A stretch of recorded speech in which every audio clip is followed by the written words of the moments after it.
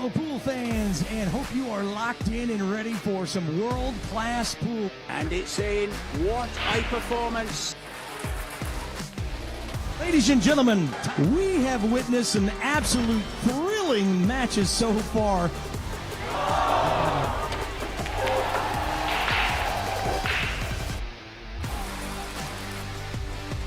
And in it goes. He is your champion. Celebration, so Victor Zelensky. The finest players in the world. Oh, he makes it.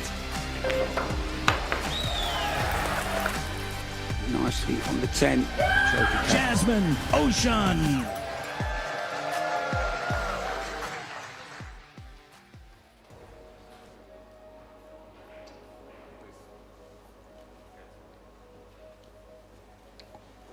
A very good afternoon to you and welcome to the Alpina Alpendorf Hotel here in San Johann, Pongau in Austria. It's day 2 of the Billard Beckmann Men's Open and we've got a losers round match for you between Daniel Gattenberger from Austria up against Aryan Matrizi from Albania. It's 10 ball of course, best of 3 sets. Each set is a race to 4. There's no golden break or early 10s. It's a cool pocket, of course. There's 3 foul rule in operation. There's also a 30-second shot clock in use, 1 extension each per rack of 30 seconds, and you get 60 seconds after the break. I'm Mark White, and we'll be describing the action for you. I'm all alone today. 96 players began. Double elimination. This is a losers round 1 match. Daniel Guttenberger, the local man, of course from Austria,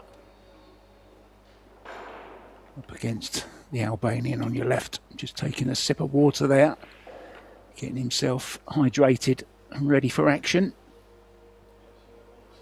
Winner breaks within each set. Day 2, very, very busy day. We have the women already underway. We've got the second day of the men's, and we also begin the highly entertaining mixed Scotch doubles. Really looking forward to that. Here we go then.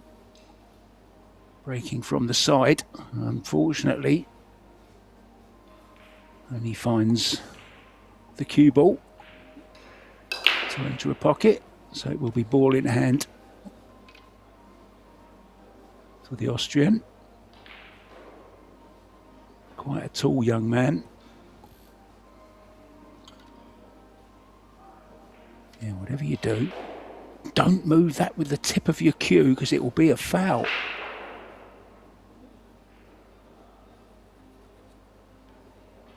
We once saw the great Chang Jung-lin do that in the final of the teams in Puerto Rico. Referee John Lehman on that occasion called the foul for moving the cue ball with the tip.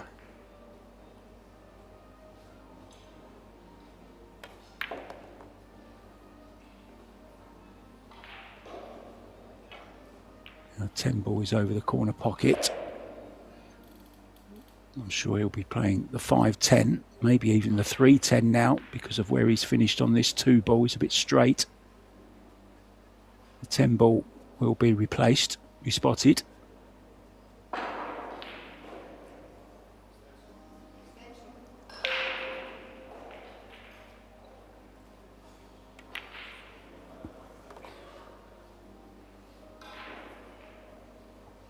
Yeah, running the cue ball through just far enough. Didn't want to be hampered by the 9.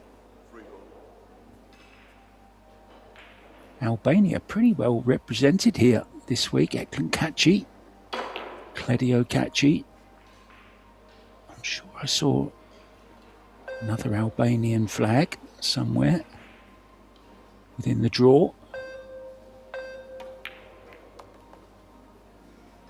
Well, he could play the 3 off the 10, but he's lost the cue ball slightly here.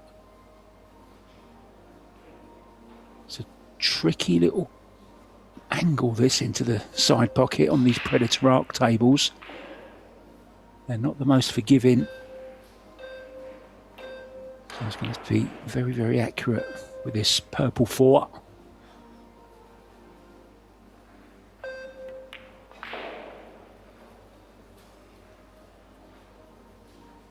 We've seen many balls missed into the side pockets this year so far.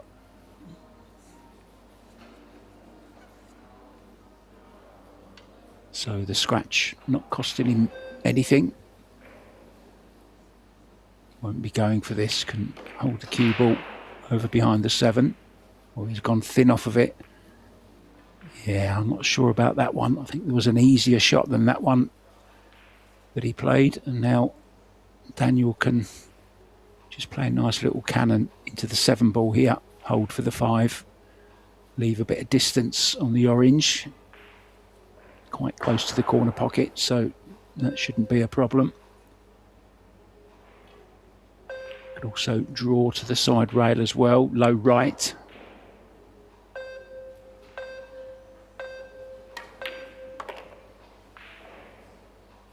Yeah, did just catch the 7 ball, but mind out the way, Daniel, we can't see. No, not sure if that 6 does pass. The 8 may have to play it to the top left. There's also the possibility of a combo.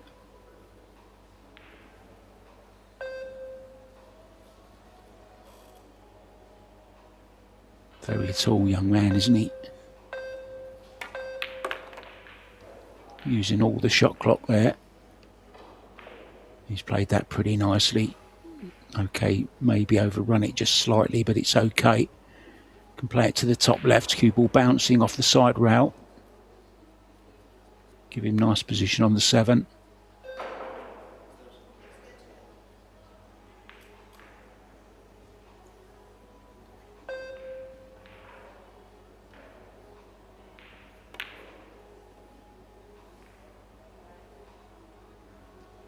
Oh, quite some distance out with that. Didn't really threaten the pocket, did he?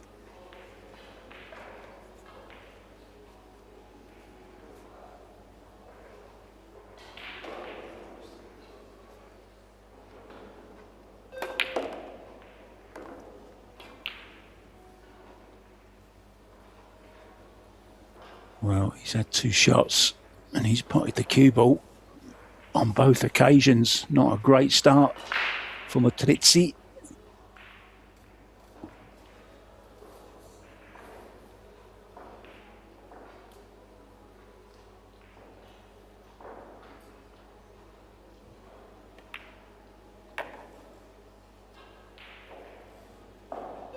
So made a couple of mistakes.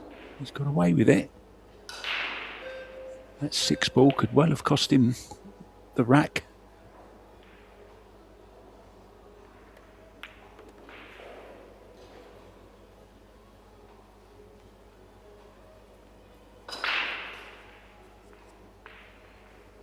And now can just play a nice little soft draw shot over towards the 10 to take this opening rack.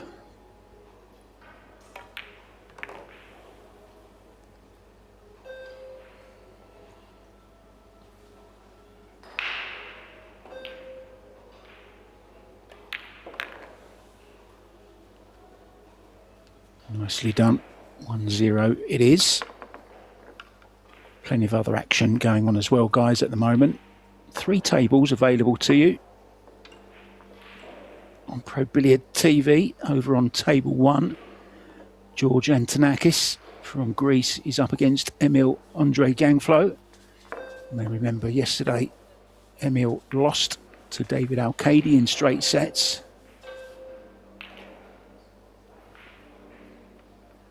Over on table 3, Bernard Blake, who lost yesterday to Max Benko. Oh, he's got another tough one. He's up against Woo Kun Lin, one of my favourite players. And Woo Kun Lin already 2-1 up in that one. This is losers round matches, remember, guys.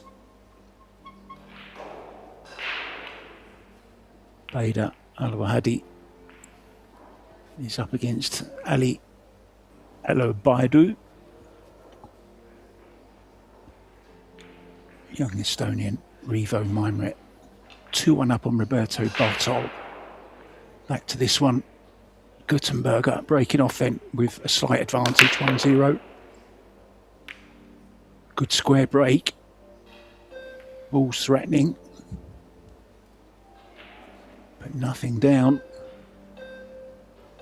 And nothing really easy on the one ball. There's a nice safety he can play here. Send the one ball back down. Cue ball over behind the 3. He's gone the other way.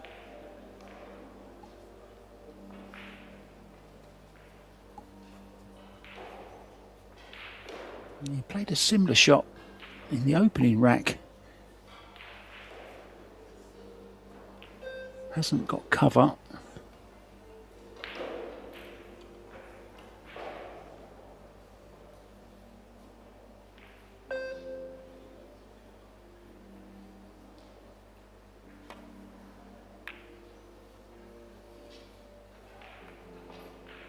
Yeah, I got into the cue ball just a little bit too much there.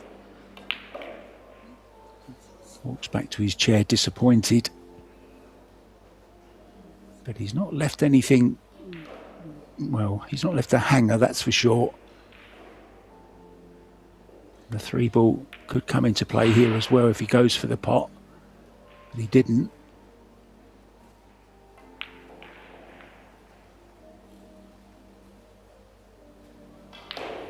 So cagey start to this second rack.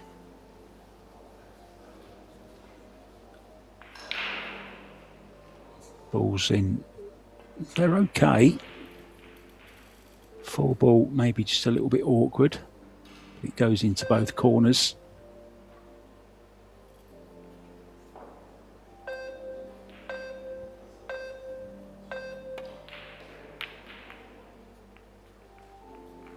Oh, that's a poor shot. Looked like he was in 2 minds to me. Didn't really know what to play.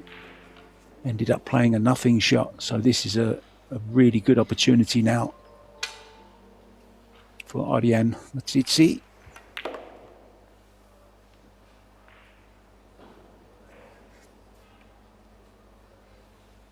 So just drop this in, play it with a bit of right hand spin maybe, just to check the cue ball. So key shot coming up.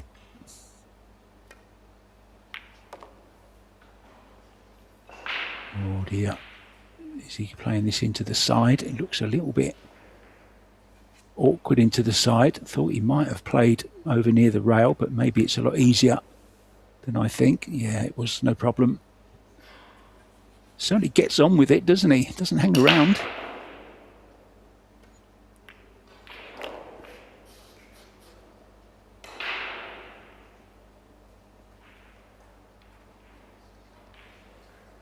I believe the 8 ball does just pass the 10.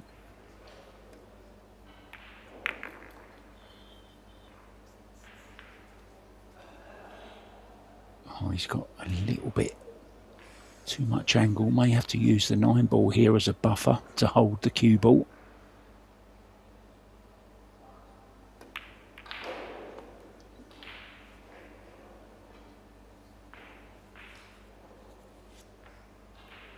It does go. Now you can swing the cue ball in and out of the corner.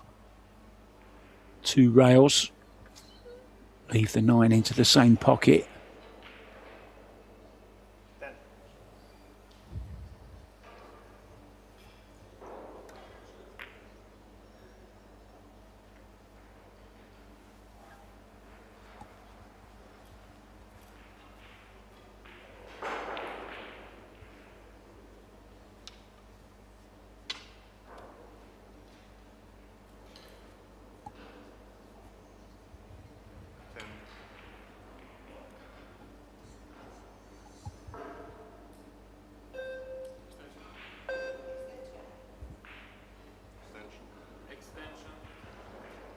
Obviously didn't go, was trying to make the 10, and now it will be the 10 ball for Daniel.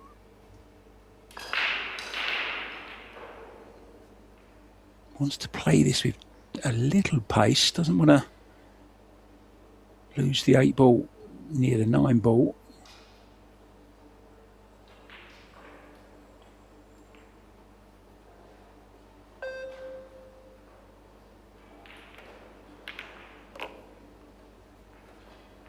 Played it very, very nicely indeed. Referee respots the 10.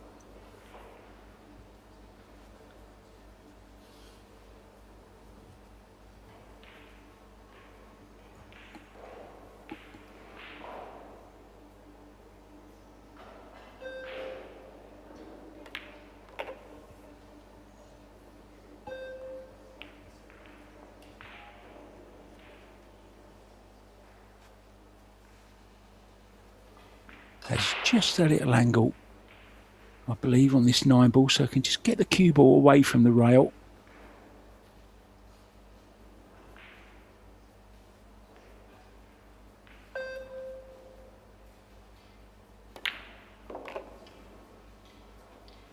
Yeah, nicely done. Makes the 10 ball unmissable.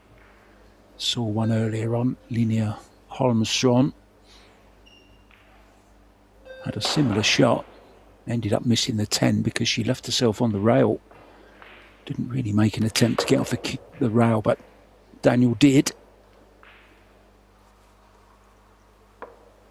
And doubles his lead, 2-0. Now I've just seen, flash up on my screen, Bader Al-Wahadi has actually forfeited that match. So maybe, for whatever reason, didn't get to travel to Austria. So it will be Ali Al-Ubaidli. And we'll go through to the next round.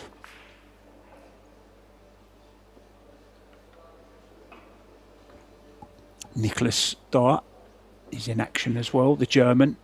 You may remember had that really good match with Joshua Filler, his fellow countryman, in the recent UK Open. Pushed Joshua Filler all the way, and he's doing well here. He's 3-1 up against Lovro Bresun.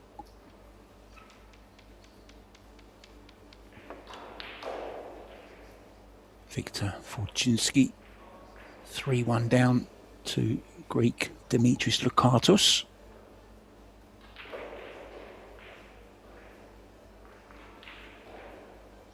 So Daniel to break off then, leading 2-0 in this first set of a possible 3.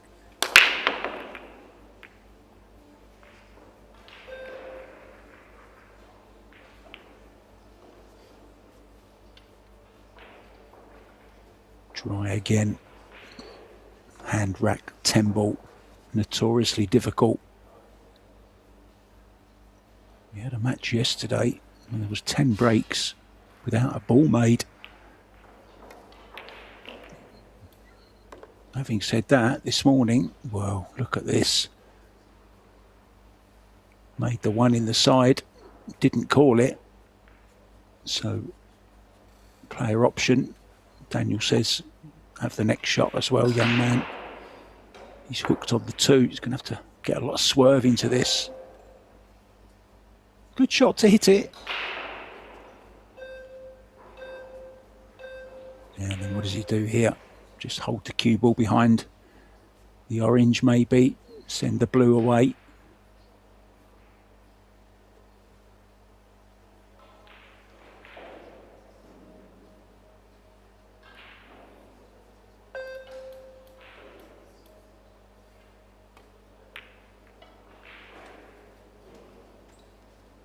Tried to use the 4. Maybe didn't like the thought of having to dig down on the cue ball to stop it maybe behind the 5.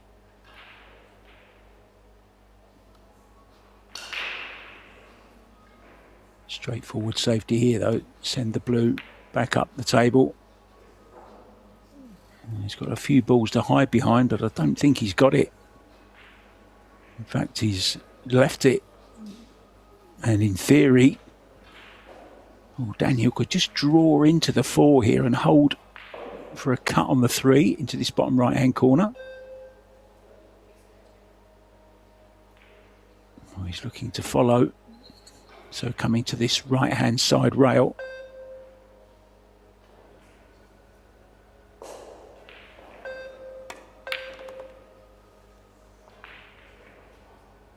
And that looks very, very nice indeed. Doesn't want to be straight. I think he is pretty straight. A little bit unlucky that. Played a very good shot. Has he got just enough to play it with some top right? No, he's drawing. Trying to stun off the rail. Oh, just had to stop it. He was dead straight. So nothing he could do. So this is a tricky little shot on the purple 4. The good news is he doesn't have to do too much with a cue ball.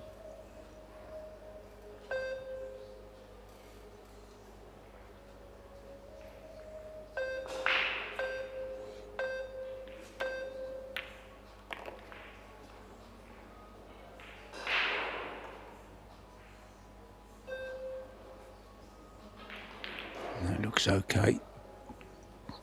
Can leave himself on the 6 into the side. Just be a little bit careful. Just a little bit more angle than maybe he would have liked on this 5 ball.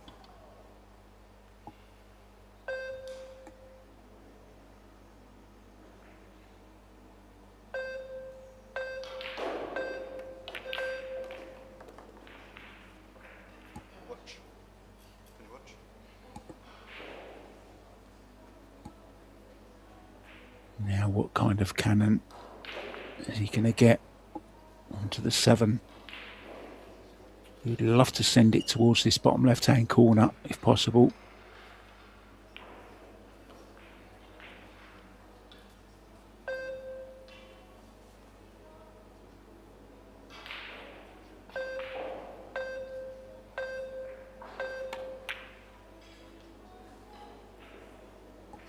How many times do we see that? So much concentration on the cue ball. Missed a relatively easy 6 ball. And this is a chance. Draw past the side pocket.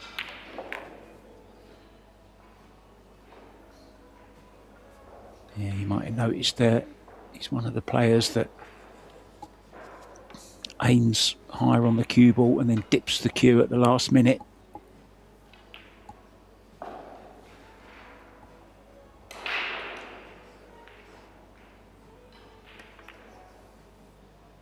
Wow, he had so much right hand spin on that inside spin.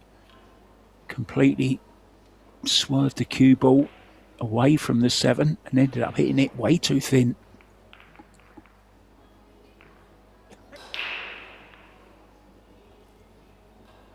And speaking of thin, this is very thin. I don't think he's going to take this on.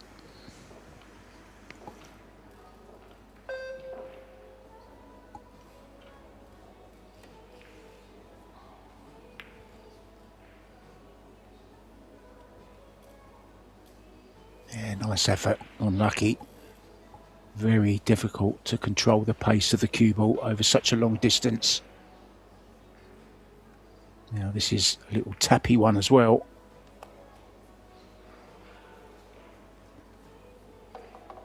Super easy to hit.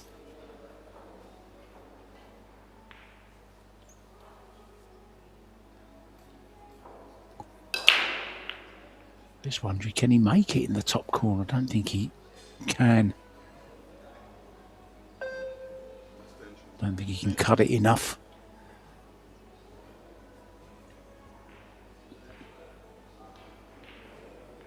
Yeah, this is one of those shots. Very, very easy to hit, but trying to work out. Maybe he might do well just putting it on the top rail.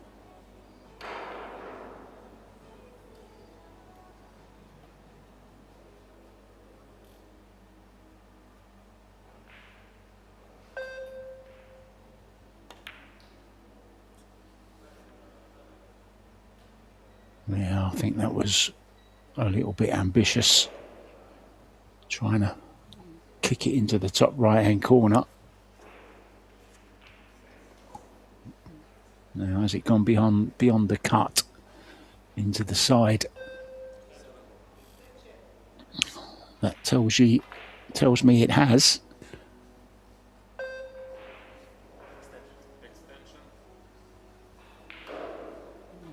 Causes 30-second extension. Yeah, didn't like the pot, chance of the scratch in the side. Once again, it's an easy one-rail kick. Can he kick and stick it, get the 7 behind the 8 and leave the cue ball where the 7 is? That's what he's going for. Does call the side as a just in case.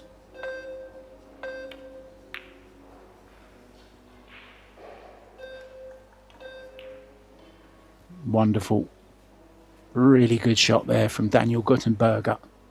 Exactly as played. And this will be a 2-rail kick.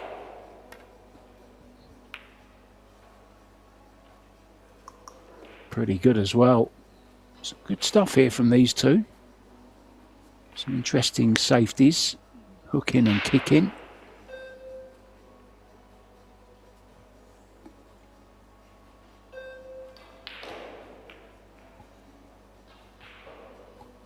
Already in rack 3 and we haven't seen a jump cue yet. That's unusual.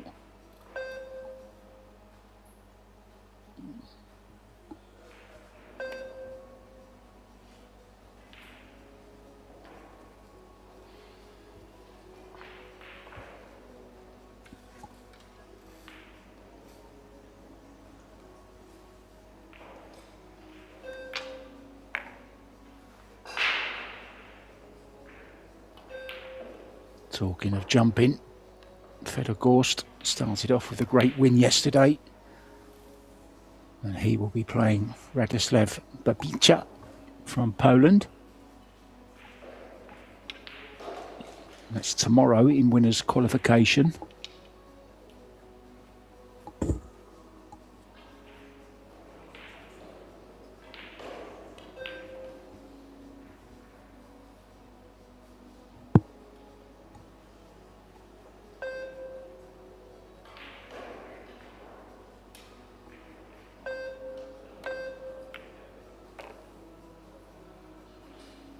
This is well played.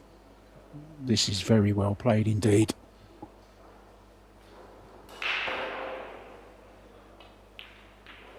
Was in complete control of everything there. The perfect contact on the 8. The cue ball just past the side pocket, bringing him nicely onto this 9, where he can play it into the corner. He can play it into the side as well. The position side of it is easier if he plays it in the side. Of course, the pot is just a little bit tricky.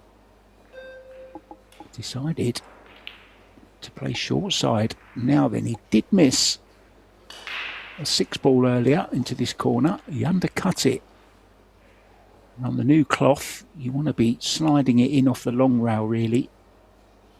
Don't want to be hitting the right-hand jaw, especially if you're playing it with any pace.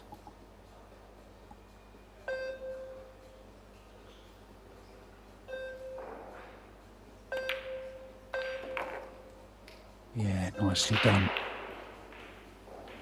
So increases his lead to 3-0 and is on the hill now. Things looking a little bit desperate for the Albanian in this first set.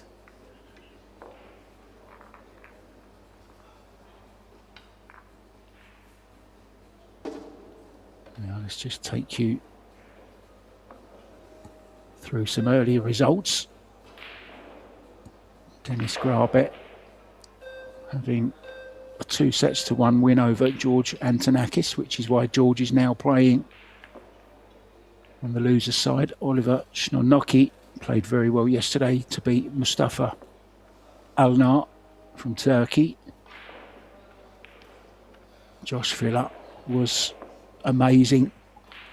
Should have won 4-0, 4-0. Ended up missing an 8 ball yesterday. But he did win 4-0, 4-1. Moritz Neuhausen with a great win as well over Electra Patel.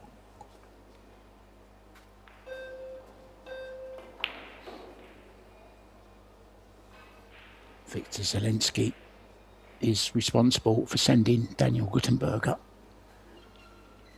to this one lost side, and he is breaking now for the first set.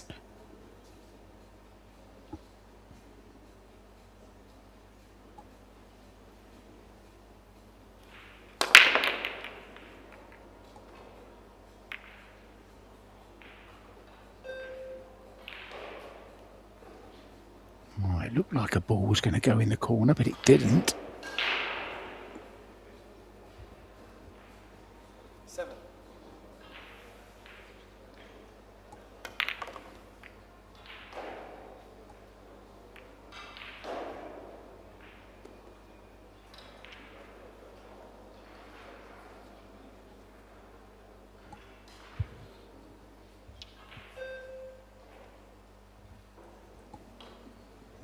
All going wrong at the moment for Maritzi.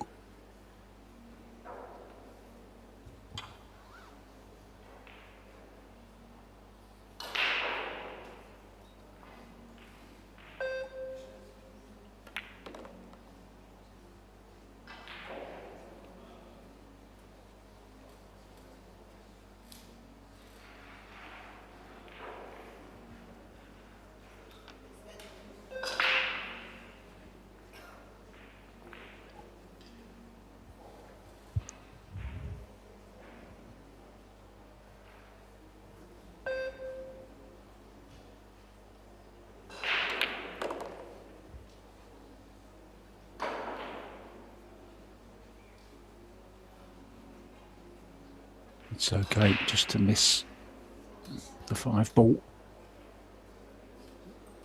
Can play the 3 and the 4 into the same pocket. Things looking good to take this opening set for the Austrian.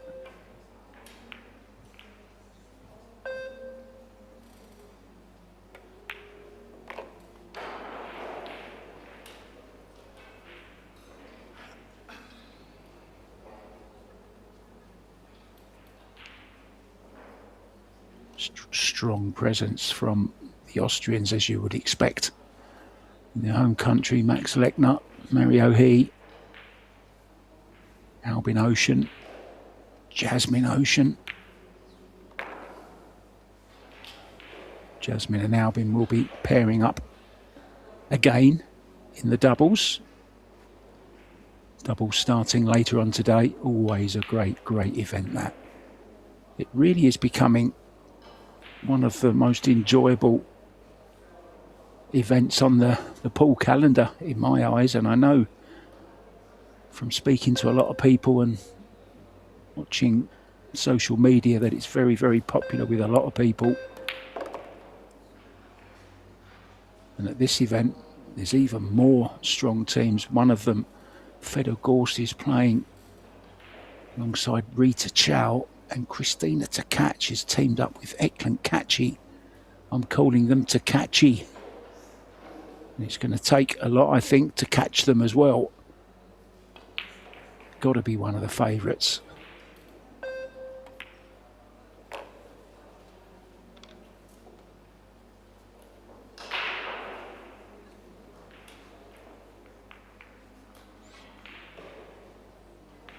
Just watch this 9 ball with your t-shirt, Daniel.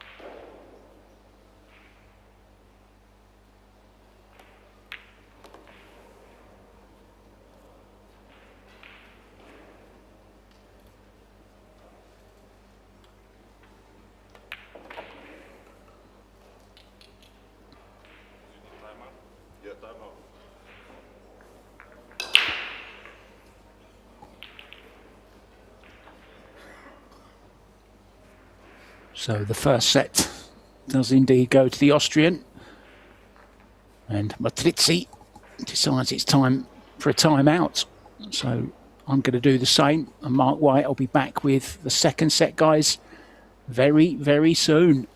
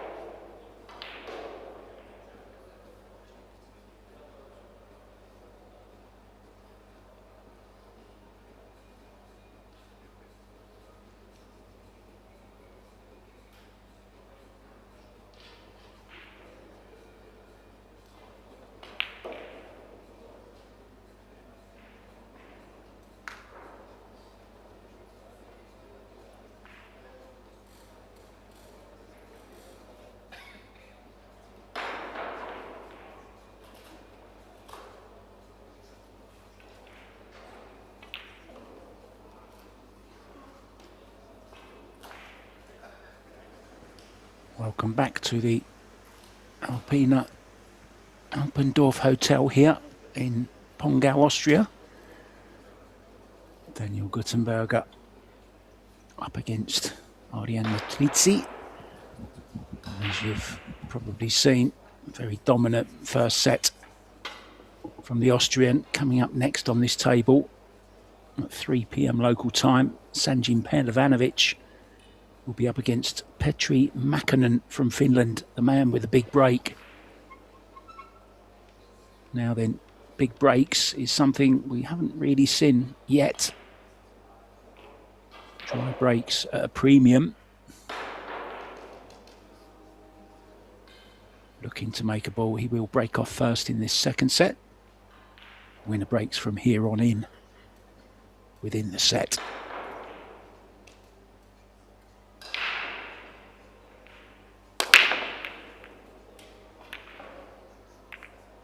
Yeah, it wasn't a very good hit, that one, to be honest. Very fortunate not to scratch there and leave a nice easy opener. And it would have been nice, wouldn't it? Look at that for a layout.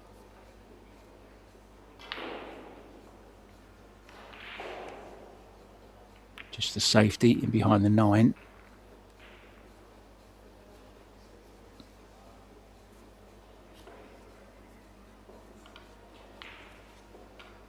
Now I can kick off this right hand side rail.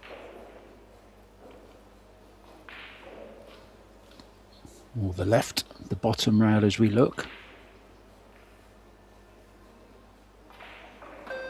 So he's doing his measuring system. I've never quite understood that one.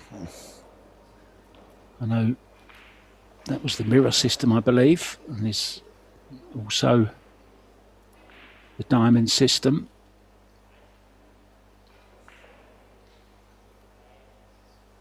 What do you guys use in the chat? I just eye them through. I grew up playing snooker and there's no diamonds or anything on the rails to help you. You just kind of learn. And he's been very fortunate there. Matrizi is the unfortunate one. He's hooked and a very, very good hit. He didn't use any system, did he? He just kind of knew it.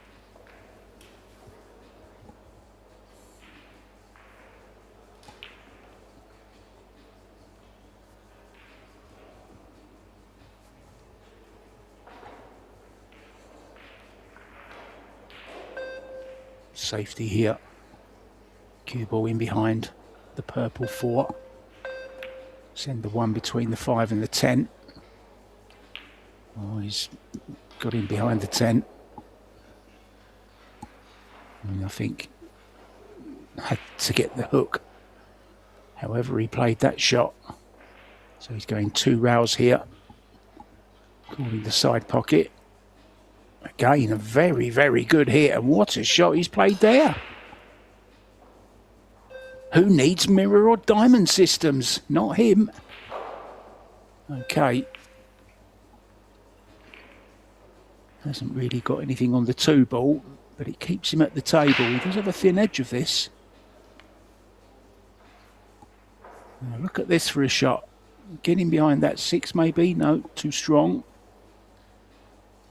But a really, really nice kick on that 1 ball from the Albanian.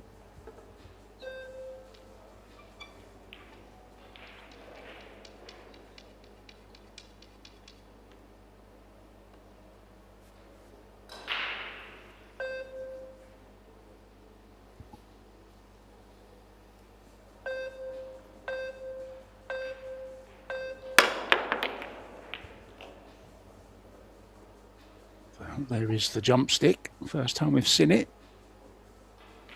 And used to good effect. He's got it safe again. There is a thin edge from Matrizi. Try and get in behind that 7 ball.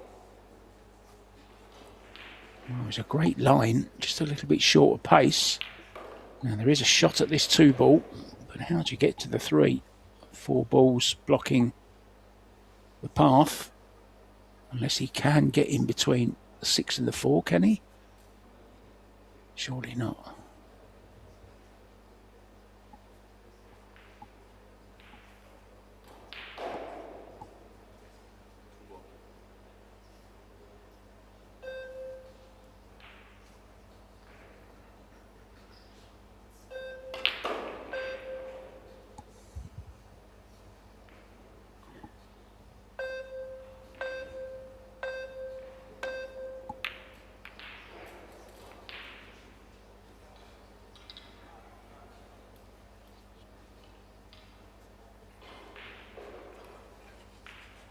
He does have at least a quarter of this 2 ball. He's going to play it on the thinner side into the top right, safety in mind. A bit heavy on the cue ball. He's got away with it, and he's also made the 4 and the 5 a little bit awkward as well.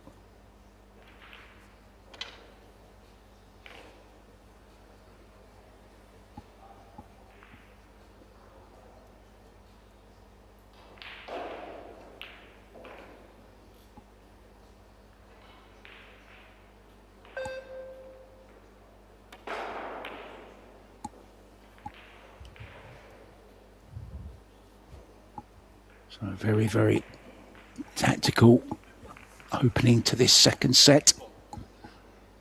Of course, Daniel winning the first doesn't want to take any chances early on.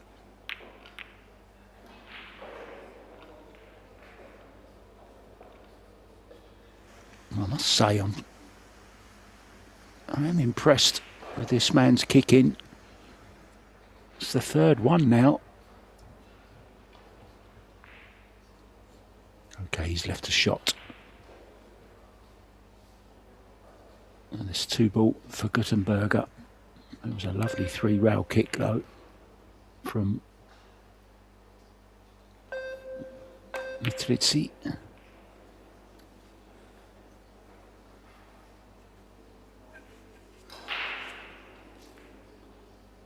I expected him to get that one. And I fully expect Mitritzi to get this one as well. Oh, he's a little bit close to his work.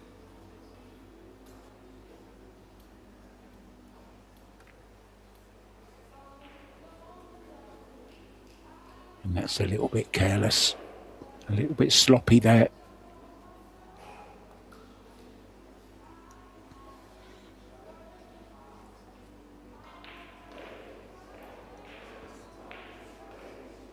Oh, not much to hide behind though, is there?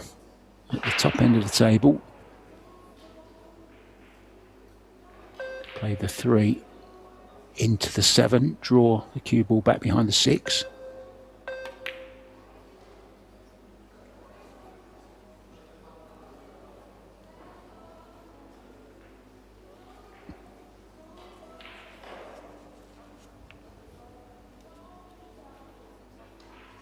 I'm not even sure Mitritzi has a jump cue with him.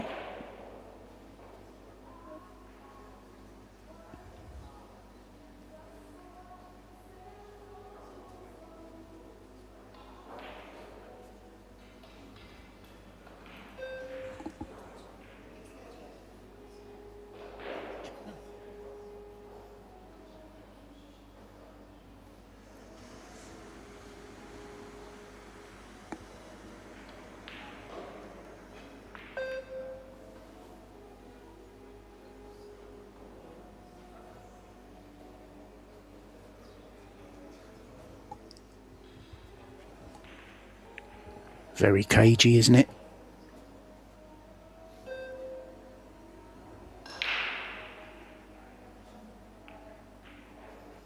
It's another 2-rail kick this time.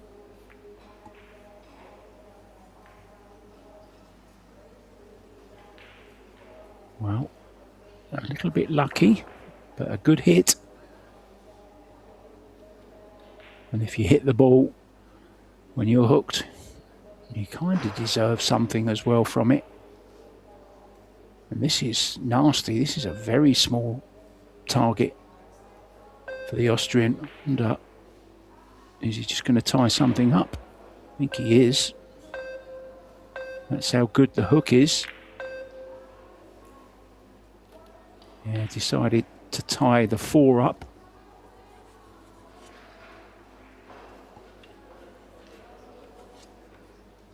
But of course, with ball in hand, he can put the cue ball anywhere and leave himself the angle to play a cannon or get in behind the 4 ball to play it to the top left.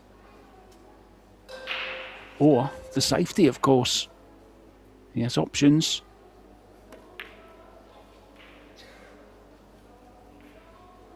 He's gone all old school, hasn't he, here? And you can't blame him. He's lost the first set. Doesn't want to take any risks.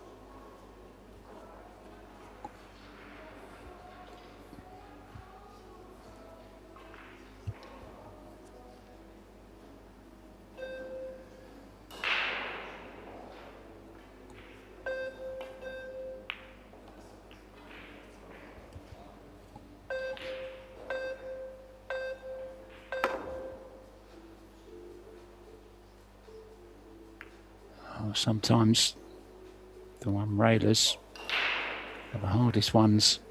And now, that good safety behind the 10 has given the Albanian a good chance here to get his first rack on the board.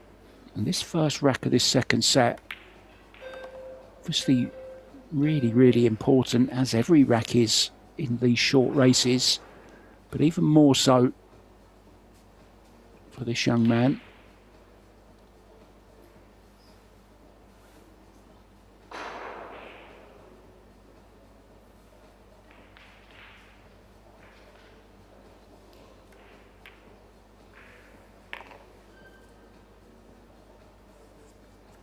That's a really nice shot he's played there. Well judged, good pace. I think he could just draw back, but get himself away from the rail again. Doesn't want to leave himself dead straight on this 7. That's okay.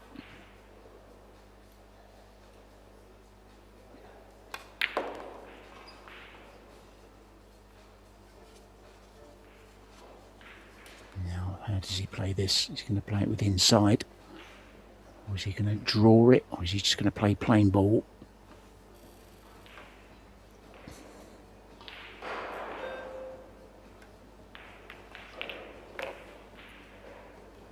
Just plain ball. Of course, that was the problem. You can be running away from the 9, but it's okay. And he's worked really, really hard to win this rack. Played some great kicks. Oof, he got into that cue ball. It was a little bit of a scare. But he is on the board. He leads 1-0 in this second set. Let's just take you around this beautiful arena here in the Alpendorf Hotel. Harold Stolka has lost the first set to Georgiev from Bulgaria. Viktor Fortunsky has lost the opening set and is a rack down in the second to Dimitris Lukatos. Very good friend of Alex Kazakis, of course. Alex will be in action in the doubles later on today. Woo Kun Lin, as expected, I suppose, has taken the opening set against Blake Bernard from New Zealand, and he leads 2-1 in the second as well. The man from Chinese Taipei, Hamza Al-Wadi. He's 3-3 with Andreas Brezic from Austria. Emil Andre Gangflo is 3-2 down to George Antonakis from Greece.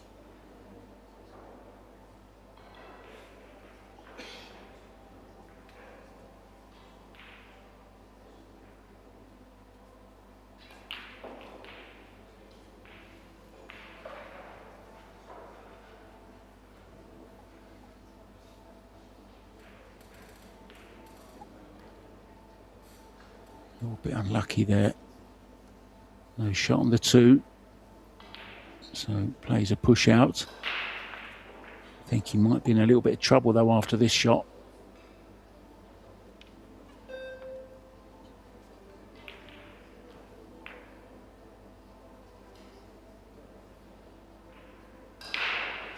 Well then, speaking of Austrians, Jasmine Ocean will be playing tomorrow, and her first match will be against Ina Kaplan, who played earlier on today and beat Cindy Keller from Switzerland in straight sets.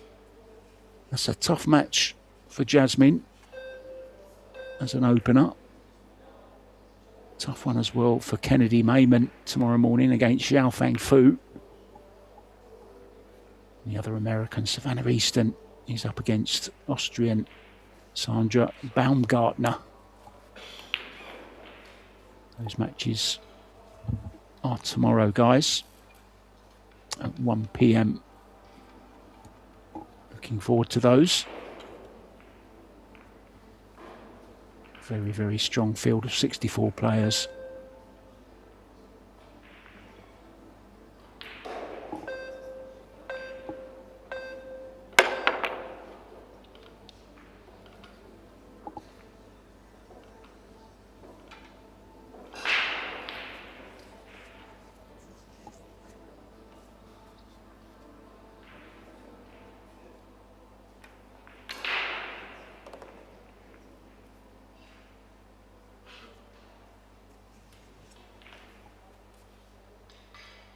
Oh, maybe starting to find a bit of confidence here.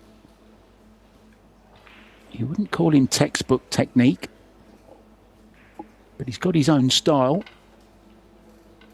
Entertaining to watch as well.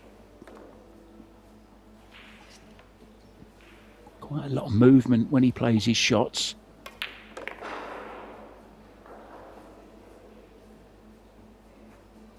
Yeah, this is going to be a little bit of a test up of that technique, very close to the rail. He passed the test with flying colours. Next colour is the brown 7. He's got a very colourful cue butt as well, hasn't he?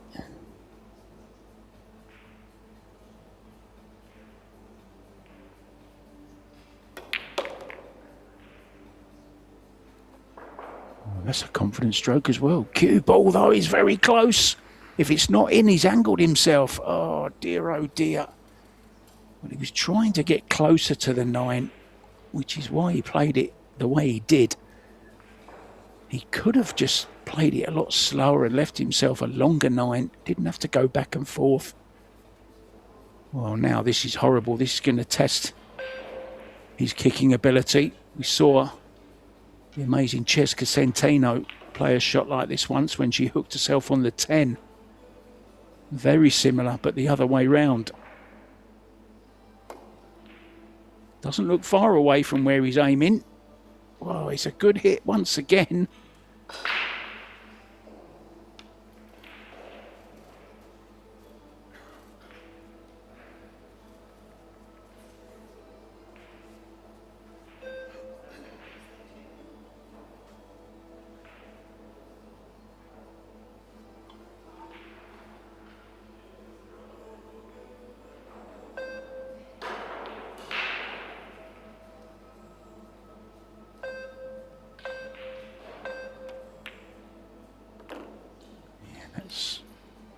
Shot wasn't easy. Judged the cue ball behind the 10 very nicely as well. So a little bit of a steal there for Daniel Guttenberger.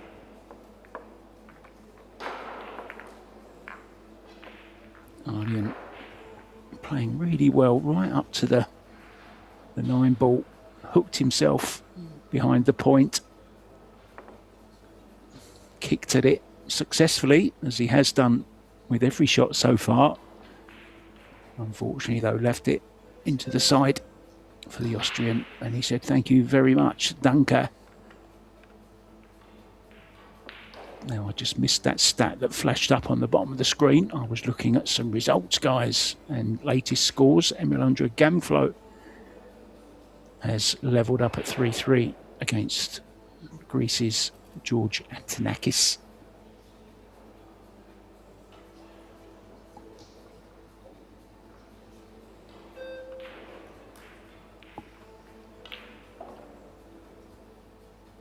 Just a reminder, coming up on this table, table 1, after this match, Sanjin Perlevanovic will be up against Petri Mäkinen. 3 tables for your viewing pleasure, free of charge. And on table 3, there will be another Albanian against Igor Afafev.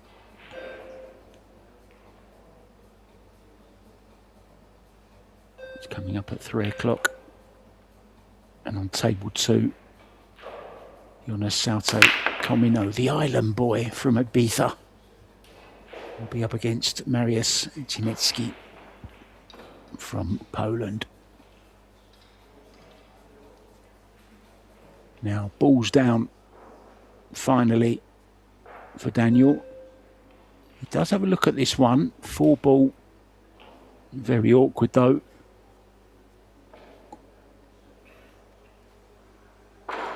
Wondering, has he got enough of this one to cut it in? Try and go 4 rails. Could also play the safety. No, I think he's going aggressive here.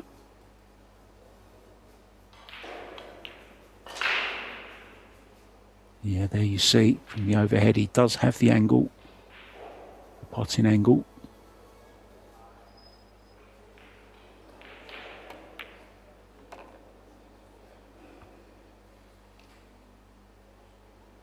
And he's played that absolutely beautifully.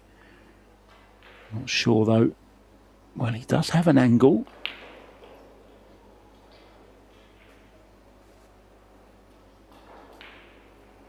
Cue ball just before the side pocket. Maybe just flick the 8. If he comes past it, he'll have an easy safety as well. So it's kind of a free shot at this to try and break open the 4.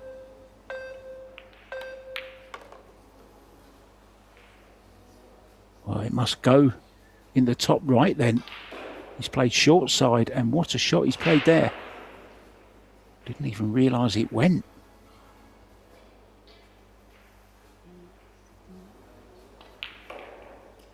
If you want to be picky, just gone slightly further, making the position to the 5 that little bit more difficult. Cue ball going to the right. Can he hold off the 10? Maybe.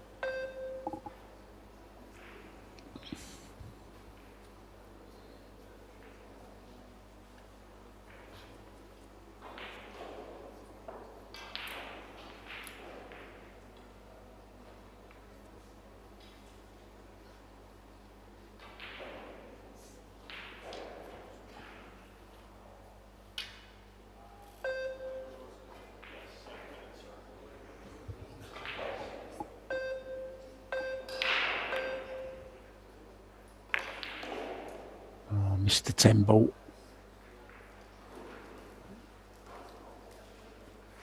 He's okay.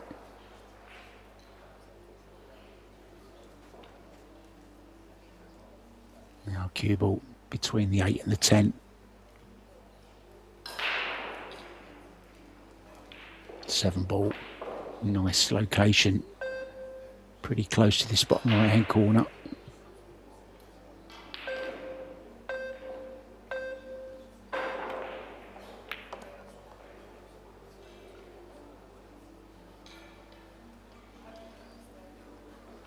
This is good stuff from the Austrian.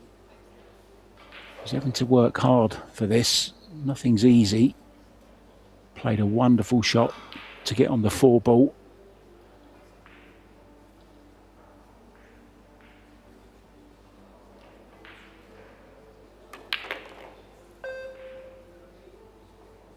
It's a bounce.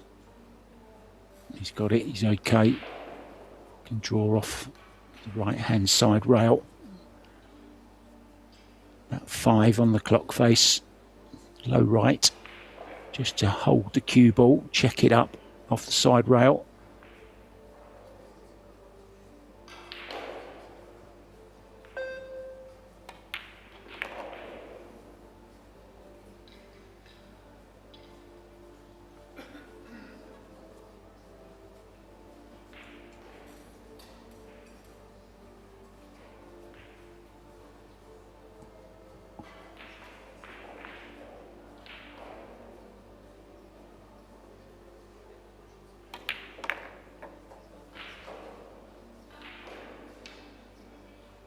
Taken these very well. Couple of tricky shots along the way, but it's all worked out very nicely.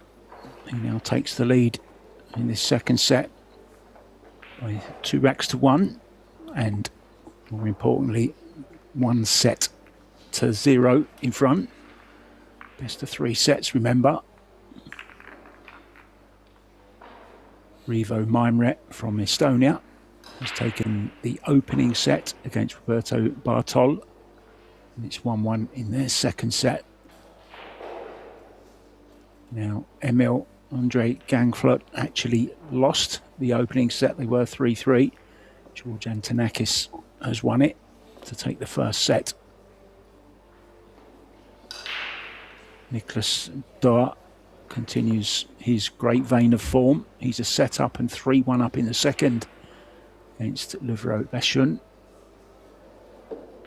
Andreas Brezic is making it a good day for Austria as well. He's taken the first set against Hamza Al-Wahadi. Back to this one. A few local fans in the audience there, look, watching the local man breaking to get on the hill.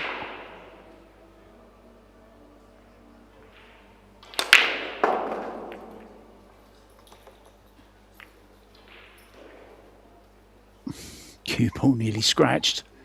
He made the 1 ball in the corner, and he has a shot at the 2. And all of a sudden, a wonderful chance to get on the double hill.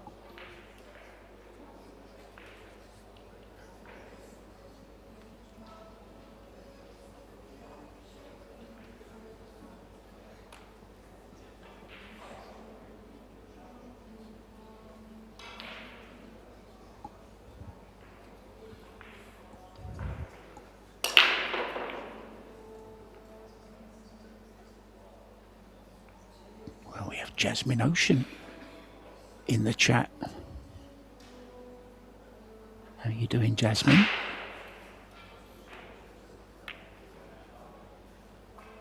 Oh dear. And not for the first time today. We see a player concentrating so much on the position on the cue ball, just forgot to pot the ball.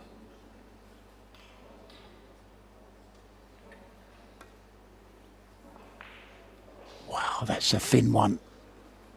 That's ultra thin. There's nothing wrong with his eyes.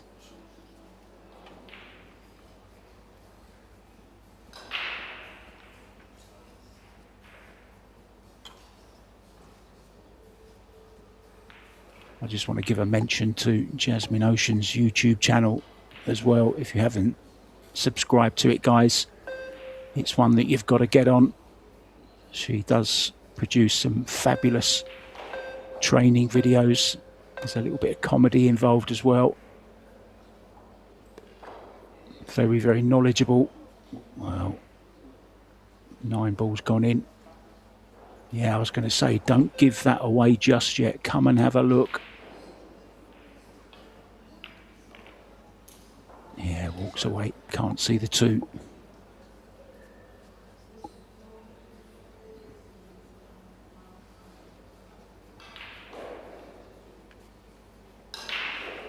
Now there is a 2-rail kick on.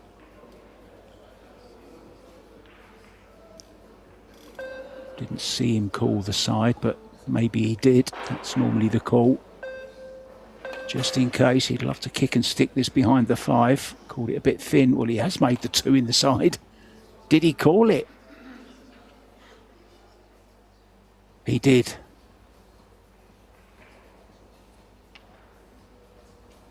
Yeah, that's usually the call that they make on that 2-rail kick. Got a little bit fortunate the way he ended up making it. And he's finished absolutely prime position on this 3-ball.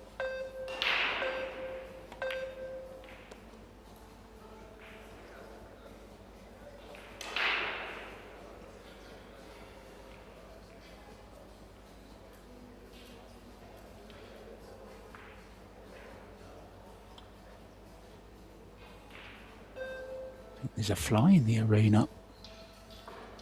Hope he's got a ticket.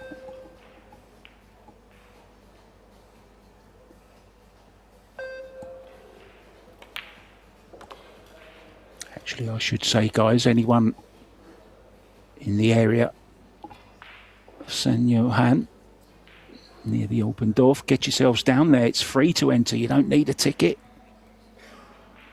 Everyone welcome. Come and have a look. Get up close and personal with your favourite players. I've always found pool players to be the most approachable sports people on the planet. It's not very often you can get this close to your stars and have a photo with them. Get your autograph. Maybe even get to play a game with them. You never know. I've seen that before. So Daniel in good position here. Just a straightforward bounce off the top rail. Back down towards the 7-ball.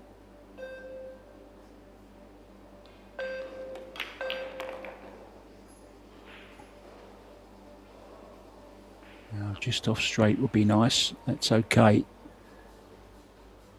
Little soft draw onto the rail. Leave the 8 into the side. Should be plain sailing from here.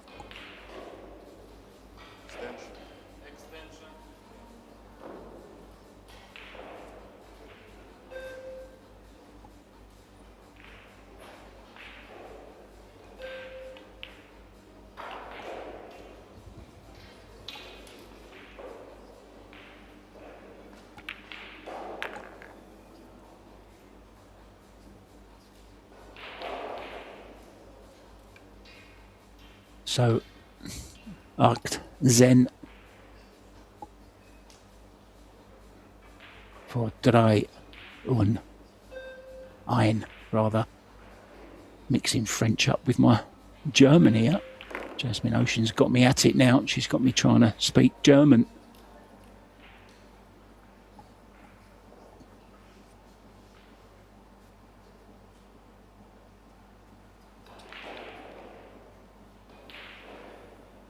So this 10-ball, he will be feeling wunderbar.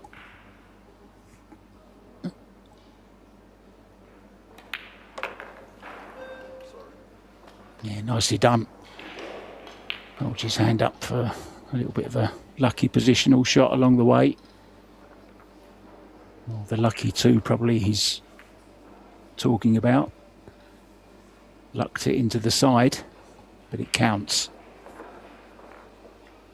And you get enough bad luck in the game that when you get some good luck, you've got to take full advantage of it. It's not an apology when you hold your hand up. It's more of just an acknowledgement, you know, yeah, I know, I got a little bit fortunate there. Of course, they're professionals trying to earn a living.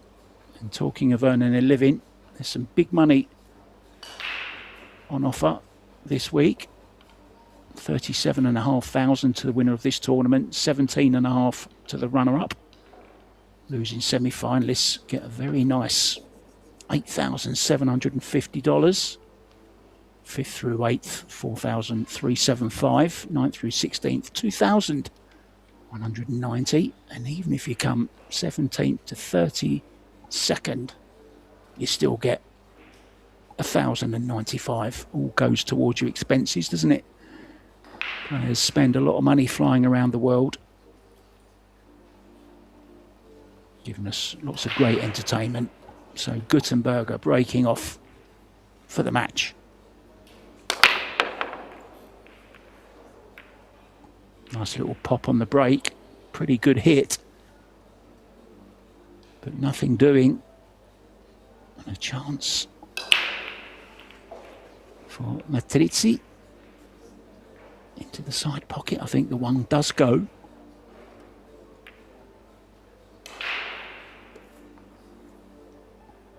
Yeah, I think he's just going to free wheel now.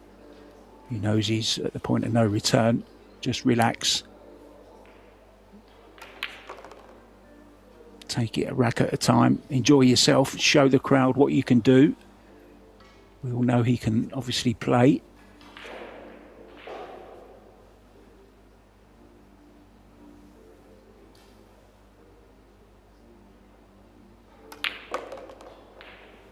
He certainly wins my shot of the match as well.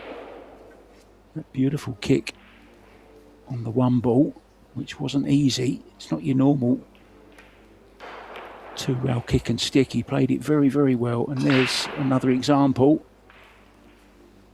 of his decent kicking. Okay, played a bad positional shot to the 5, but he hasn't missed one kick the whole of the match. And we've had some pretty strategic close racks as well in this match. It hasn't been as easy as the scoreline may suggest.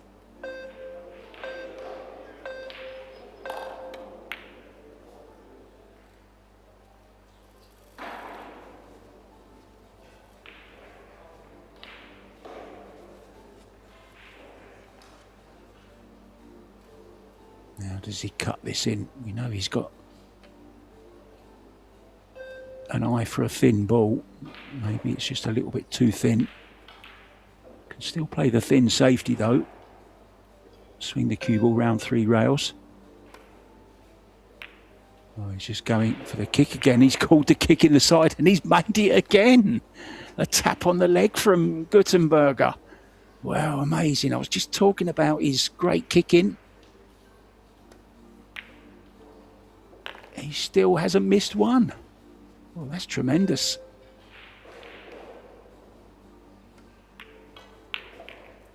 Great to see.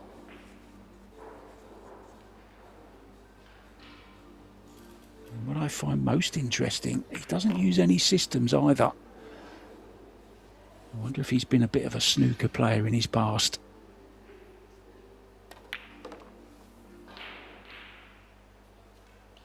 Looking very fluent.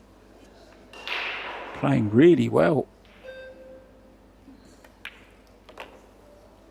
Yeah, well done, sir.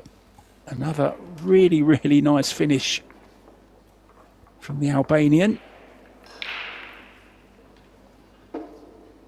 Now we have another result to bring you. Wu Kun Lin from Chinese Taipei, 2-0 winner over Blake Bernard from New Zealand.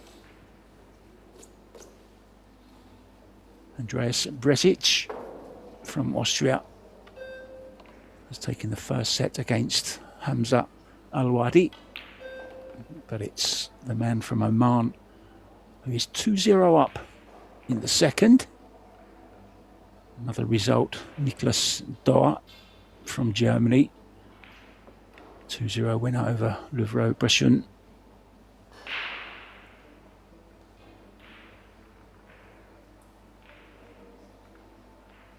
Just a reminder, after this match, 3 p.m. local time, Petri Mäkinen from Finland, the man with the big break, is up against Sanjin Pelevanovic, who we saw yesterday actually on one of the TV tables. Didn't play very well yesterday, Sanjin. He struggled.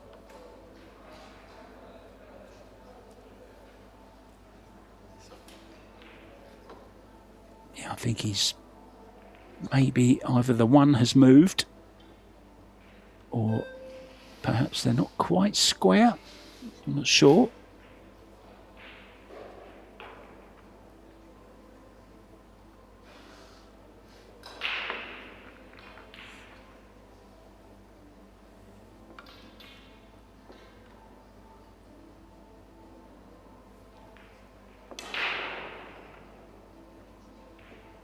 Claudio Cacci will be on table 3 at 3. He's playing Igor Arafev.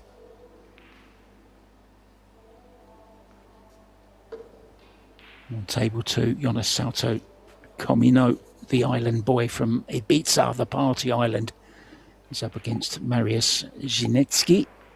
That's on table 3. All those tables are streamed absolutely free, Pro Billiard TV. And of course, if you want any information on the tournament in general, guys, the bracket and all the good stuff like that, it's all available on probilliardseries.com.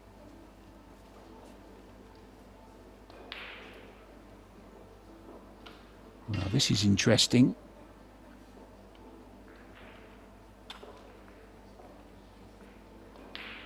Does he sneak in behind the 9 ball?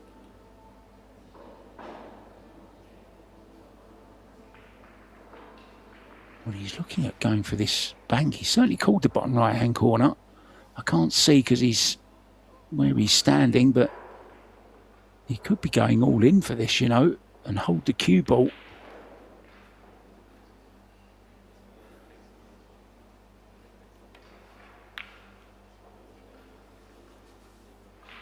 He's certainly gone all in for it. Has it got the legs? Oh dear, you know as soon as he hit it. But it wasn't hard enough, and he lost the cue ball as well. Now then, this would be a good shot. But he's also got the possible carom or the combo. He's played that well as well. Could we be seeing a comeback?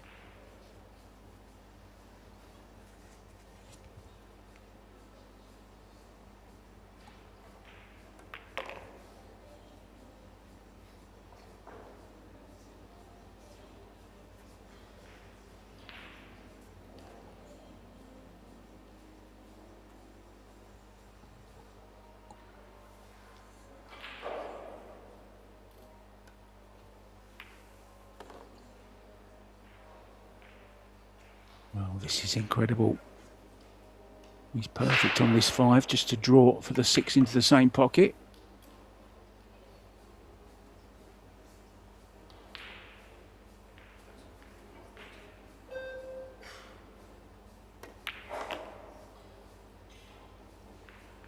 Yeah, that's good as well. Can stun off the left-hand side rail. Back to just a couple of feet away from about where he is now would be okay. That kind of line. Gone all the way to the rail. If he's straight here, it means he can't get the cue ball away from the rail really.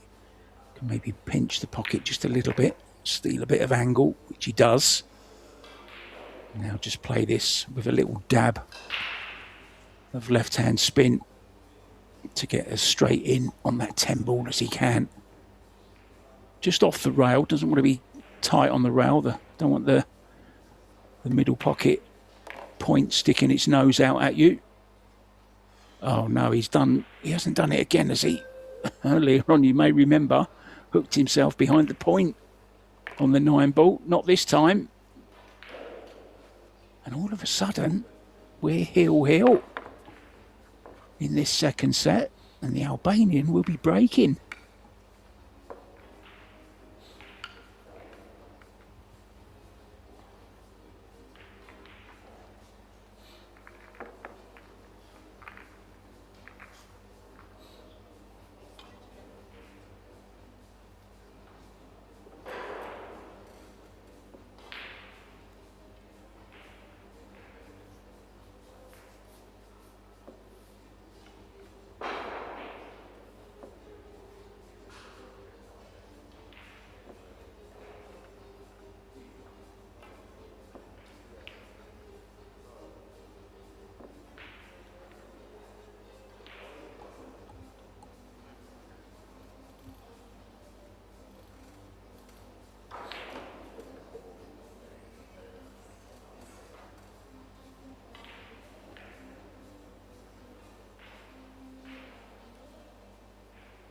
Just a reminder, guys, tonight at 6 p.m.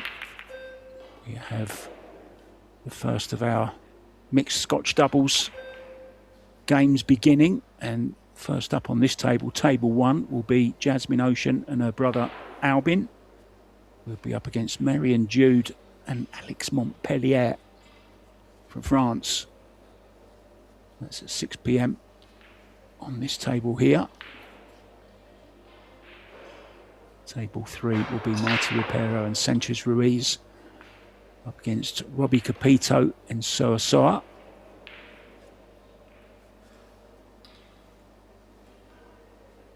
And on table 2, Chao Che Yu and Feder Gorst will be up against Shasha Liu and Tien. All those matches coming up for you at 6 p.m. on our 3 stream tables. Free to watch, of course, right here on Pro Billiard TV.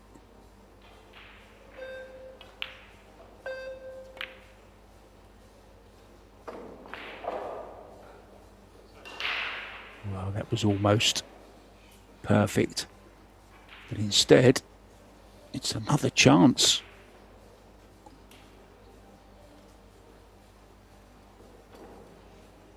Can the Albanian make it 1 set all?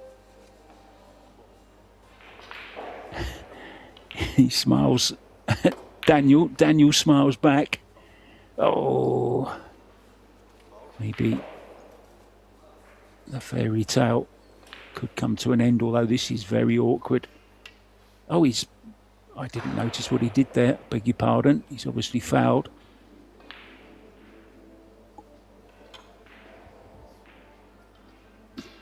Just like my school reports used to say, Mark needs to concentrate more.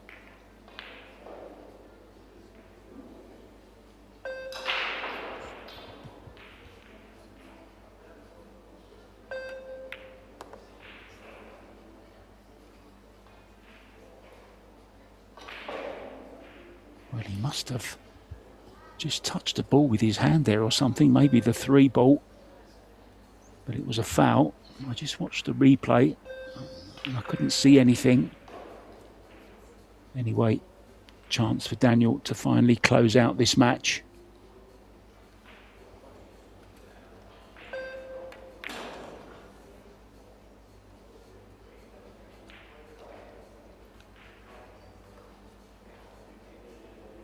Oh, not like that.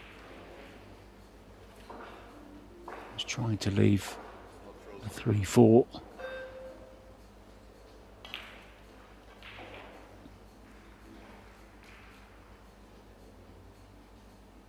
Doesn't want to move the 3 ball and wants to hide the cue ball as well. Maybe behind the 9. Well,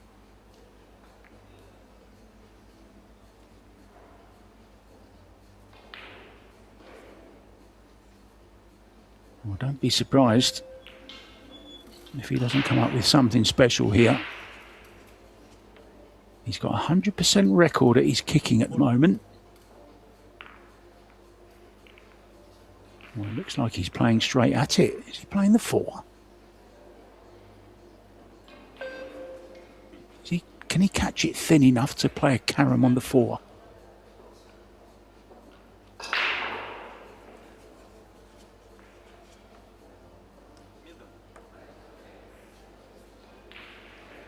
Oh, here comes another 2-rail kick.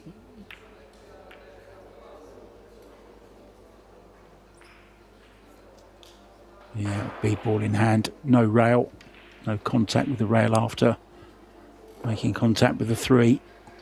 So second ball in hand for Daniel.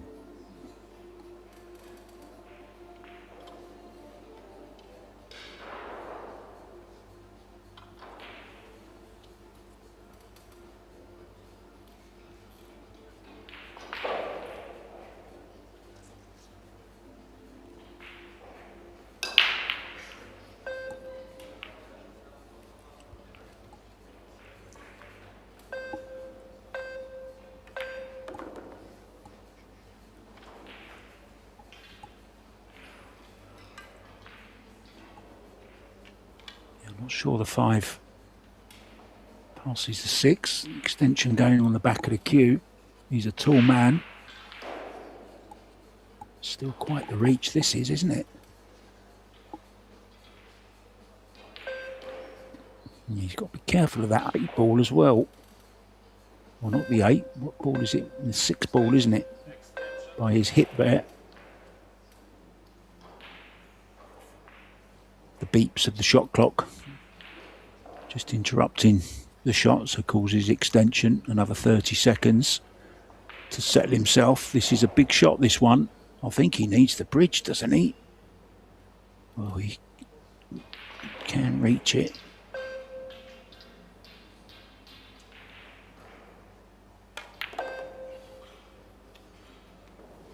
Oh, he's completely hit that wrong.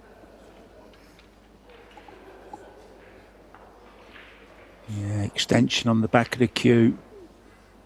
Long piece of cue hanging over from the bridge hand. It's never easy to judge the pace, and he's got it all wrong. Still got it onto the top right hand corner if he wants. He can play it to the left as well. Big reward if he can get it.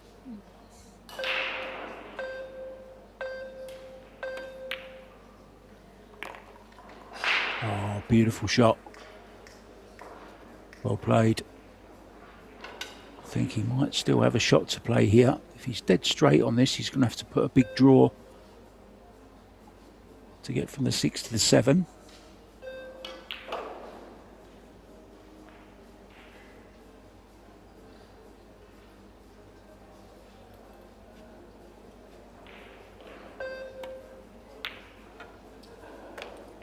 Well, he's tried to pinch a bit of angle there.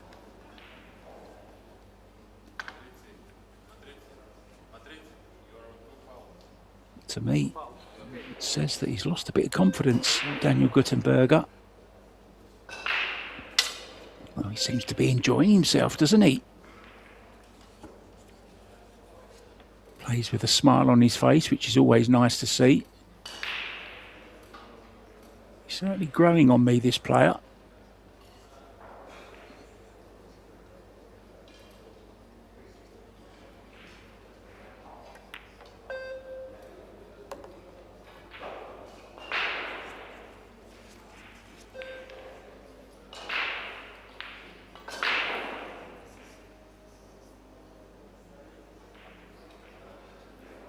Johann, take us to a deciding set.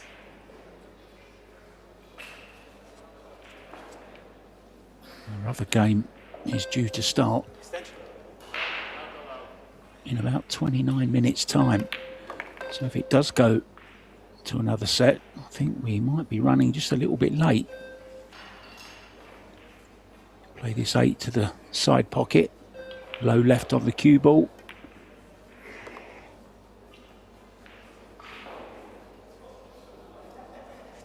That's absolutely perfect. Just run the cue ball through for the 10.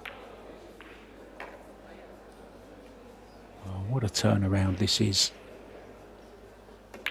It was absolutely sailing, Guttenberger.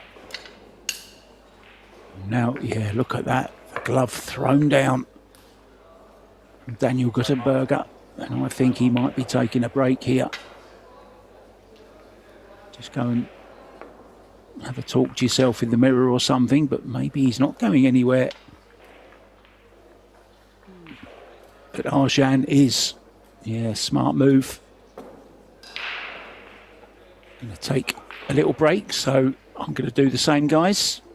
And I'll be back with the deciding set as soon as Arjan Matrizi walks back into the arena. See you soon, guys.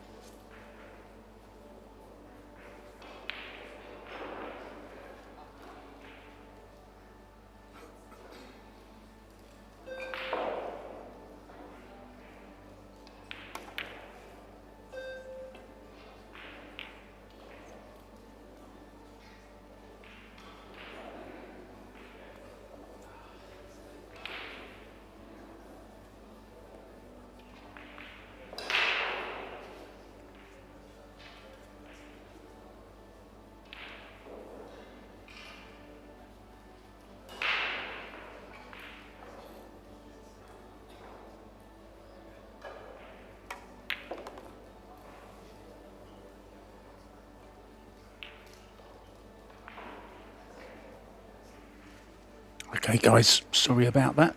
Just technical problem, but I am back. Good to be here. Oh, what's he done here? Oh, he seems to have completely lost the plot. Before it was Johann who was scratching all the time and making mistakes. Now, all of a sudden, it's the Austrian with a chance to take the opening rack in this deciding set.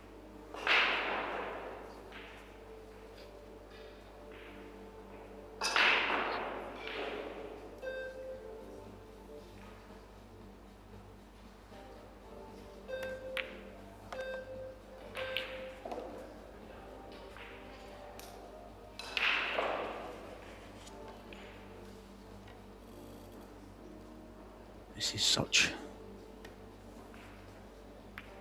Well, it's a game that really pushes your temperament to the limits. You're out there on your own, you've got no teammates to back you up. And when you start making mistakes, you start to doubt yourself, the confidence starts to go. And of course, while that's happening, your opponent gets more confident. He's running around the table almost now. Yeah, but I like this. Just taking his time, making sure he has played the odd strange positional shot. So just pulling himself back there. Just hold on. Use the extension and make sure. And that's absolutely perfect. Can now just play a draw and play the 10 into the same pocket.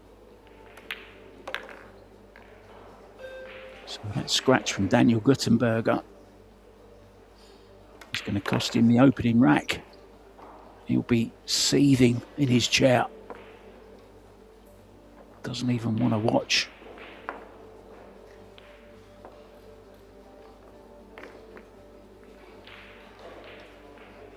Oh, what a game this is.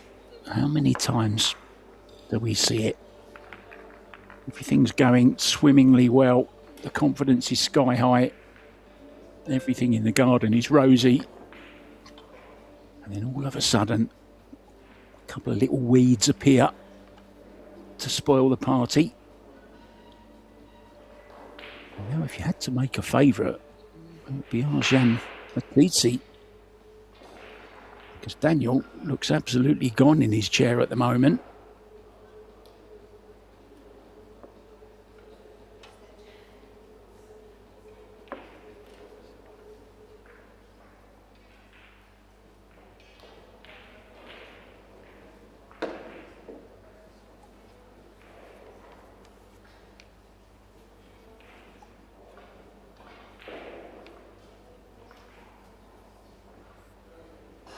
So kind of not the middle, not the rail, somewhere in between. Kind of on the first diamond he's breaking from. Railer went close. Now then, the 3 and the 6 are a problem. May pass into one of the corners. The 3 ball. He's going to play safe here though, in behind the 2 and the 4. Maybe even break up the 3 and the 6 with this shot. Yeah, that's a decent shot. So that's changed the complexion, and now it's made hitting this 1 ball and getting it safe very important. And he hasn't done so. He's left an easy opener, which is just what Daniel needs, the way he's feeling at the moment.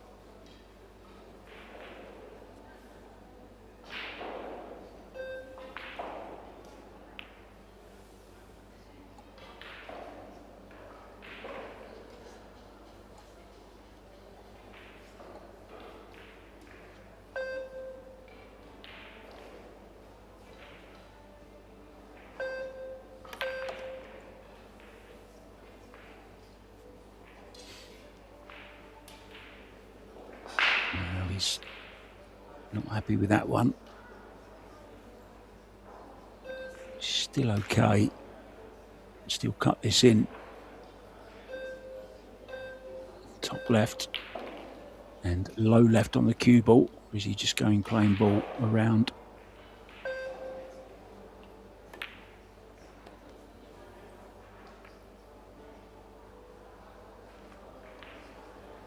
It was always going to be difficult to get on the 3. So now just the safety again.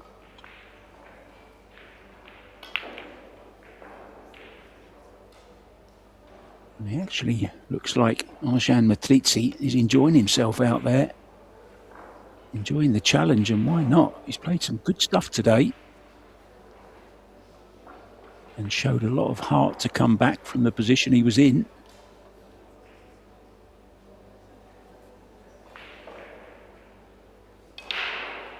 King Picker.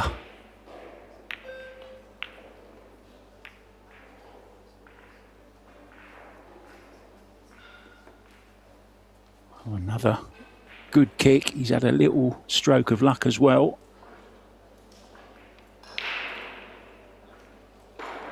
What an incredible game Paul is. Can frustrate the calmest of people.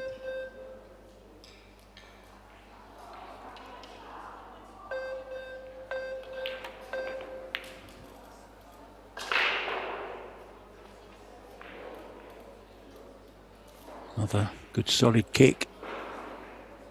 Now I did say earlier, I don't think this young man has a jump stick, or does he? Is there one by his table there? Maybe there is. I've not seen him use one though.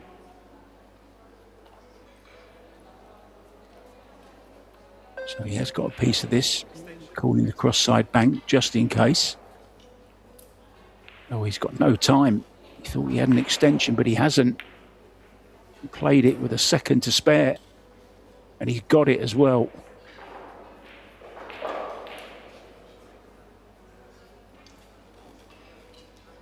Oh, this is incredible. If he can knock this 4 in, there's every chance he's going to go 2 up in this deciding set. And a reminder, if we do get to 3-3 in this set, there would be a shootout.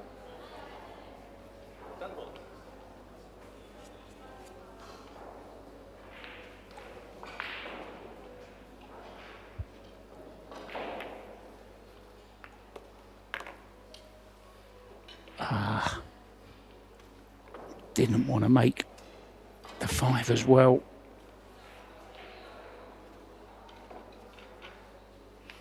That's changed the whole complexion of this rack now. I mean, he still has a shot at the 6 to the corner, draw back for the 7. He's played the 8 instead, a nice carom on the 8, and this has gone perfect.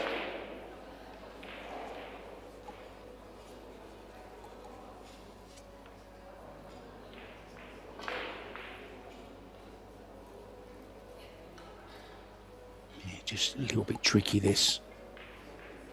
He wants to come 2 rails, has to avoid the side pocket though. It was done, and couldn't have played that better.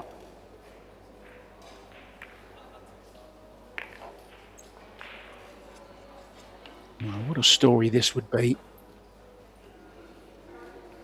I'm sure Daniel, well, the thought must have been in his head that he's home and dry. The way he threw the glove down when he lost that second set just showed exactly how he's feeling. Very frustrated. Oh, he's underhit this slightly, has he? Yeah, would have liked another 6 inches or so. Still fancy him to get it though. Oh, it was a... Well, it wiped its feet. 2-0 it is. Daniel, arms folded.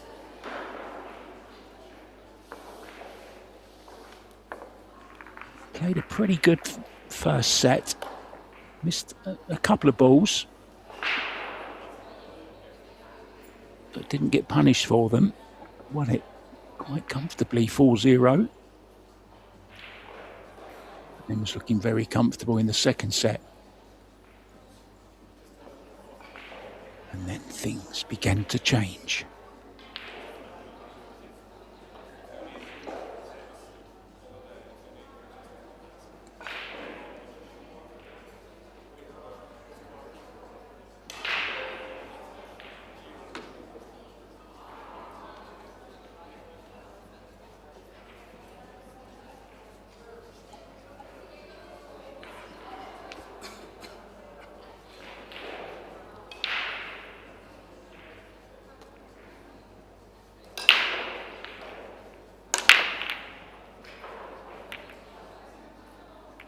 Just a reminder, guys, we will have more matches for you coming up straight after this one. We are running late. We've still got 11 minutes until the next match is due to start.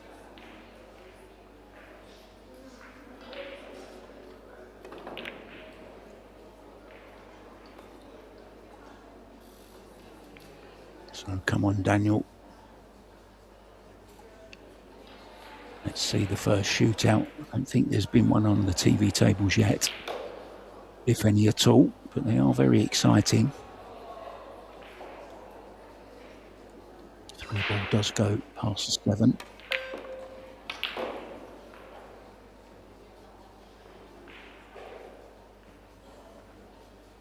Pretty sure he didn't play the cue ball there.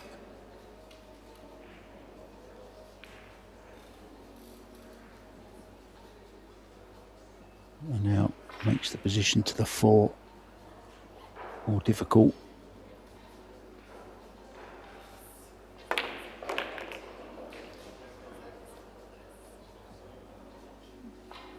Well, he's played that to perfection. Very nice shot indeed.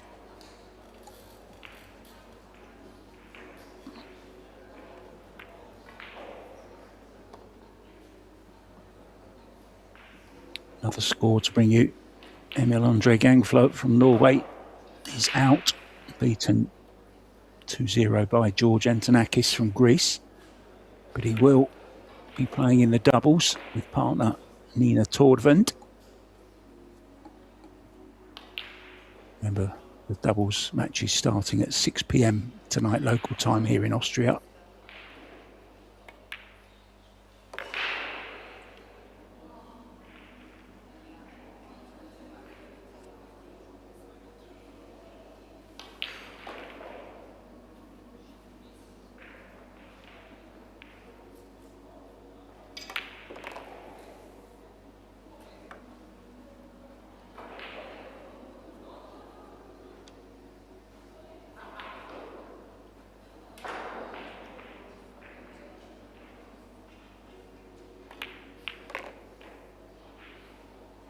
So some normality has been restored to the Gutenberger camp.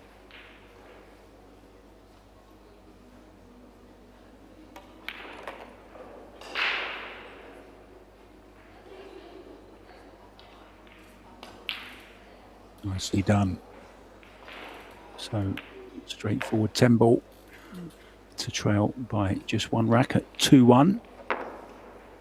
And he has the break back. Hasn't been too much an advantage, the break, in this match.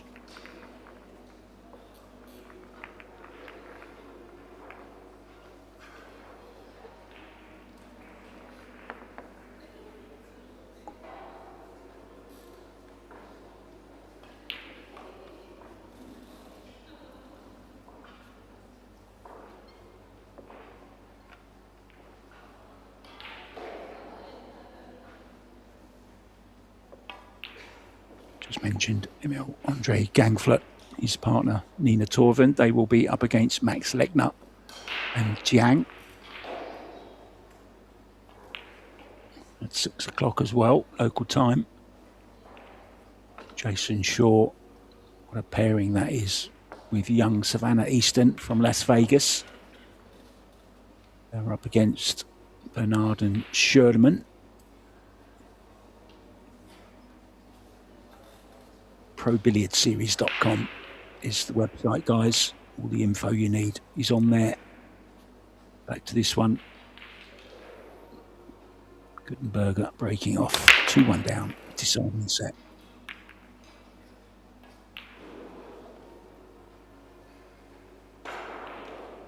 Well, ball behind the 3.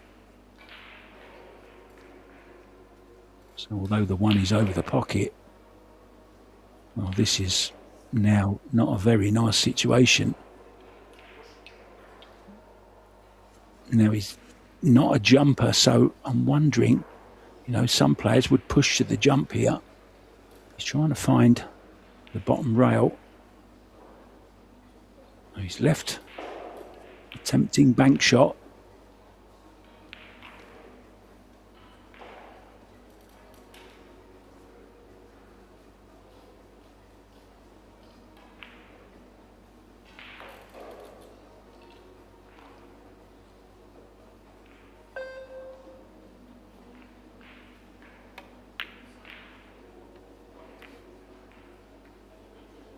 Oh, that all went wrong.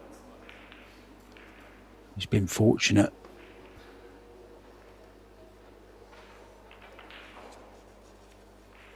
I'm sure if Federgorst was coming to the table, he'd definitely be jumping this one.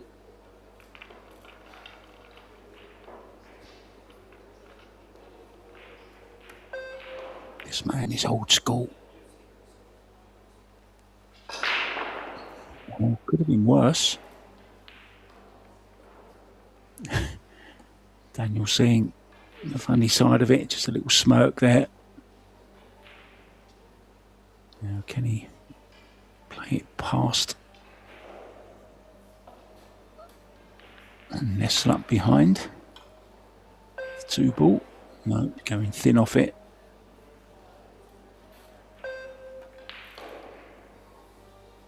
Get behind the 10 here. Didn't get enough spin on it. Oh, he's scratched again. Similar shot. Scratched off earlier on.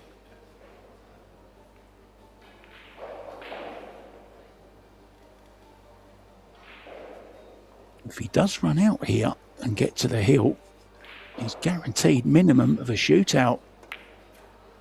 And that will be the most that Daniel can hope for.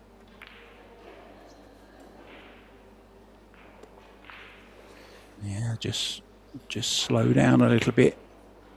Don't get ahead of yourself here.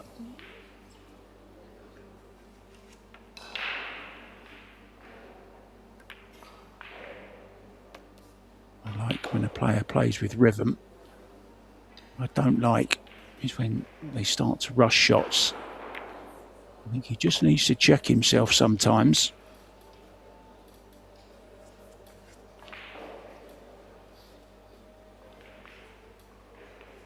But how can you criticise somebody that's playing the way he is? Really has played some fantastic pool at time this evening.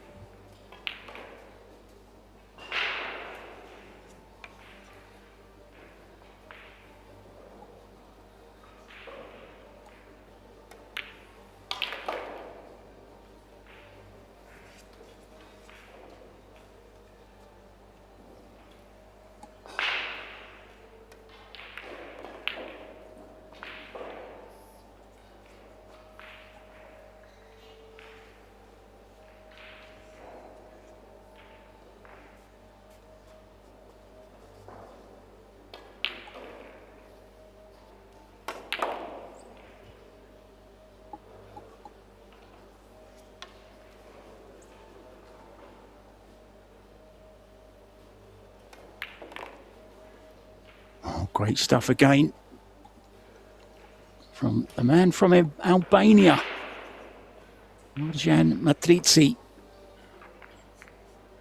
What a story, what a turnaround. What a chance at an upset. Especially the way the first 2 sets were going. Looked like it was all over. But the man on your left had different ideas. He's stuck in there. The man on your right, Daniel Guttenberger, seems to have lost all of his confidence. There's one of our referees there walking through.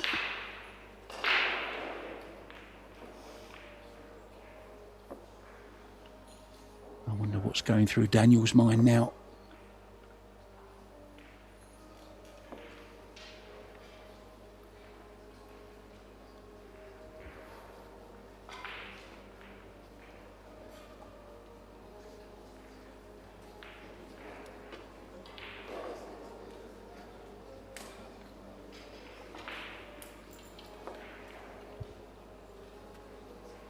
So breaking for the match.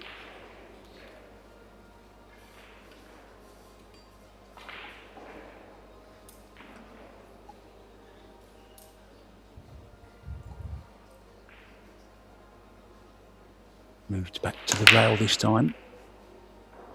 Almost made the one in the side as intended. Oh, he has fluked a ball. I think it was the 7 in the corner, the bottom left as we look. Now, the minimum he has is a carom on the 2. I think he can hit it thin enough to still make the 2.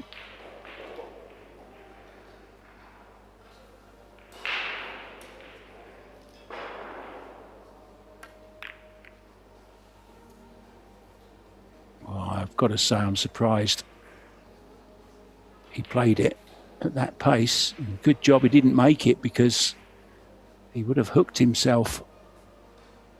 Now he's left a very makeable jump for Daniel.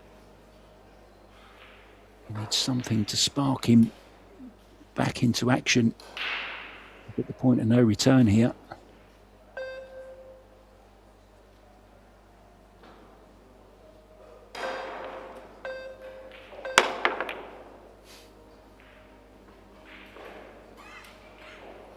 His jumping hasn't been great today. To be honest, this man's kicking has been way better than Daniel's jumping. But of course that was a shot that you had to jump that. He would have had high expectations of making it. With the 2 over the corner pocket. Nothing to do with the cue ball.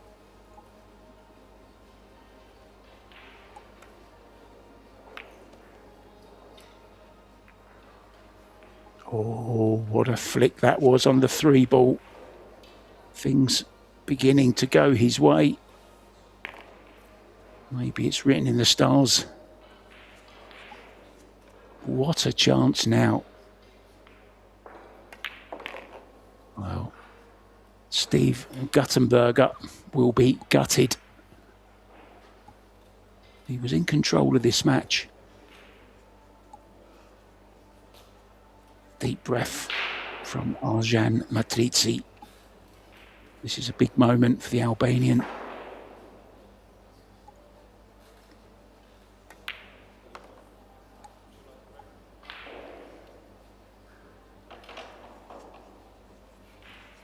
Two more good shots away.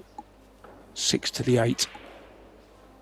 And 8 to the 9. Give himself a good shot on the 9 ball to get back for the 10. This could be the closing moments of this match. And this looks absolutely perfect.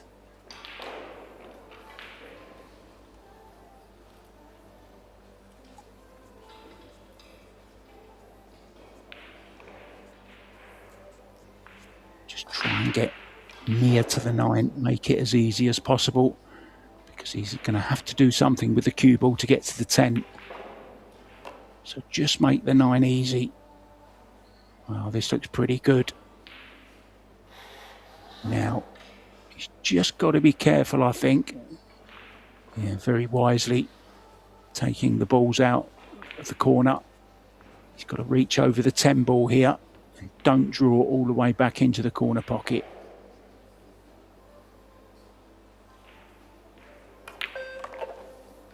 Wow, this is sensational stuff. from Arjan Matrizi. Having a little smile to himself there. Daniel Guttenberger knows that he had a great chance of winning this, and I don't think he'll believe that he's lost it, but he has. It's the Albanian who goes through. Daniel Guttenberger will reflect on a very, very disappointing match. More to come, guys. It's the Island Boy next on this table. I'm going to hop over to table 1, where I'll be joining Ben Francis. Thanks for your company. I'm Mike White. See you soon.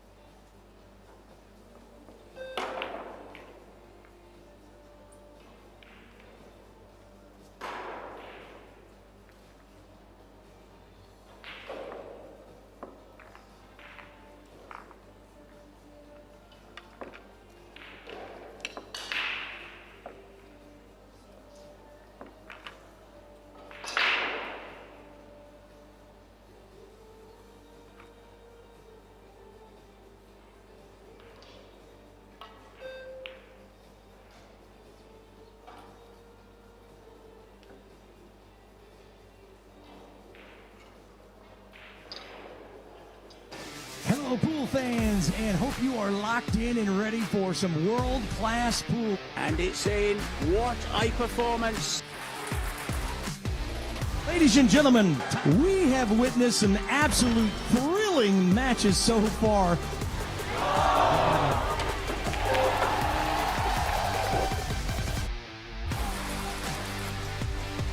And in it goes. He is your champion. Celebration, so are Victor Zelensky. Finest players in the world. Oh, and he makes it. Nicely on the 10. Jasmine Ocean.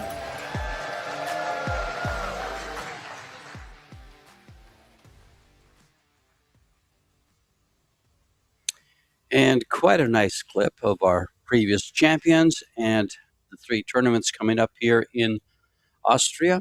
We want to welcome pool fans from all around the globe. Predator presents day 2 of 7 days of the Pro Billiard Series. And we have the island boy, Jonas Suto, versus Mariusz Nitecki from Poland. Suto is from Spain. Both players have lost a match and lagging for break here in this Billard Beckmann Men's Open. $125,000 prize fund, $37,500 for the winner. And it looks like Mr. Suto, the island boy from Spain, highly decorated junior player, doing very well on his own. He had a second place finish last year in the 2025 UK Open and finds his way here, but they've both lost the match. Suto losing to Christian Mirva from Slovakia in a 4-3 shootout, excuse me. And then Mateusz losing to Hubert Lopotko from Poland in straight sets. So Suto having the better outing of the 2 prior to this match. And this is 2 of 3 sets. Races to 4, playing 10 ball. 10 ball does not count on the break, and no early 10s. That must be the last ball pocketed to win the game. This is George Stayacea from Tucson, Arizona in the US of A, bringing you the live action here in St. Johann in Pongau, Austria. And we're off and running. Game number 1.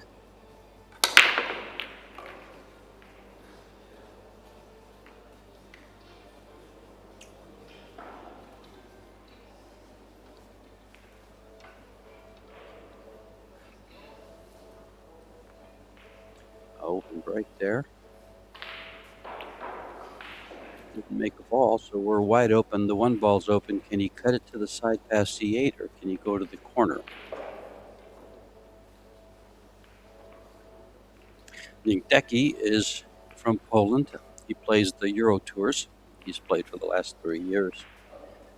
His highest finished is final 32. He's a 668 Fargo versus his opponent Suto at an 801. So he's playing an elite and hot player, because Jonas has been just tearing it up this year and last. Nice shot there from the pole.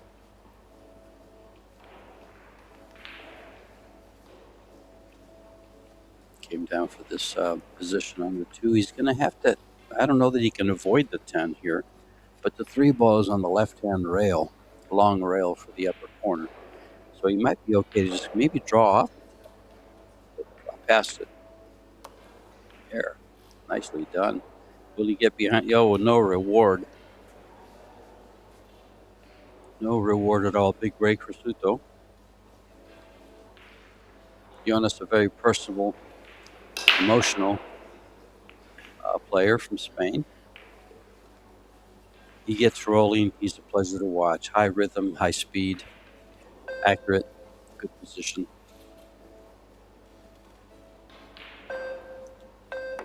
Looks like he's 1 rail first. Oh. And ball in half for Jonas.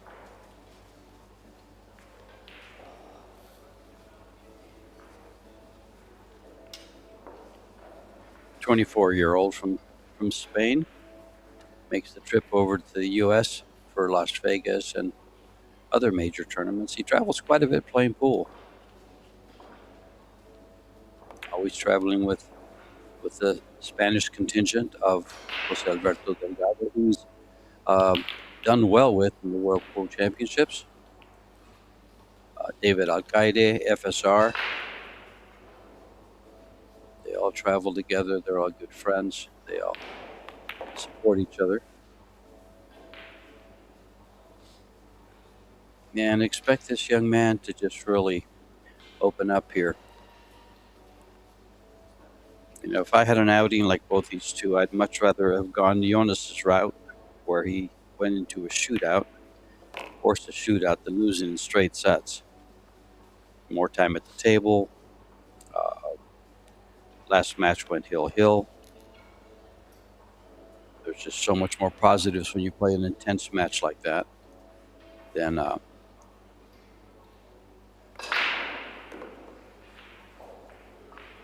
Marius's route of losing in straight sets. He lost 4-2, 4-0, so he won 2 games out of the 8. Lopotko's a highly rated player from Poland.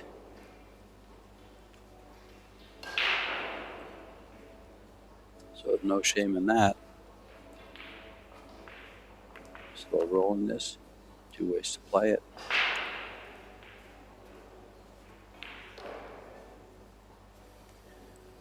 Jonas doesn't mess around too much.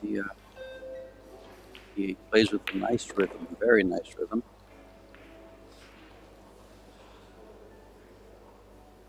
And he'll let you know what he's doing. Game number 1 to Suto.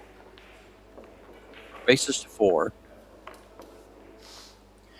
We have 2 other tournaments at the same time. This one is being held here in Austria. We have the Billiards Carrinho Women's Open with a $90,000 prize fund, $27,000 for the winner. And then we have the Predator Mixed Doubles, which has become a very popular and intense tournament, being held as much as possible at Predator events at the Pro Billiard Series. People love it, and we get some of the best players in the world. 32 teams for a $100,000 prize fund, $40,000 for the winner. So stay tuned to that. That gets started in just right after this match. We'll bring you the first match, I believe.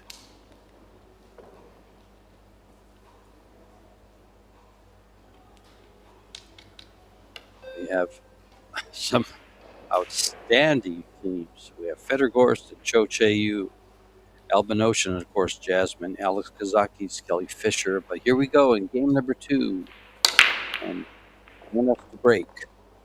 Ball to the corner pocket. Cue ball trending towards long. 8 balls in the way of the 1. No open shot. Where does he push to? There's no sense in even attempting the jump shot because the 2 balls tied up with the 10. No early 10s, but if you pocket the 10 and you continue shooting, what's called, try to open up the 2.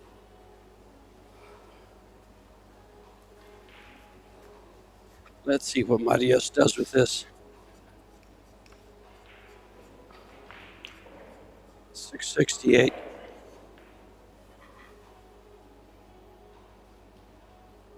.668 player would just kind of thin this and try to go around to the 9 ball, but the 3 ball might get him. Going to try to miss it. He went on the opposite side and got behind the 4-6. Very well done. He's left an open shot, but a difficult one.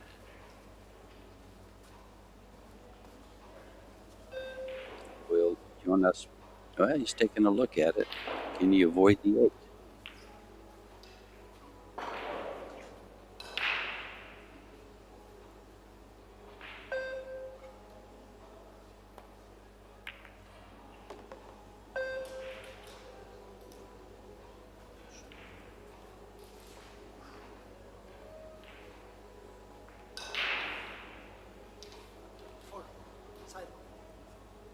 To welcome you all from the YouTube chat, from Pro Billiard TV on YouTube, Samsung TV, Billiards TV.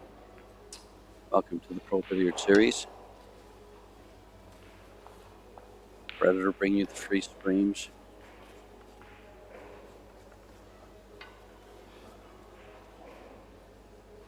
And some high-level action. I mean, we've got world champions galore here. We have the women and the men. Hall of Famer, world 8-ball, 9-ball, 10-ball champions. And in the doubles, as I mentioned earlier, everybody in the tournaments is playing in the doubles. In the men's tourney, we don't have any players from the US of A, but in the doubles we have two young ladies. Savannah Easton is playing with Jason Shaw, and Kennedy Mayman is in the single, but not in the doubles. Kennedy Mayman, up and coming junior player.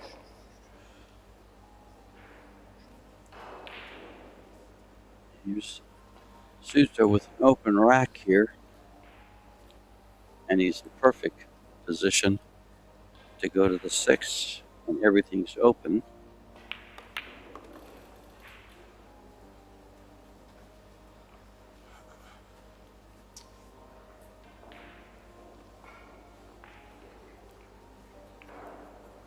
So he's got these 5 balls to take game number 2.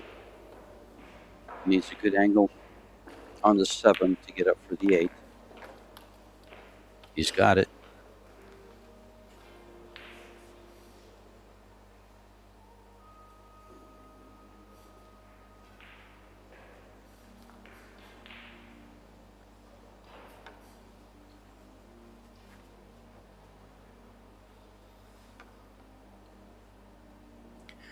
Coming straight up. Missed that corner, he did. And nice angle for the 8. From the 8 to the 9. Stop shot on the 9 ball puts him in business. Jonas looking good on game number 2. More importantly, getting some easy time here on the table. There's the fast speed. Predator arc tables are playing very, very well here in Austria. And game number 2 does go to Suto. You know, at an 801 Fargo versus a 668, chances of Marius succeeding against Jonas are a little bit on the slim side. 133 points difference in Fargo. For those of you who don't know too much about Fargo, it is an international ranking system or rating system. And it goes from 863 with Joshua Filler having the highest Fargo rating in the world, on the way down. You figure a lower level pro, if you might want, might call them that, is somewhere around 720, 730. But the elites are all over 800, and there's quite a few of them in the top 100.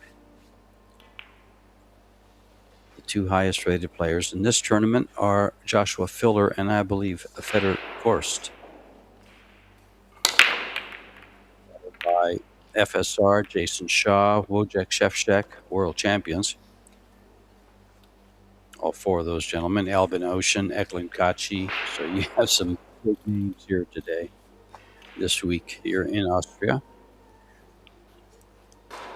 On the women's side, you have players such as Cho Che-Yu or Rita Cho, Shasha Lu, Kelly Fisher, Sosoa, Han Yu, Jasmine Ocean, Chao Fang Fu, all world champions. And Christina Takachi is here also, Chihiro Kawahara.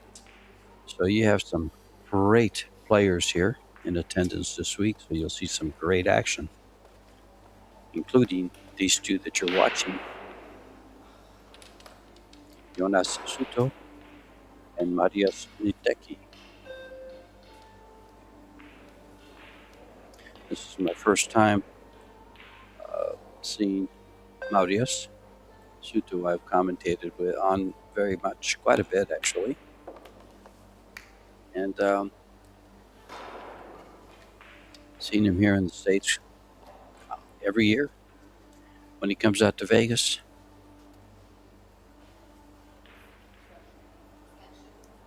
Come out to Vegas, Las Vegas, and find him at Griff's after their tournament play.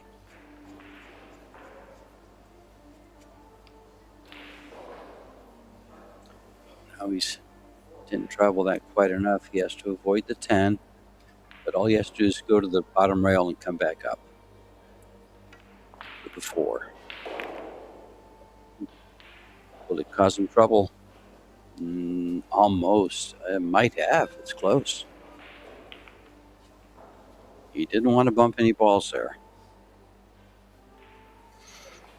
Bumped the 8. It could have just bumped right in the way, but it forced him over where he might be behind the 10 now.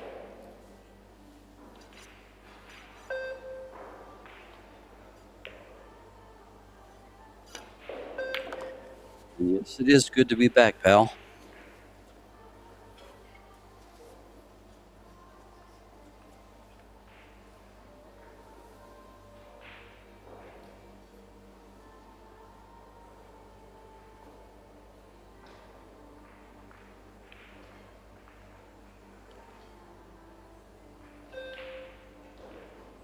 He had room for the 4. Now he's on his 5 ball, but he's missed.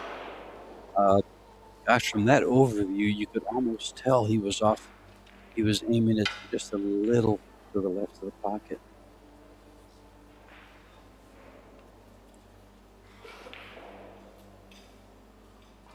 These pockets are 4 and an 1/8.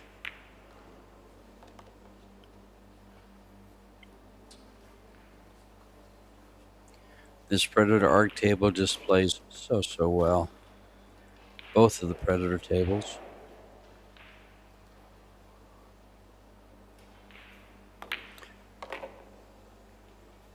And for a lot of you people that are tuning in from the US and Europe, of course, and all around the world, keep in mind Friday is Father's Day, so PredatorCues.com has a lot of things for Dad. Cues, gloves, balls, everything. And Jonas is about to go ahead 3-0 in this first set. Big miss by Maurius on that 5 ball for the corner. Cost him game number 3 of set number 1.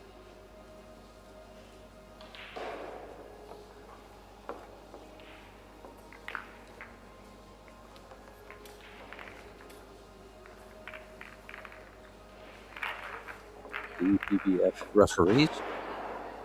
Great job here in Austria, as they always have. Austria is one of the best places. I've been there twice now. I've had the pleasure of commentating and on location twice in the past in Klagenfurt.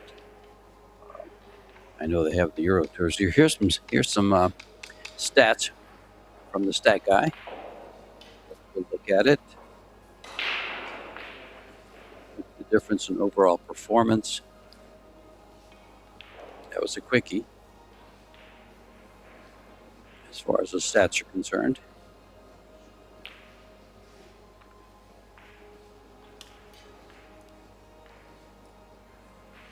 Michael didn't give me a chance to look at them.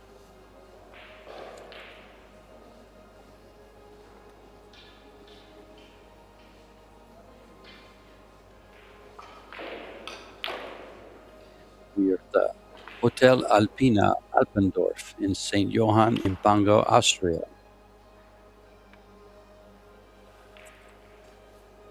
Getting ready here for game number 4. Sponsors are Little Monster, Box Billiards, Kamui, Yalin, Venbilliards, Iwan, Simonis, Aramith Billiard Balls, Beckmann, Billiard, WPA, and Billiards Carrinho, who are sponsoring the women's tournament, Women's Open. And, of course, they have the wrong name down there on commentator. Mark White was on this table earlier, so they left him on there. In fact, I unfortunately kicked Mark out as I logged in to check in. My apologies to Mark there. But I think down on the break again. Oh, wait, we do have a ball down. We do have a ball down, excuse me. It's sitting in the bottom right-hand corner. You can see it from the top. Looks like he has a shot on the 1, but nothing on the 2 that he can develop. So he's going to push him. Okay, he's pushed to give him a shot. He couldn't go by it. That's a good push. It challenges Marius. A good shot would just be stop the 1 ball there, hit it straight on, and 3-rail it out of there and stay behind the 5, because there's no future on this 2 ball. I don't think you can get position on it. He could try to come around 3 rails, so the 2's by the side pocket there. He's going to call it in the side as he just did, I believe. He's going to stop the cue ball right there.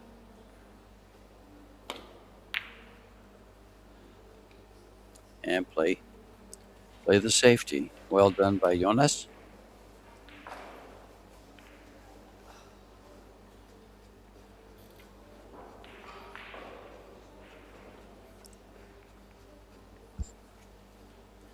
And someone in the comments makes a great point. You gotta like the table. And the specifics are it plays beautiful. Pockets are the rails, of course, are very springy. The way they're set up now is playing very, very well. Very solid foundation. Slate. Pockets are 4 1/4, 4 3/4 at the side. They've been experimenting with a little bit some of the other tournaments. The tables with the gold pockets instead of the gray stainless steel there. Play a little tighter. They were set up a little tighter. But now I think they've really hit the mark here with this table. Very solid, easy to balance.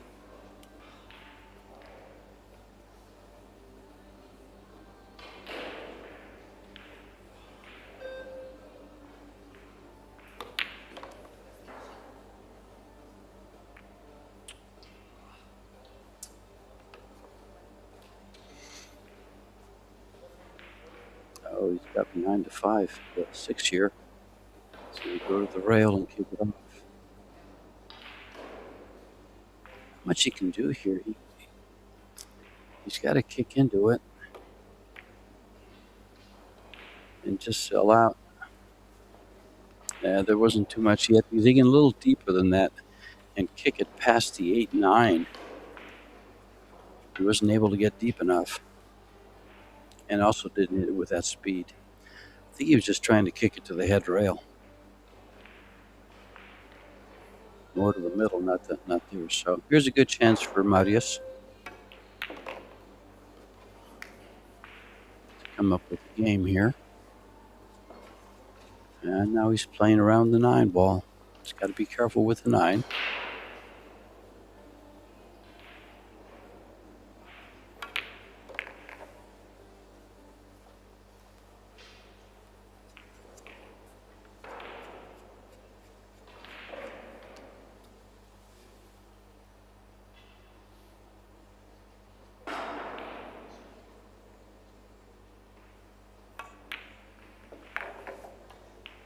Ooh.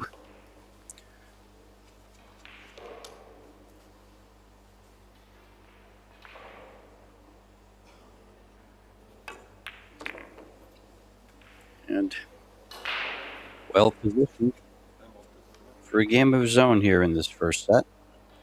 Closing the gap 1-3 after this 10 ball goes down. And breaking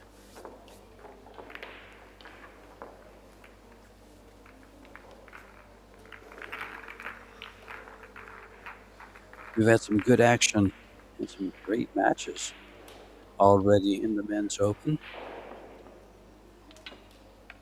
with a lot more to come from the men and, of course, from the women. They started this morning.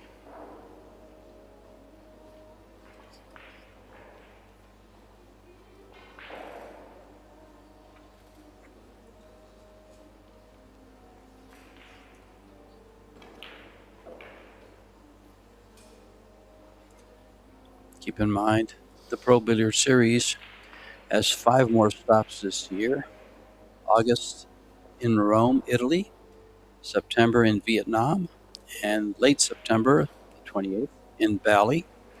And then we come back to the U.S. to San Antonio in November, and then Jacksonville, Florida in December for the Pro Billiard Series and some of the World 10-ball and 9-ball championships.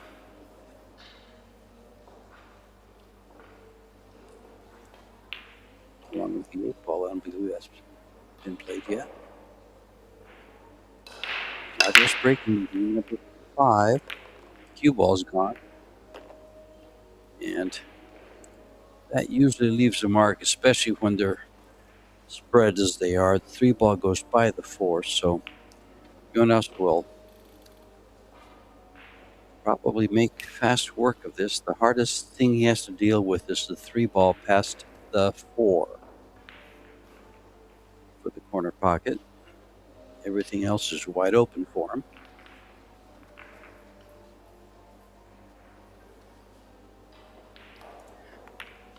The cloth is a combo Simonis Predator mix they've put together.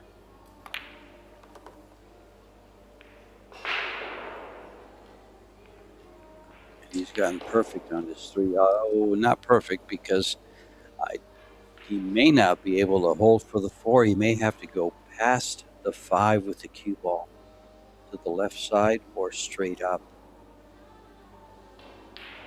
Can he hold it for the 4? No, he couldn't. So he had to go past it.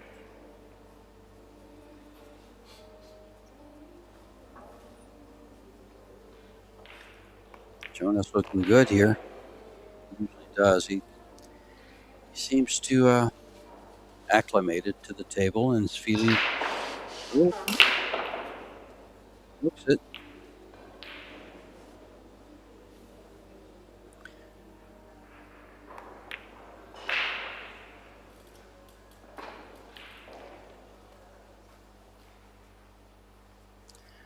He'll probably bring this down the left side, set in the right-hand corner.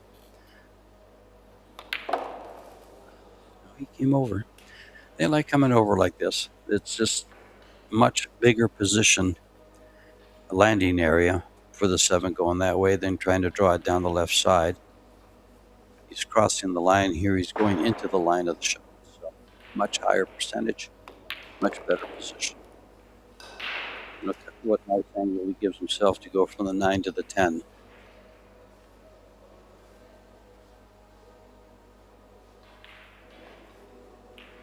And this 9 and 10 to close out the first set. Keep in mind, this is a loser round 1, so the loser of this is out of the tournament. Suto, I believe, is playing in the... He's playing with Sara Iannini from Italy in the mixed doubles. And there does end set number 1 at a score of 4-1. And now you take a look at the stats from the stat guy in loser round 1. 905 for overall performance. Breaking the balls well at 80%. Getting shot 75% for success. No fouls by Suto, 2 by his opponent, which were costly. Balls pocketed, of course. 38-11. And the safeties. Suto was able to return a couple of safeties, much better efficiency.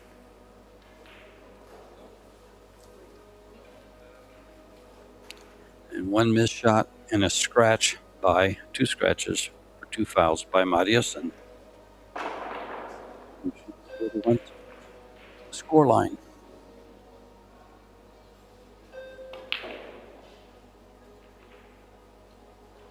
Thank you, Michael Salmon, for the stats.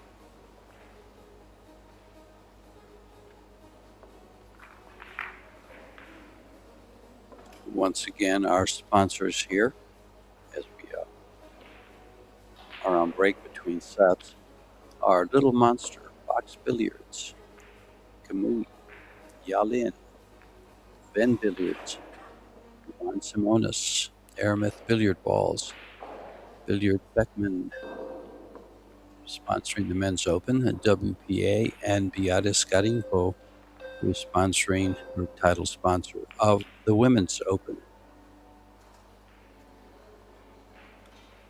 Balls they're using are the Predator Arco tables. It's the Predator Arc table.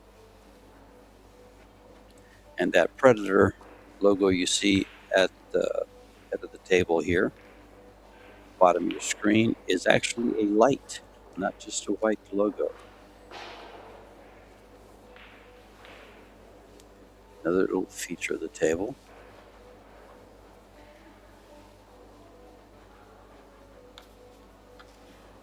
Steel pockets on each corner and the sides.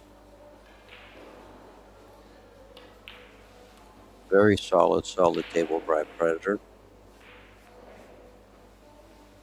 It is a 3-piece slate, so if you have a basement or a second story placement for the table in your home, it's much easier to bring in than the Apex. The Apex is a single slate.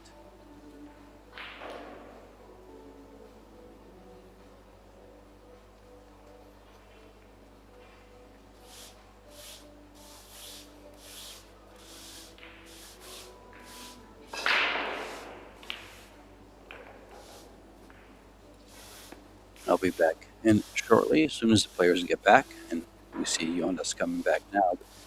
Be right back.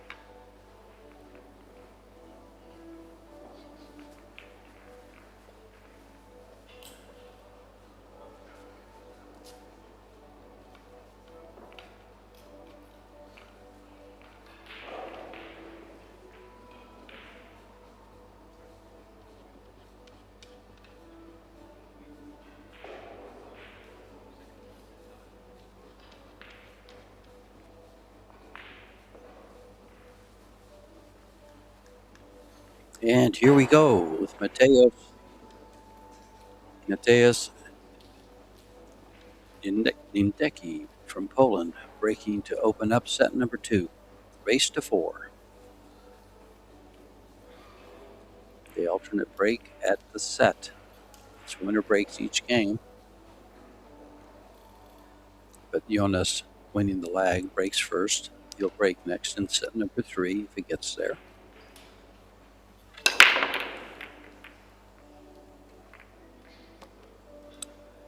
Ball down in the corner. Going to have a shot for the 1 to the side pocket. The 4 and the 5 are tied up along with the 9. So pretty straightforward in this set, in this game.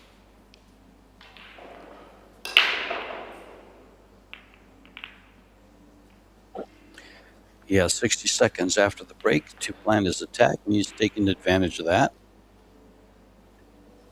Well, he's wisely taking advantage of that. Natural shot from the 1 to the 2. Just roll in the 1.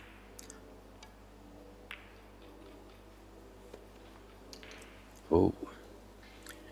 And he's pretty straight here. Does he have any kind of an angle? No, he's pretty straight. He's probably going to stop it there and take the 3 ball. And probably come at the 4-2 rails. To maybe open it up or give himself a line to the 4 ball where he can play safe behind the 5. See if he winds up and comes at it. He did. And he did. And he got a piece of it. It worked. Nice shot.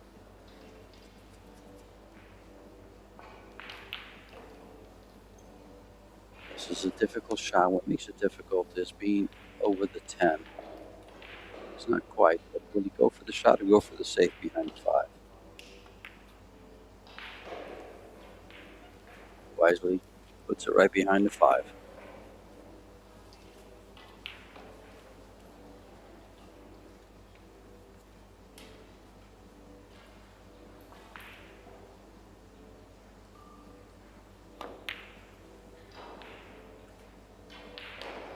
Jonas takes a very simple escape and kicks the 4 ball behind the 8-2 rails, leaving distance and coverage.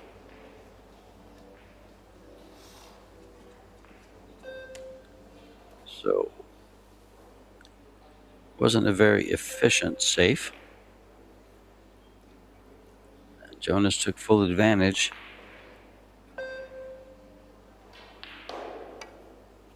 Might have just a little. There we go. And will he find cover behind the 5? It's close.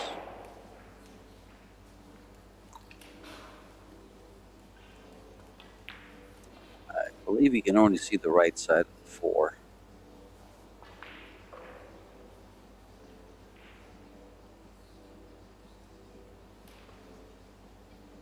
If not, he might just kind of.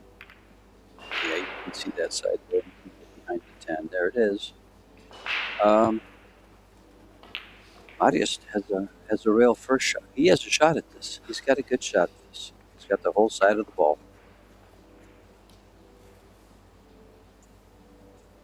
He's going to have to avoid the 10 ball, though, with the cue ball. Can he go between the 6-10 and then back between the 6-8 for the 5? He tried. No. Now safety.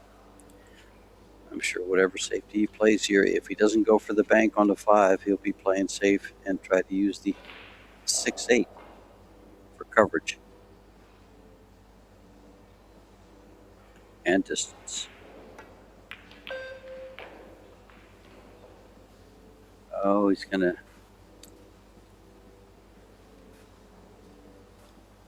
This is a tough shot to play delicately behind the 10.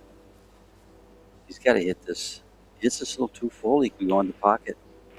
So I think he's better off banking it to where he's at. And Jonas does play good bank pool. But he already pointed out he was going to play the safe. Yeah, that was so delicate. He's 9 feet away, and he had to hit it perfect not to scratch.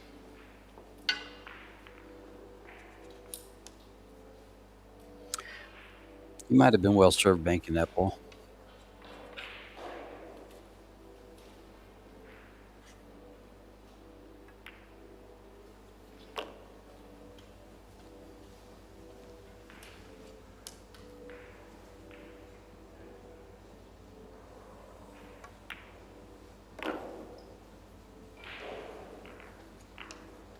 Again, on the wrong side of this 8. Being such a. Need to stop it right there. There's no reason not to. 9 balls over the pocket, 10 balls over the pocket. And a good start in the second set for New Becky.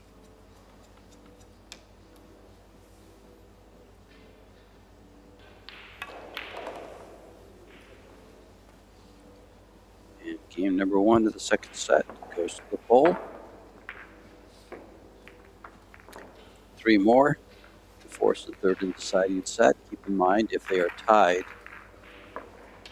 at 3 or hill in the third and deciding set, it goes to a shootout in which Jonas was successful for 4-3 over Christian Mirva from Slovakia in his first loss of this tournament.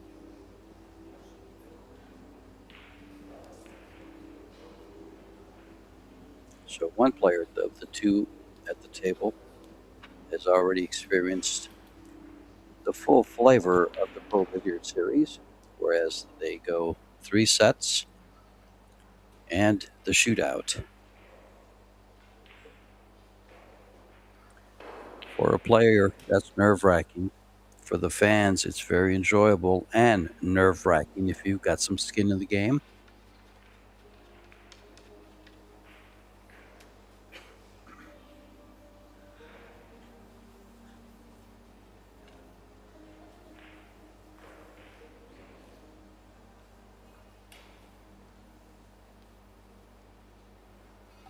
Playing the 1 ball to the side.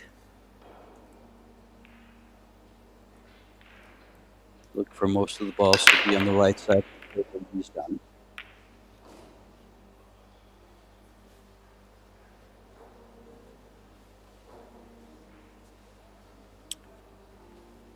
Wide open rack.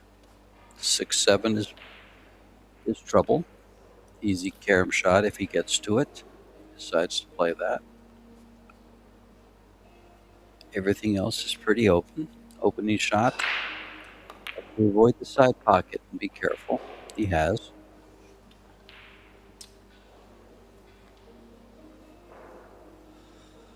Nice angle for the 2 to go to the 3. And as he pointed out, or he can add.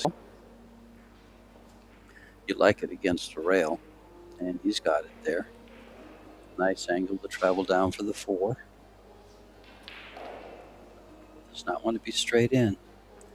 But from there he can work an angle to get to the 5. So it's not a problem. Won't really matter. Look how nice of an angle he developed there.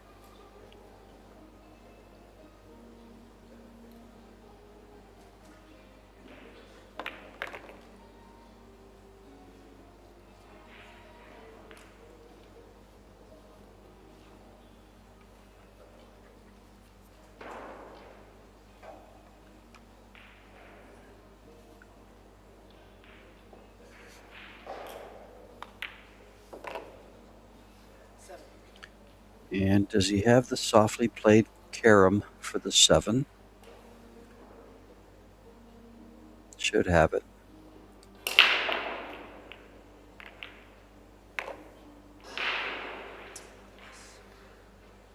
Could have got a little bit more out of it to play the 6 to the side pocket.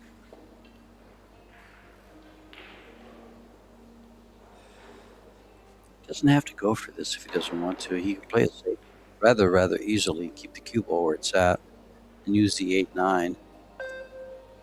Let's see if he just goes for this and plays position for the 8. He plays the safety.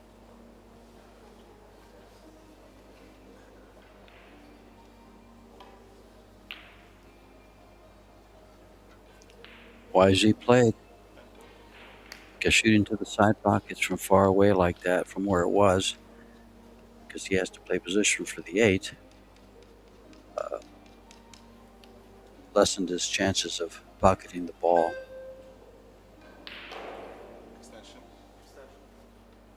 Marius to jump this 8 ball.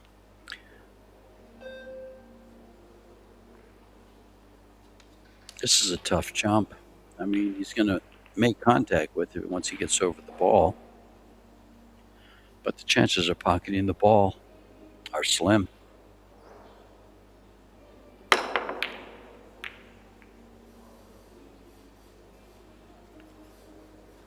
And he's done as well as he could. He's left a difficult tester here on the 6 ball, but it does go. It does go past. He has room to make it.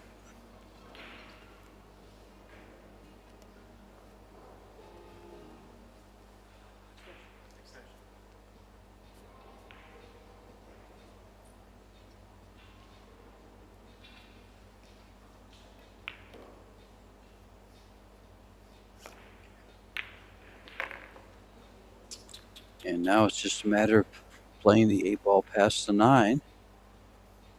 Can you hold the cue ball there? I believe he can. Might he play safe behind the 9? He did. He's playing safe behind the 9 ball.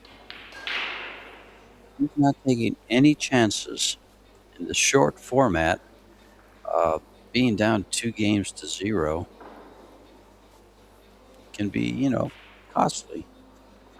Forcing your opponent to kick at the next ball, 2 balls left on the table, can pay dividends.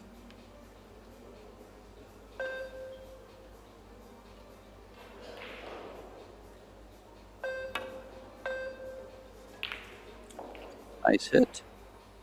And look at this, unfortunate scratch. Kisses off the 8, goes 2 rails to the side pocket. But when you're forced to do things like that, that will happen. That can happen. And that safety paid dividends.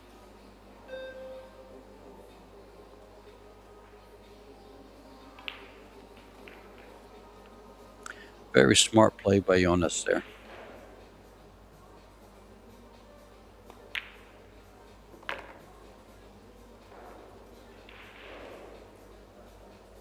Now he's got a little tic-tac-toe 3-ball run out to tie things up at 1 in the second set, and we'll be breaking.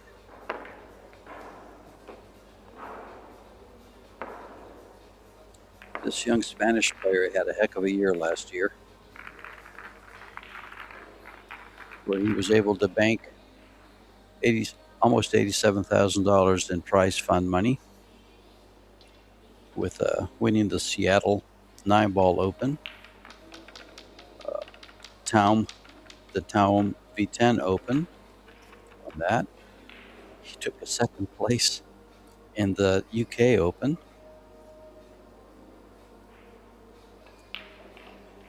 Semi-finalist in the, quarterfinalist in the Hanoi Open Championship. Top 16 in the Qatar World Cup 10-ball. And a semi-finalist in the Beasley Open 9-ball in 2020.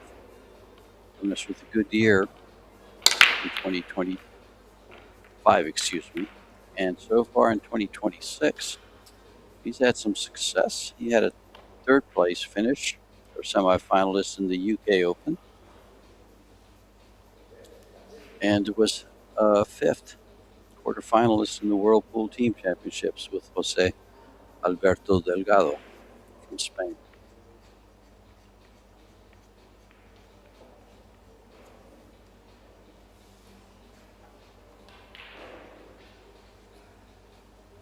But now we have Marius at the table, looking at this 1 ball.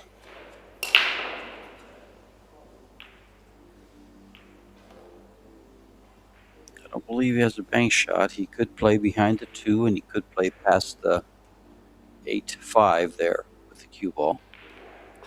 Safe place. He didn't get past her. He was trying to go between the 8 and the 5.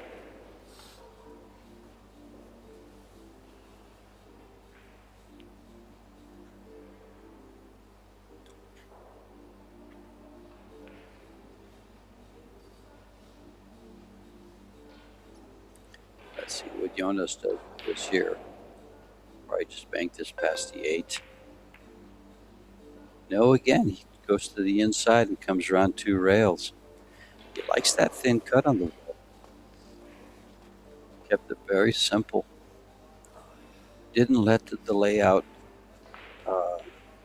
dictate what he had to do. He took the thin cut and sent it to the middle of the head rail and found some success, forcing a kick shot. This could scratch behind the one. Oh, and he missed it altogether. It's funny, you figure he missed that, but he came very close to making that ball with a two-rail kick. So now Jonas with ball in hand. Interesting what he does here.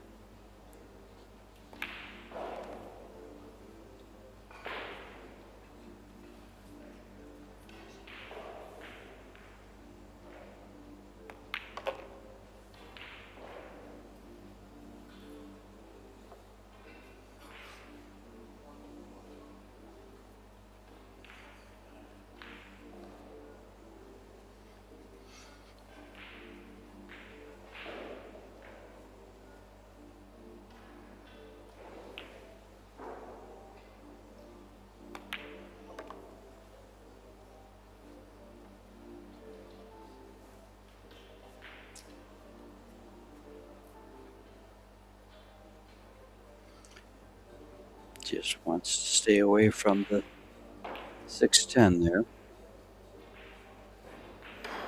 He's playing the corner, getting underneath the 10. He's missed the ball. Might have a little bit of cover.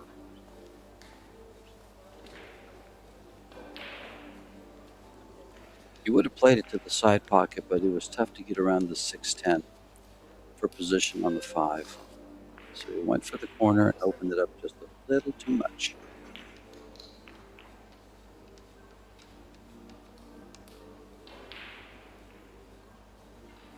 Marius here with a long shot on the 4.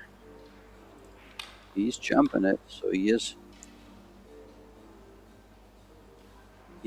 covered by the 10. Nice shot.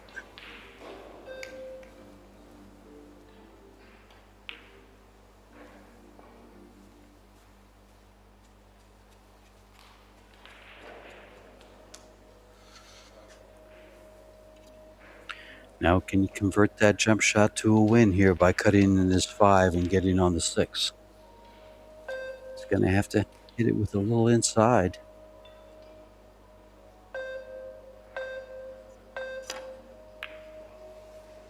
Overcut the ball. That wasn't straightforward. That was a little bit of a tough shot, especially with the inside English.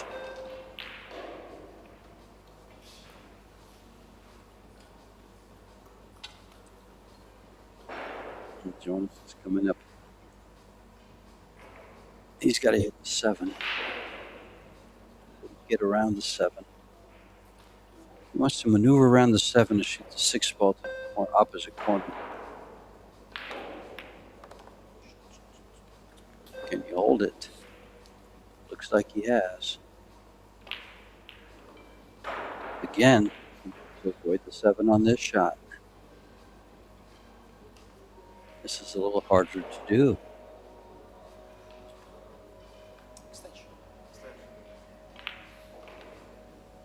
He's going to come close to the corner pocket here with the cue ball.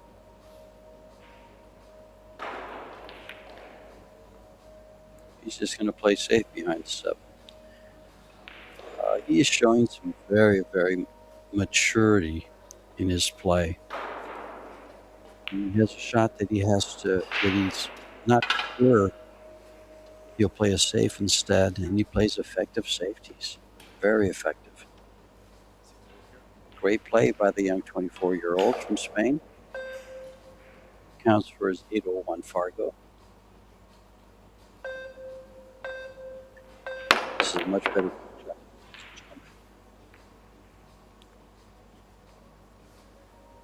But he's going to find cover with a 10. Let's take a look at Jonas's jump skills here.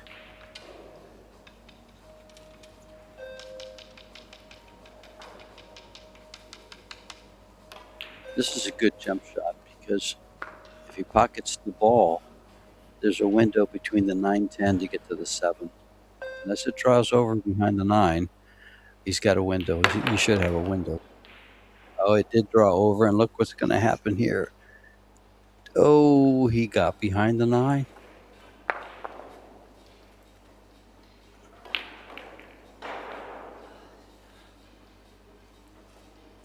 Yeah, I like this touch of Johann playing the safeties when he doesn't have he's not 100% sure. It's a nice addition to his game.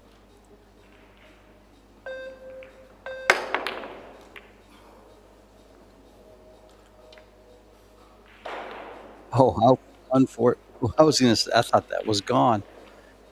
Now he's at the shot for the 7, but he's going to have to, Marius is going to have to give himself a shot on the 8. And the line just isn't there. He's got to go a long way so he can get past the 9. 9 ball plays big here.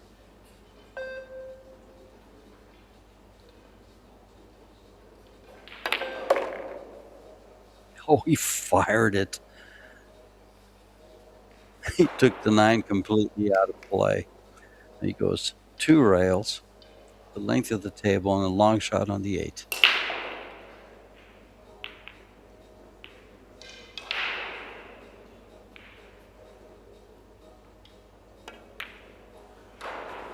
Oh, he left the 8 ball out. Such a great shot on the 7, and then an error on the 8.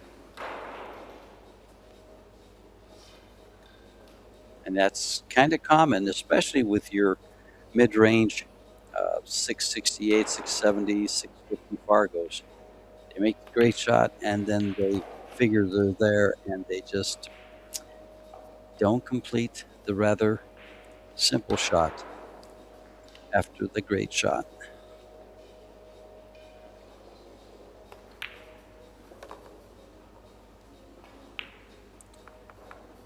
And 2-1.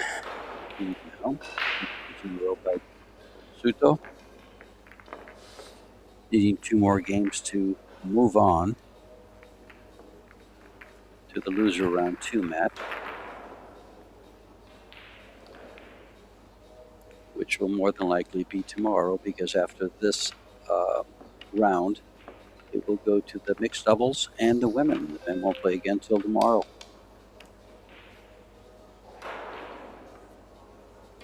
Johann is more than likely playing in the mixed doubles. As I said, he's playing with Sara Iannini from Italy.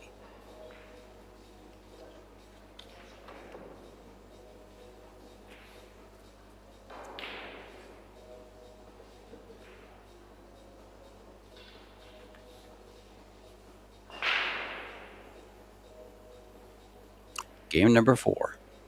Set number 2. 1 ball down in the side. Double kissed in.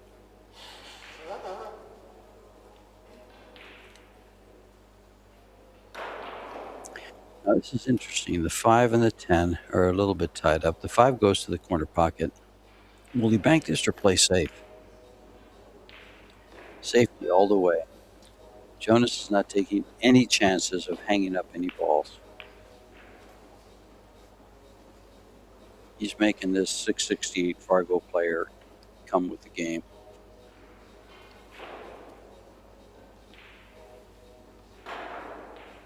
So far, Marius has won 2 games, 1 in each set. This set is only halfway.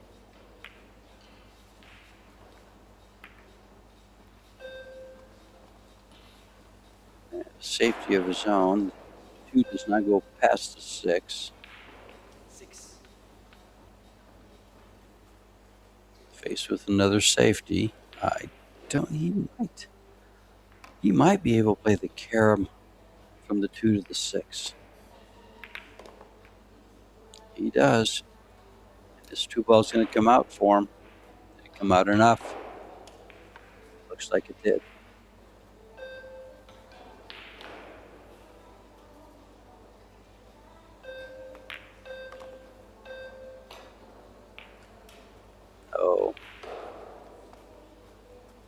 This is open, wide open for Jonas.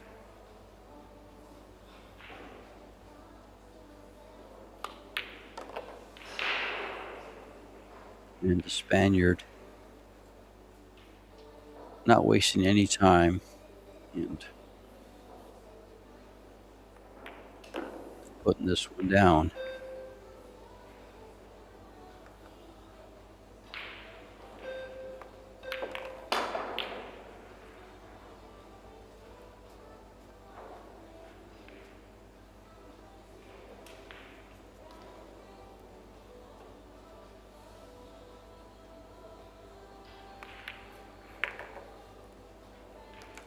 Did he overshoot it?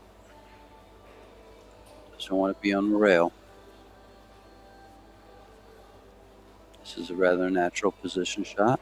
Just basically make the ball. Position comes natural to rails.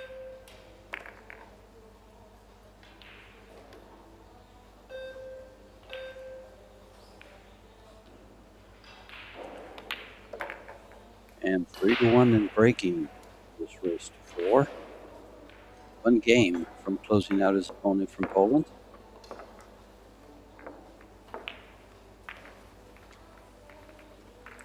But the Pole is not out of it. He wins this game. He's at 2 in breaking to get to 3-3. These short races, they can get away from you quick, and they can come back to you rather quick. Magnifies every mistake and every good shot.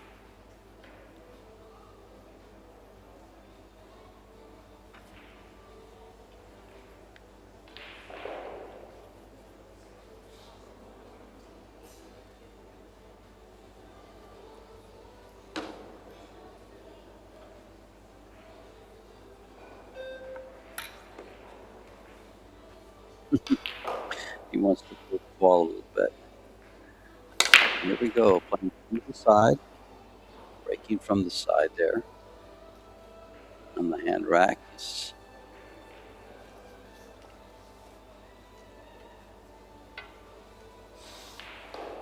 Wide open on the 1 here. Just a matter of pocketing it to the side. Position for the 6, for the 2, 2 rails around. I'm not sure if he can come off 2 rails. The 2 ball he might hit the 2 ball 2 rails. See how he plays this. He wants to avoid hitting the 2 with the cue ball.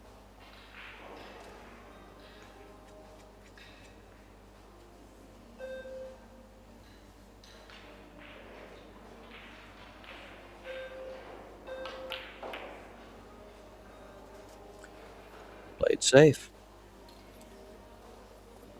He took the play out of Jonas's book and played safe, but I believe Jonas might have a shot here.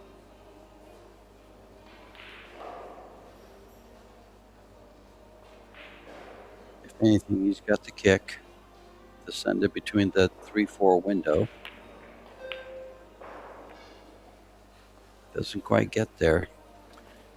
And he's left a shot on the 1. Table is open. Matter again, good shape on the 2. Tough to do from there. He's going to have to contend with the side pocket on the right.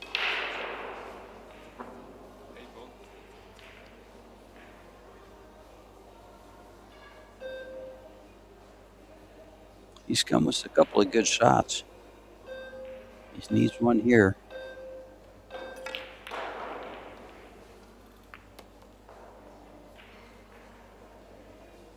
Smart play. He played for the big pocket with the 8 in front of it. Gave himself a 6-inch or 7-inch pocket. And now it's just a matter of the 2 rails. Will he get behind the 3 here? No, he's perfect.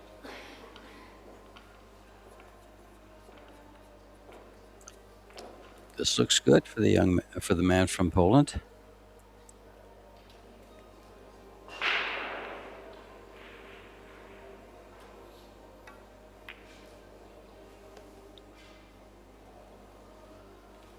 Looks much better now. It's nice how pretty much with stop shots you can complete this rack. Doesn't have to move the cue ball very much at all. And now he's going to move it to the side pocket. He's got to go up and down for the 5 in the lower corner pocket there.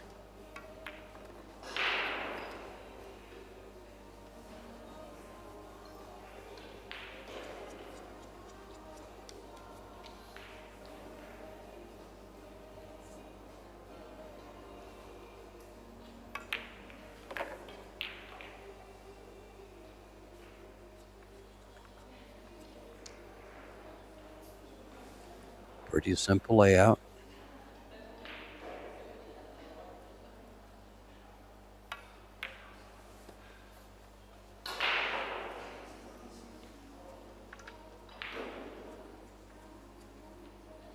It's going to want to come forward past the 10 on the right side into the long rail with the cue ball.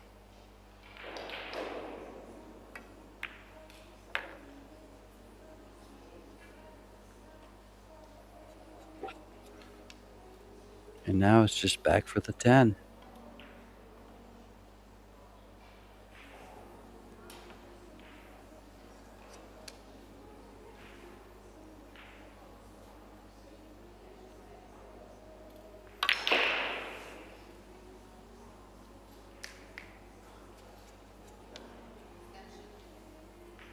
Good shot to come all the way down to the rail and back up. And now you can see he's not out of the set at all as he's breaking to tie things up at 3 to force the third and deciding set.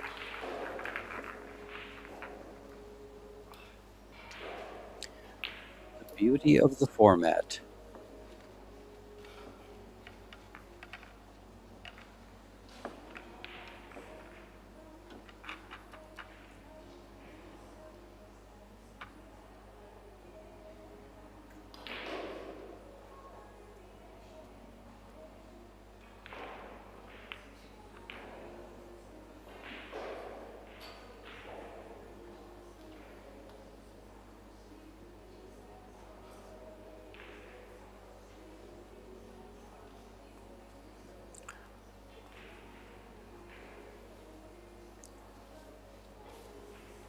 And breaking for the 6th game of the set to tie things up at 3 in this race to 4 from Poland, Mariusz Niedecki.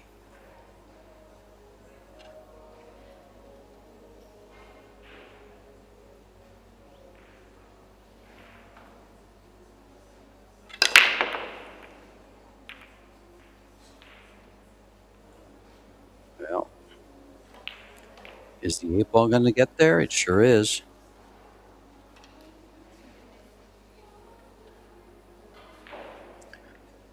Long shot on the 1, fairly straight in, has just enough to catch the bottom rail and come up towards the 5. Oh, it's how he hits the ball.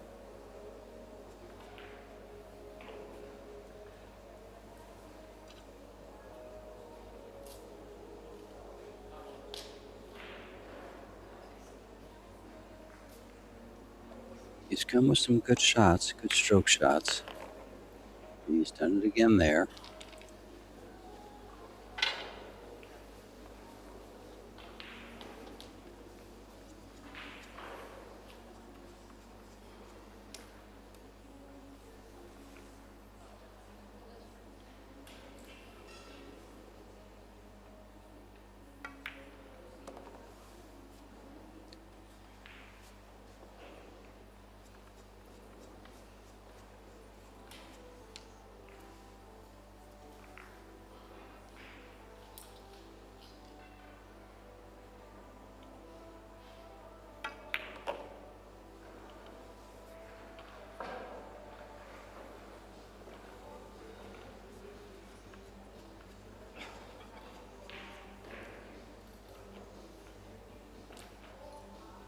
This young man from Poland has played in three years now in the Euro Tours. And more than likely will be competing in the European Pool Championships coming up right after this in a couple of days, after this tournament is done.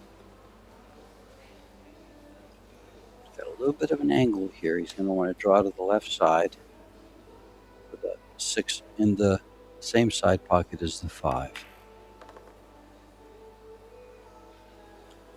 Oh, got a little bit too much draw here. A little more of an angle that he'd like to have. But he's okay. Go up and down with the 7 in the pocket. Unless he draws into it, hits it. He doesn't. But he didn't come down enough. This could be a little bit of a tester for him. Only because he didn't get where he wanted to get. Sometimes that plays in the back of your mind.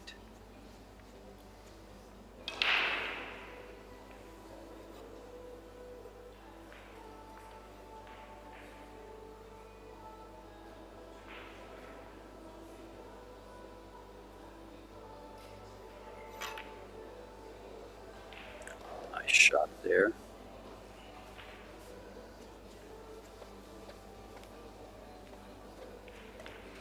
He had a shot similar to this on the 5 ball earlier, and it cost him, I believe it cost him the first set. See what he does with this 9 ball. Jonas is not happy in his chair, as this can go hill now and force a third and final set.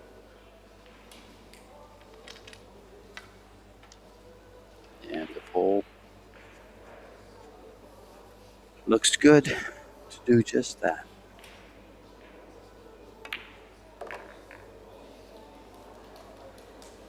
Tied at 3, second set, race to 4.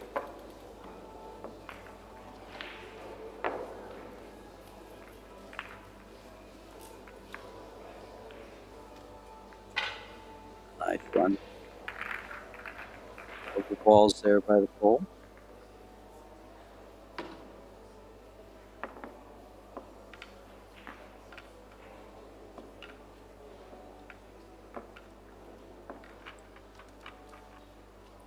We have some monsters in this field. Let's take a look at how they may be doing.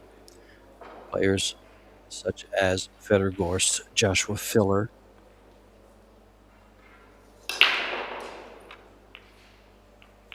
Francisco Sanchez Reis, FSR from Spain also. Jason Shaw, World 10-ball champion, Wojciech Szewczak, Alpin Ocean. Kachi is here this week. Eklund and his brother, Naoyuki Oi. Kazaki's Kunlin Wu actually lost his opening match to Eklund Kachi, and now playing in the one-loss side.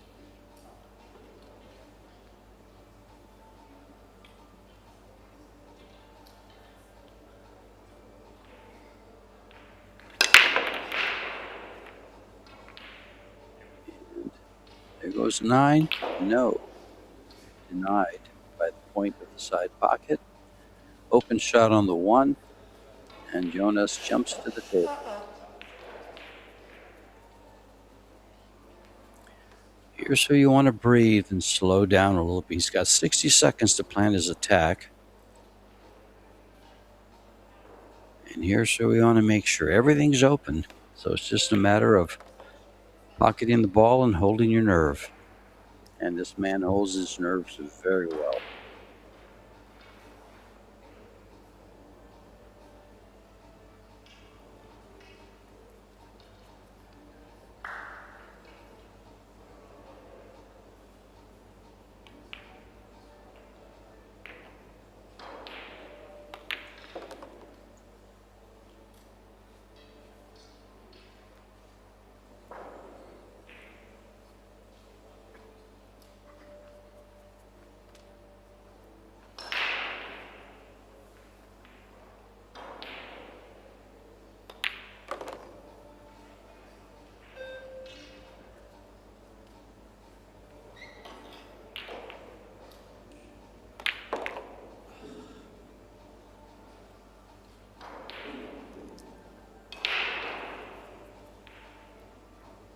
match this tournament has Hall of Famer Ralph Souquet, who won his first match. Sanchez Reese, FSR, won his first match. Kazaki's Felix Vogel, junior player from Germany. Konrad Yushushin. Al-Qaeda has won his first match. Stefan Kasper. And of course, Fedor Gorst. Joshua Filler. Mishko Fortunsky, Denis Garabe. Now Yuki Oi.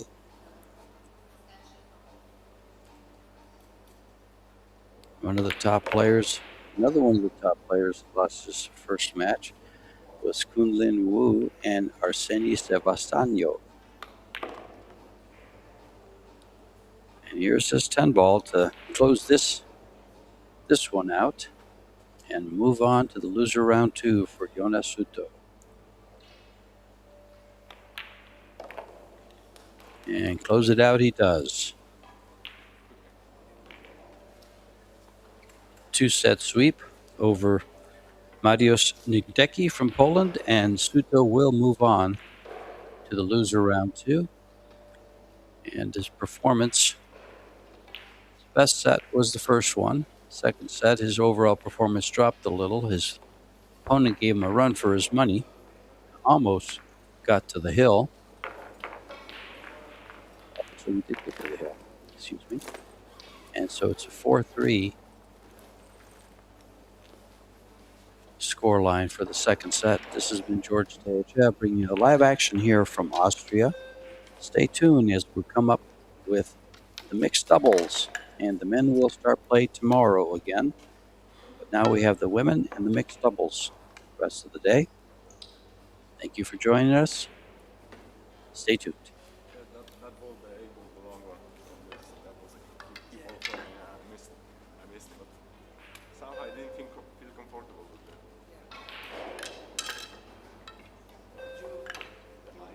ice are not the same anymore.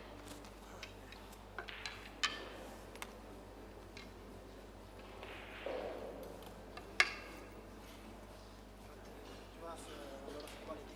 That's good.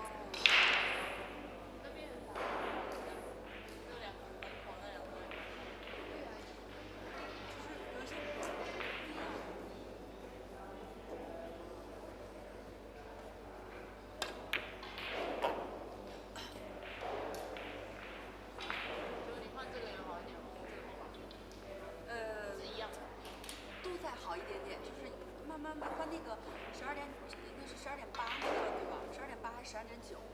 从那个最细的黑科技，然后换到那个粗一点的好一点，然后粗的换成木头的也好一点，但是没有说完全。那这个后把其实是一样的，只是一样的吗？跟之前？就是之前的。这就是。他那个新的还没给到我，他是说12月差不多能给我啊。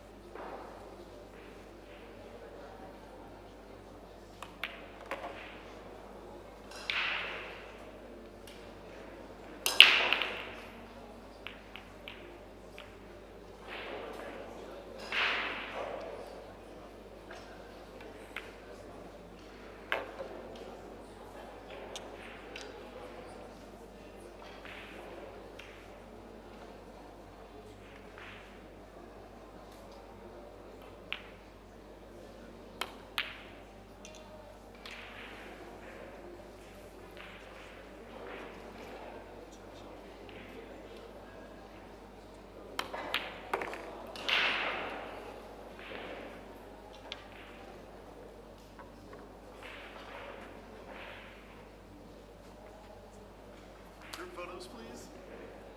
Can we get you to the end of the table, please?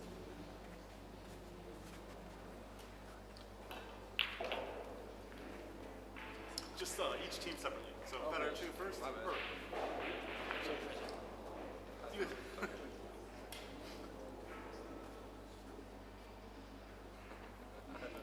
That's fine. Perfect. Thank you.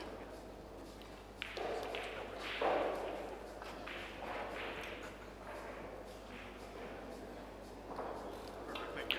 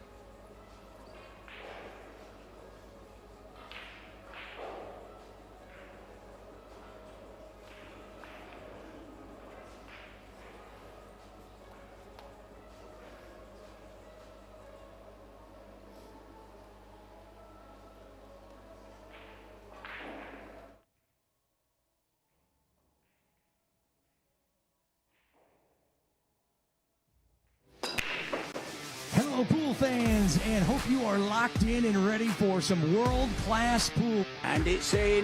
What a performance. Ladies and gentlemen, we have witnessed some absolute thrilling matches so far.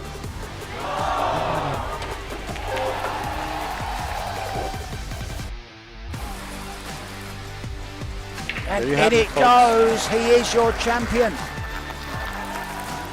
Celebration, so Victor Zelensky. Finest players in the world. Oh, he makes it. Nicely on the 10. Jasmine Ocean.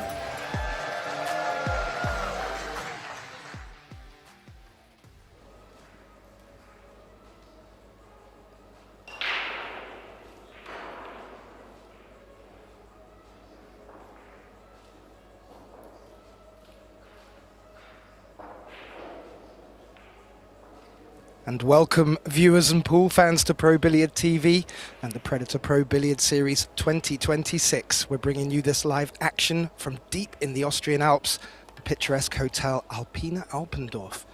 And to close out a thrilling day two, we kick off our Predator Mixed Doubles Open with a $100,000 prize pot up for grabs. And well, this is going to be an exciting matchup to say the least. We have a new pairing for me, Shasha Liu teams up with Cha Chen Sei, and they're taking on, well, possibly one of the stronger pairings on paper. Chao Che Yu is teaming up with Fedor Gorst. Now, this is a 10-ball races to 4 per set, best of 3 sets. Winning team breaks. There's no early 10s and the shot clock is in play. And my name is Gethin Davis. I'll be flying solo with you in the comms box for this one.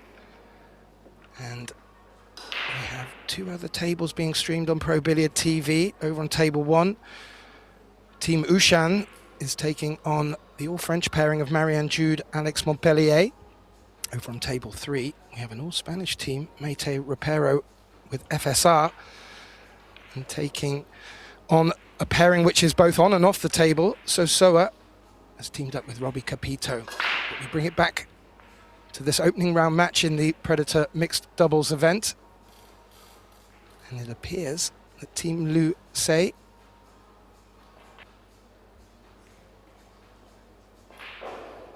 now, no obvious attacking shot for Fedor here, so he'll be looking for safe, or will he? He may be going for an aggressive bank.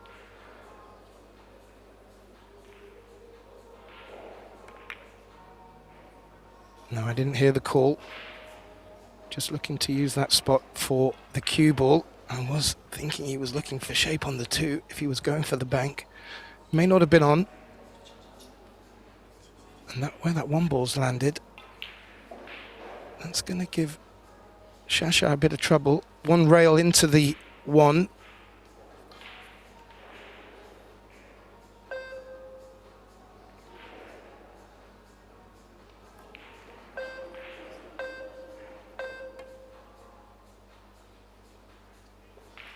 And then the cue ball's opened out off the long rail there. That will reward with ball in hand.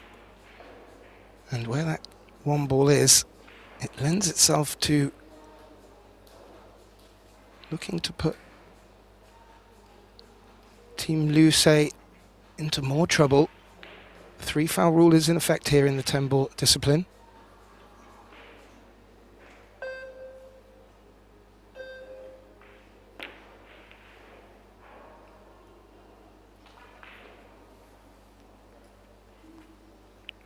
Cue ball would have liked it maybe a bit tighter to the 5, but that 1 has locked against the 2. This now, very dangerous shot for Chen Chen to take on.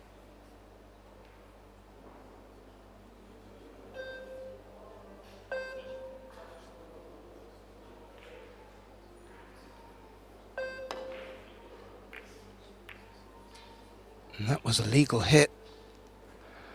And the 2 ball contacted a rail, so avoided being put into a 3-foul situation. Fedor back to the table.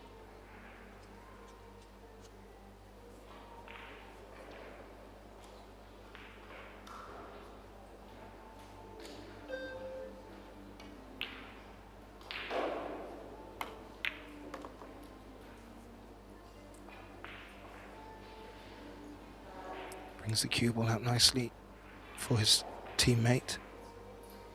The 5 is in a precarious position where the 6 is positioned, so unless the combination is on, that does need to be considered.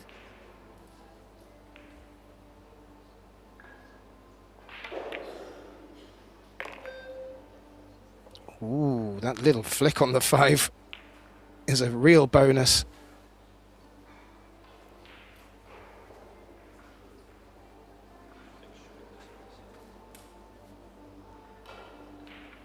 Of course, just checking if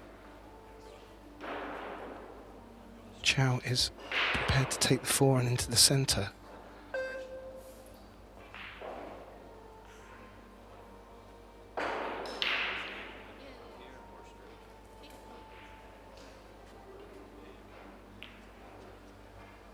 And this is what I do like about this mixed doubles event.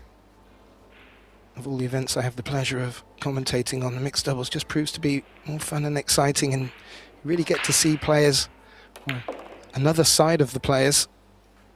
Sometimes you can pick up some of the conversations they're having as well as they're deliberating their shots. And Gorst has put it on the spot that they pointed to. So looking to bring the cue ball back across centre table for the 5.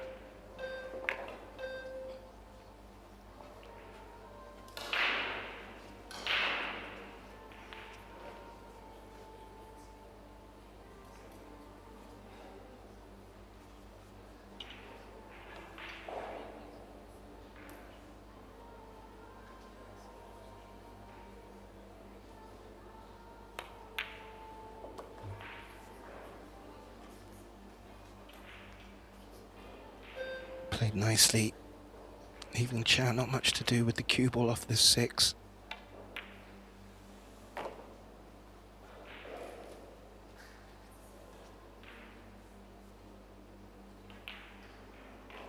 And after being unable to put their opponents into a 3-foul situation, they've been able to go on the offense here, and they're tidying up this opening rack quite nicely.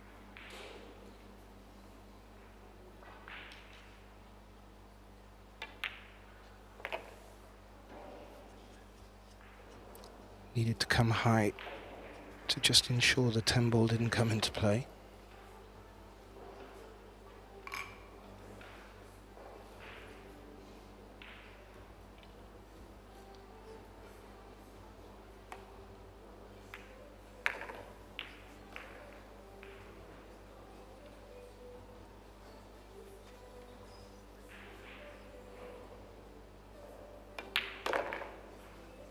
And the best possible start for Team Chow Gorst. Smiles from both the players. They get their account underway. As I mentioned, these are races to 4. Will be best of 3 sets. If it were to tie in the 3rd set, we will move to a shootout situation. And if that does look like a possibility, I'll bring you more information as to what is entailed there. And what I will also do is keep an eye on the scores on the other tables. If you do want to have a look at the scores yourselves live, and also the schedule of play for this and the next days of play, please do visit ProBilliardSeries.com. And if you're enjoying these streams on Pro Billiard TV, please do like, share and subscribe.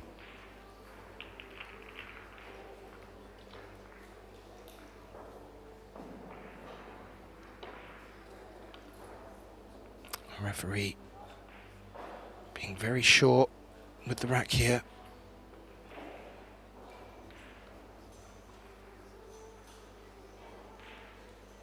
And I mentioned that Team Liu Se is a new pairing for me. We have seen Xia Liu play at recent Predator mixed doubles events. In the one in Jacksonville recently, she teamed up with John Mora. be interesting to see how she gels with Chai Chen. And Gorst seems to have got to grips with the break. He's made the 1 and the 10. The 10 will get respotted. 4 and the 5 are quite close together over there. Would need to be a consideration, but nevertheless, a great break with shape on the 2. And Gorst has had a bit of table time so far. We kicked off the Billard Beckmann Men's Open yesterday, and he beat Roberto Bartol from Croatia, and he now faces a winner's qualification matchup against Radoslav Babica.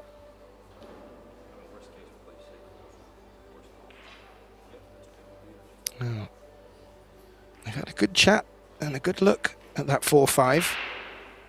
Just wondering if they are feeling there's value trying to attack it now.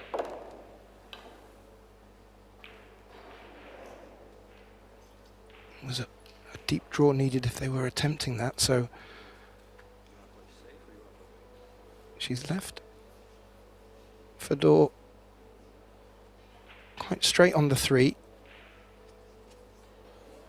And dare I say, from the position of his cue, he's going to look to leave his opponent with a bank shot on the 4.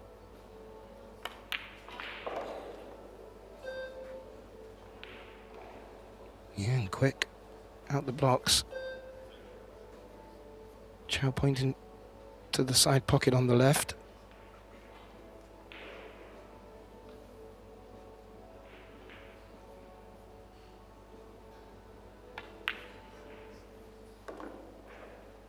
Or pocket. Knew the cue ball was just going to track down the long rail and always leave Gorst with this 5 ball. And there is an angle as well. It's a good opportunity here just to steal a march early on in this first set.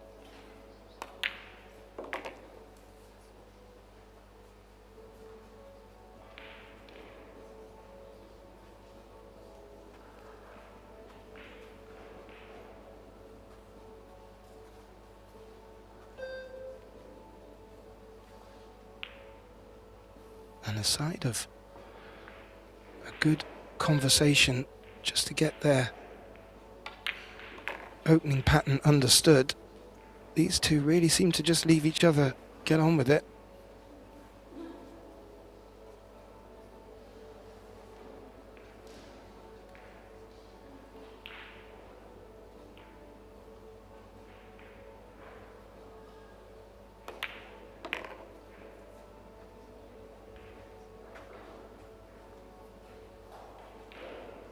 Chow this year picked up the WPBA Classic Players Championship.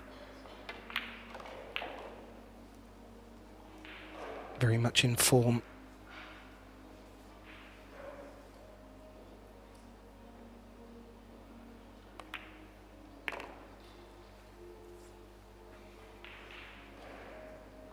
And so far, as I mentioned, what looked to be a formidable team on paper seem to be delivering so far. Haven't really given Team Liao Se a look in yet. And that brings the scoreline to 2-0.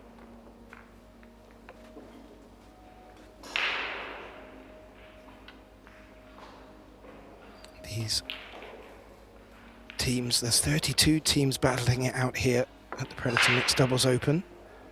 As I mentioned in the intro, there's $100,000 prize pot up for grabs. The champions picking up a tidy sum of $40,000.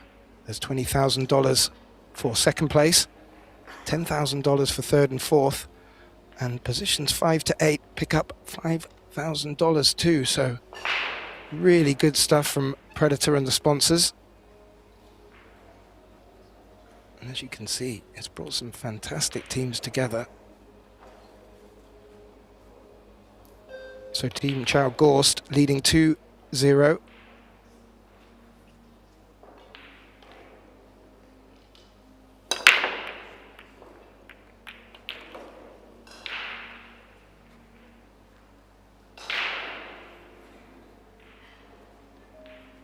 Successful break again. Good spread of the balls and a look at the one. It is a cut along the short rail. From this angle, I'm not sure if the 2 passes the 9, but there are other pockets available.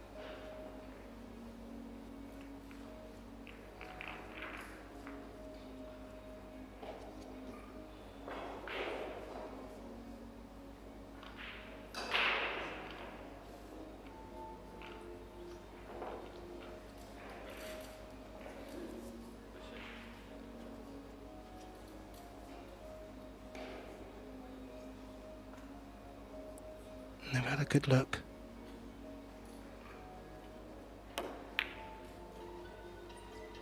And the attacking value was not there.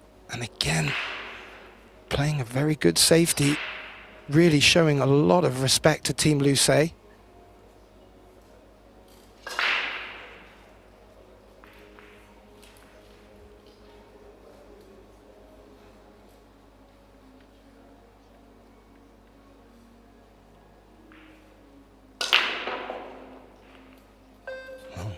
Go airborne here. It appears he may just have to jump over the 9. Went over all 3. Successful jump, but a little bit left to the elements.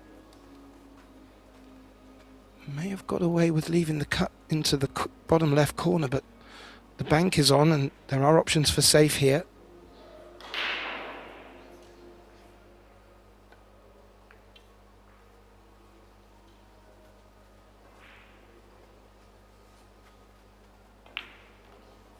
Played nicely, really keeping the pressure on.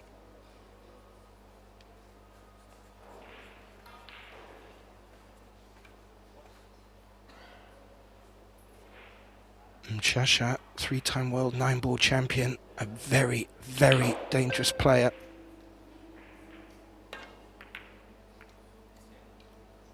Clearly, Team Chow Gorst really not letting their opponents get any real good look to build momentum, and being rewarded on this occasion with ball in hand.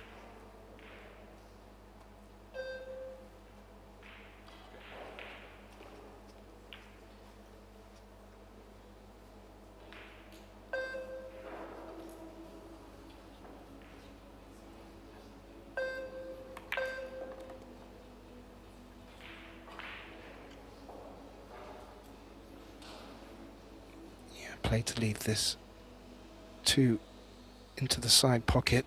These Predator Arc tables have been renowned for being tight. So precision required, and precision delivered.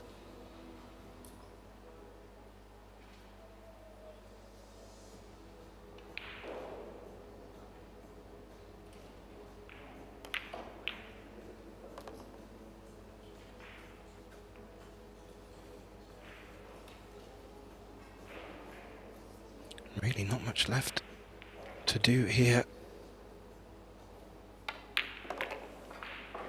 A small drawback straight on the 6. Again, another bit of draw from this 6 ball. Maybe even trying to leave it a bit straighter on this 7, and really dominant stuff so far from Chow Gorst.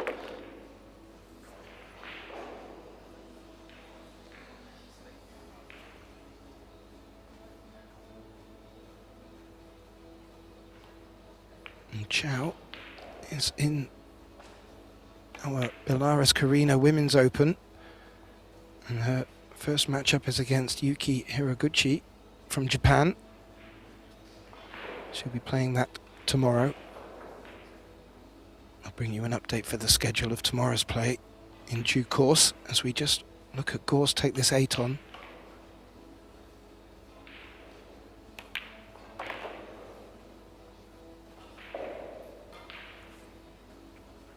Played nicely around the angles.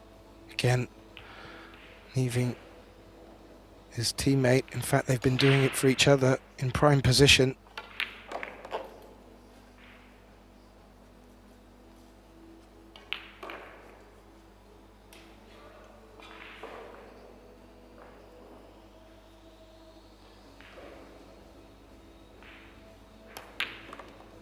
And Team Chao Gorst take a 3-0 lead, very much dominating. We haven't really seen much of Team Lucé, and that's really a testament to the safety play and the respect that Team Chao Gorst is giving their opponents. And they find themselves on the hill in this race to 4, as you can see from our live stats. No balls pocketed from Team Lucé. And that, as I said, is a testament to the safety and the respect being shown by their opponents.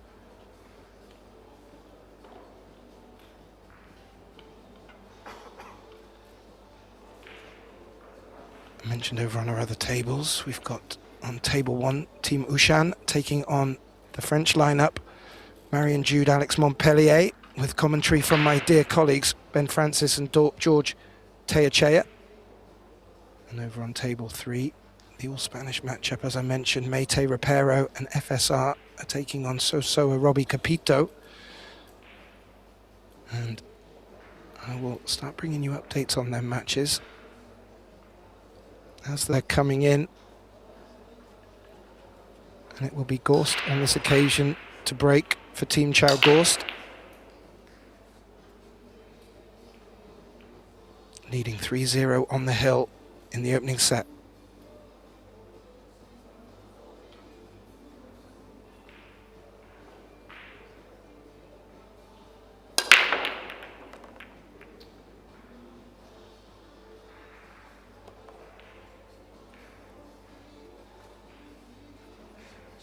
Again, making a ball on the break, but on this occasion also making the cue ball, and this a real good opportunity now for Team Lucé just to get a point on the board and maybe start delivering some of their own momentum. It was a good spread of the balls from the break. No real immediate problems to consider.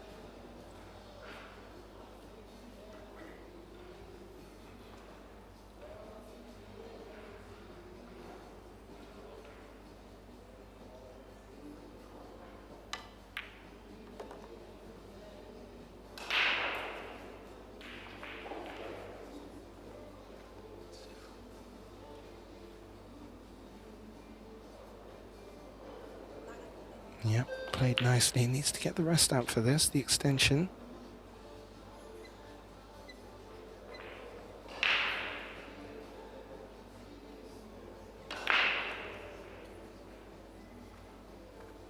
Comes across the table nicely. Now, there is a bit of consideration that is needed to get from the 6 to the 7. Purely down to where the 8 ball is. Should not present a problem. But we'll just need to make sure that Say is particular with his positioning here.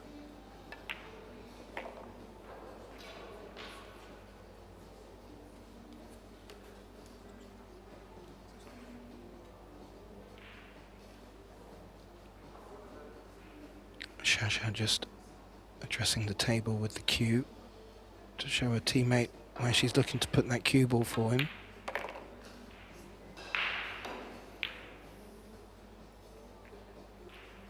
Got a bump on the 10.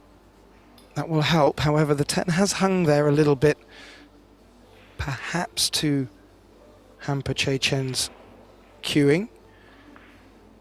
As I mentioned, this chap in our men's event has beaten Jason Shaw 2-0, which is no mean feat. And his next matchup against the Japanese player Naoki Oi. That's a winner's qualification matchup kicking off tomorrow.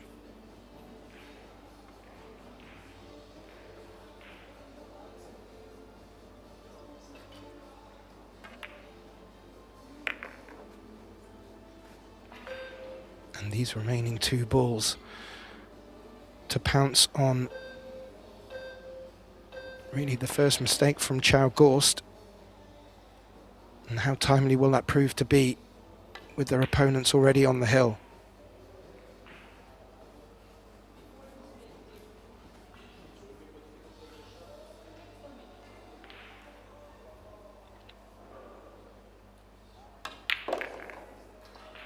Yes, nicely done, and a good fist bump, and that will bring a bit more confidence back to them. It's not easy being sat in your chair and every time you get to the table you've not got any look at all at your opening ball.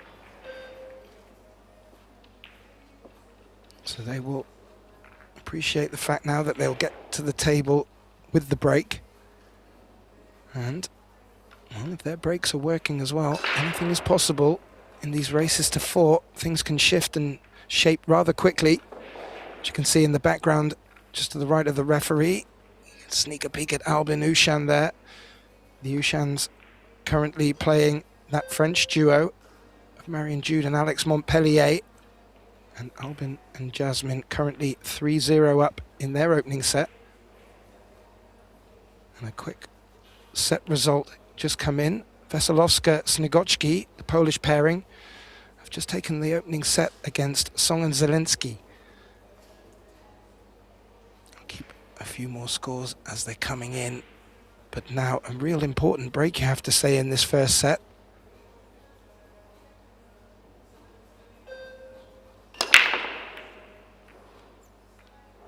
Ooh, the 6 was threatening, and the 5 was too. Unfortunately, as with their opening break, no success. Straight away, Gorst looking at where he wants that cue ball. There's a lot of traffic there with that cluster to aim for.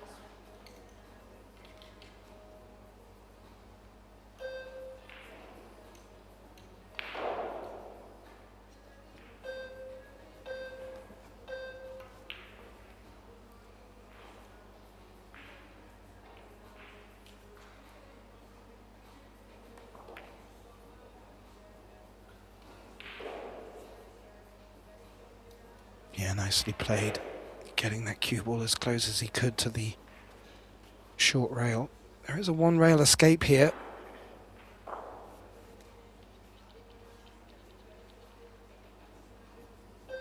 But is Say looking at a jump here? Well, this is, dare I say, ambitious, but he certainly knows what's inside his capabilities here. Fantastic jump shot over 4 balls. And has he got the added reward of leaving Sasha on the 2? This camera angle isn't necessarily that revealing. But what a result, if it is.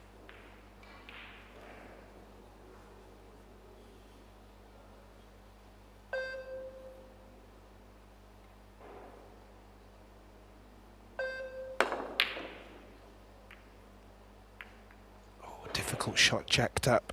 Knew that needed to be the case to bring the cue ball round for the 3, which he was successful in doing, but just rattled the 2. And what looked like being a good little pep in their step from taking their first rack. Unfortunately, they've now left Chow Gorst back to the table, and they are on the hill, leading 3-1 in this opening set.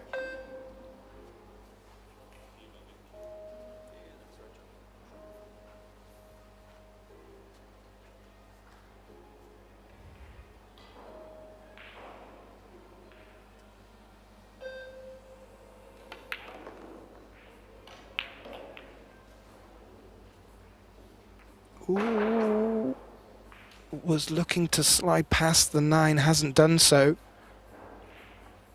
3 ball doesn't look like it's got a pocket. And that will, or does it? Yeah, of course, it's going for the side pocket. Going to be running into the 9 here.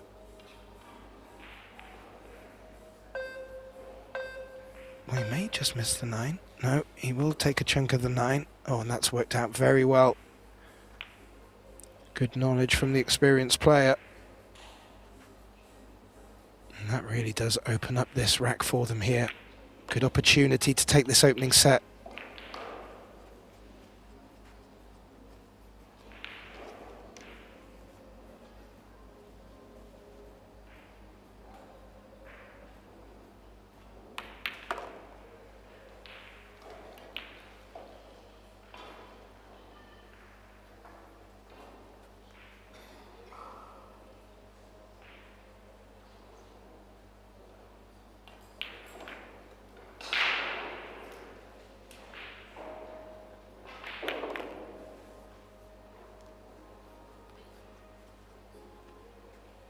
Yeah, followed through off the long rail.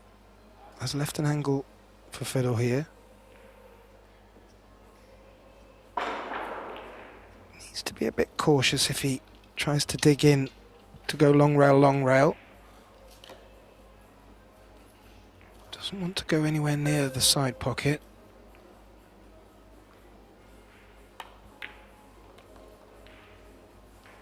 No, didn't feel that he needed to dig in so much.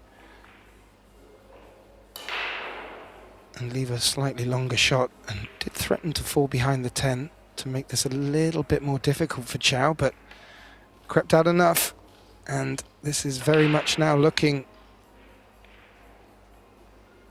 like the opening set to Team Chow Gorst, and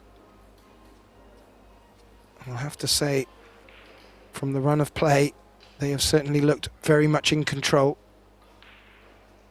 Only a try, or rather a scratch off their break, giving their opponents the opportunity to get one on the board. But so far very dominant for these two.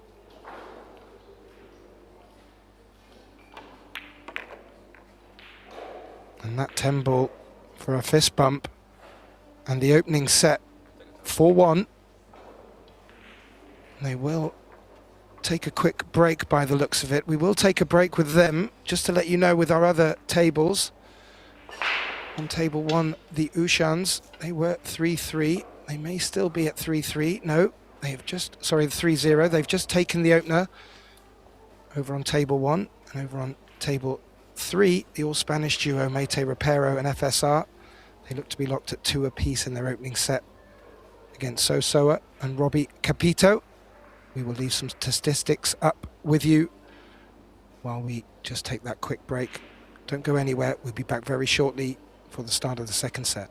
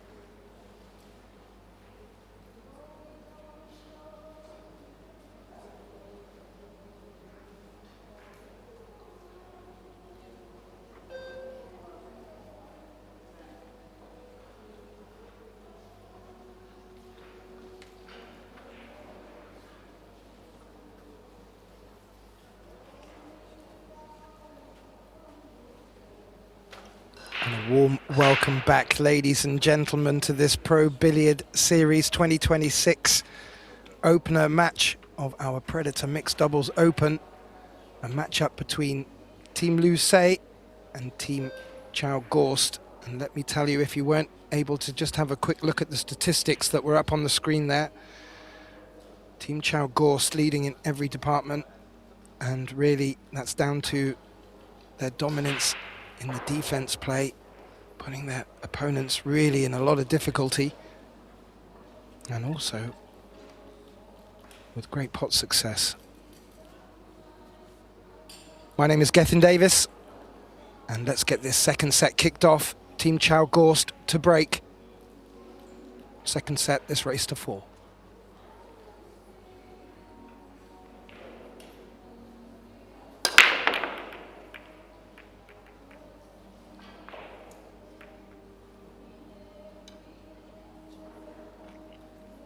Lot of movement from the balls. Good power, nothing making a pocket. Team Chao Gorst having the better of the break success, but that was purely down to the nature that they got the majority of the breaks in the opening set. So we'll get Lu Sei back to the table. Looks like it will be Sei's shot.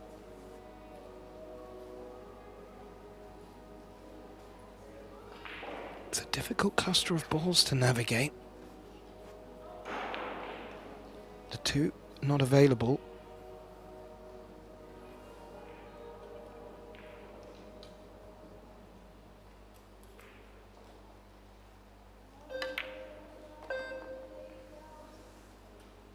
He's made the pot.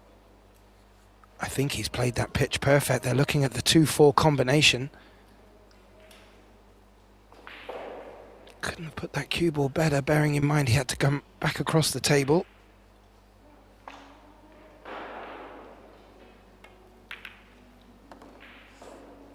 And Shasha making a great combination. However, there is a compromise to be made in playing at that pace. That compromise is not getting the best of shapes on the 2 ball. I feel she needed to get the cue ball higher up the table. The 2 was never going to come down that far.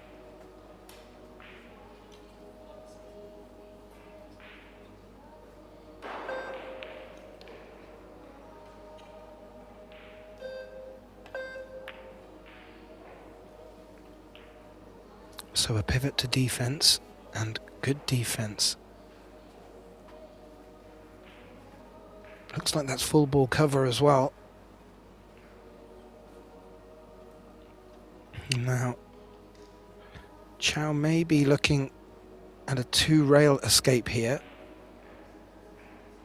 If she were to look at coming behind the 2 and freezing the cue ball, there is a danger that that cue ball can track over towards the bottom right corner. So she's come the high side of it, and the danger there is the cue ball will track towards the top right corner. And that's another scratch for Team Chao Gorst. As I said at the start of this rack,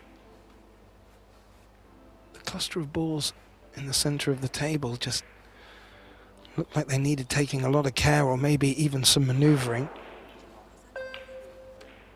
The 5 being the first to consider.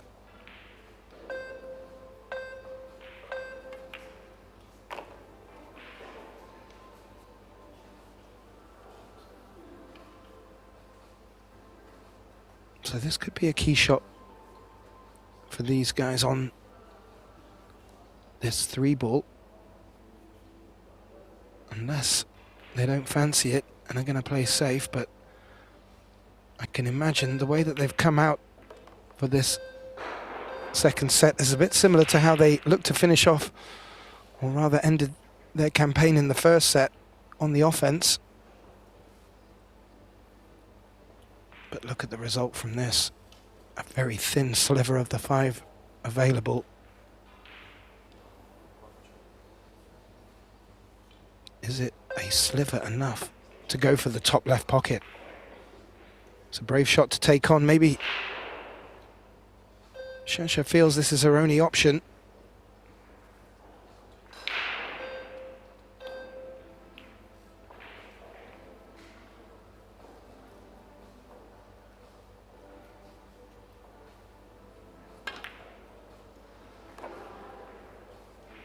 What a great 5-ball. And look at position she's found on the 6, running it around the length of the table. That's an excellent shot. Now, how can her teammate get her now on the 7? Or able to draw straight back. Even better.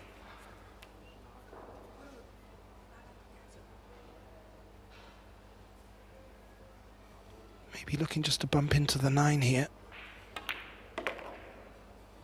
Just like that. Needs to be careful how far the 9 runs up. No, not run up far at all. However, the angle left on the 8 will mean that Say's going to need to go up and down the table, you feel, if he wants to take the 9 back into this centre pocket. And he's played that very well.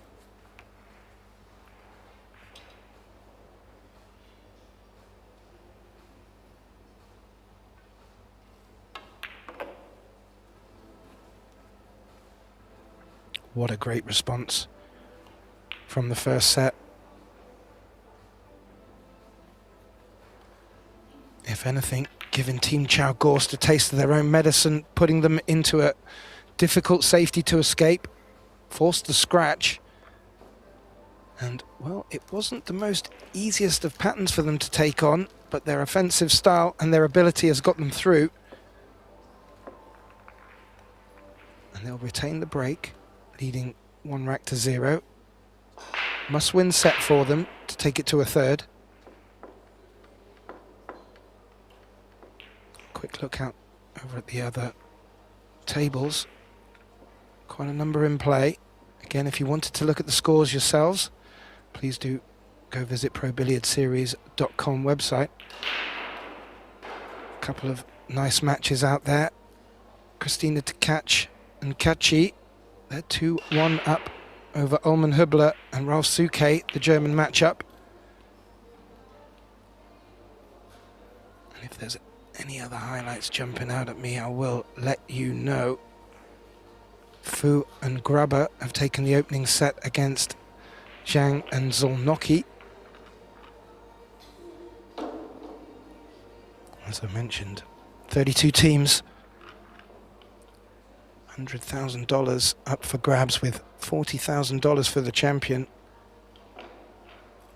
And all of these players are still in the men's and women's event as well. This is the end of day 2 of 8, so there's a lot more pool to come. Now Say to break, leading 1-0 in the second set.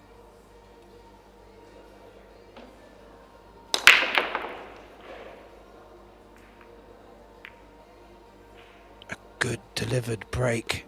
The 1 refused to drop in the side pocket, but the 9 has dropped. So they'll remain at the table with a daunting cut on this 1 ball.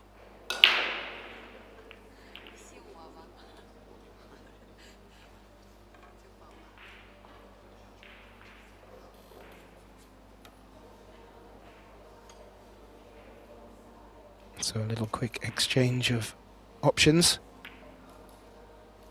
And they've decided on bringing the cue ball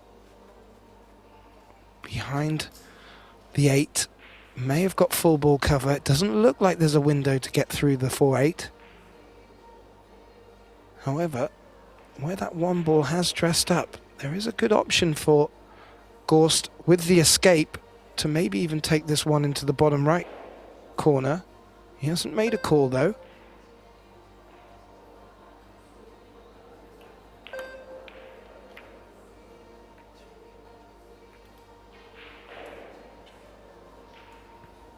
Made contact and got the cue ball running up the table.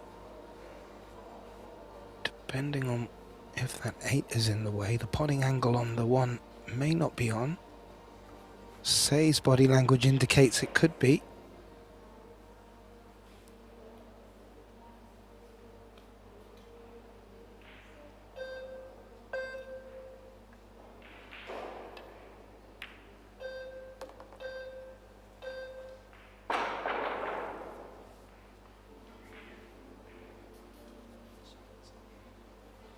Played well. Shape on the 2. Doesn't want to finish straight on the 3.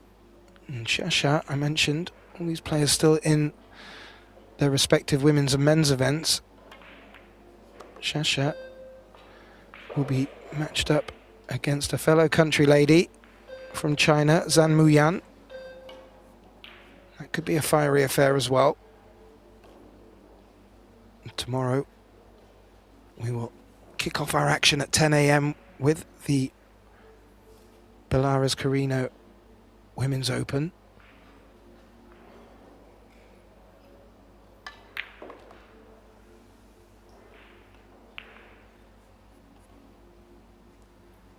Played that nicely. The angle here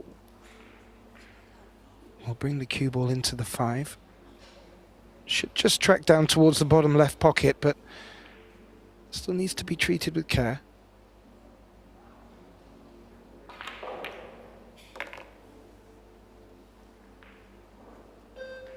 That will work.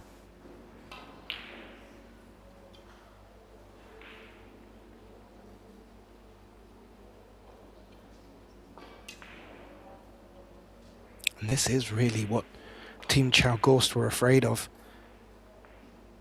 They recognized very early that giving them opportunities, well, they will be jumped on. Hence their very aggressive safety play for the opening set, which paid dividends for them. But so far in the second set, they've not been able to do the same, and Team Lucé just starting really to get into their groove and don't look to be missing much at all.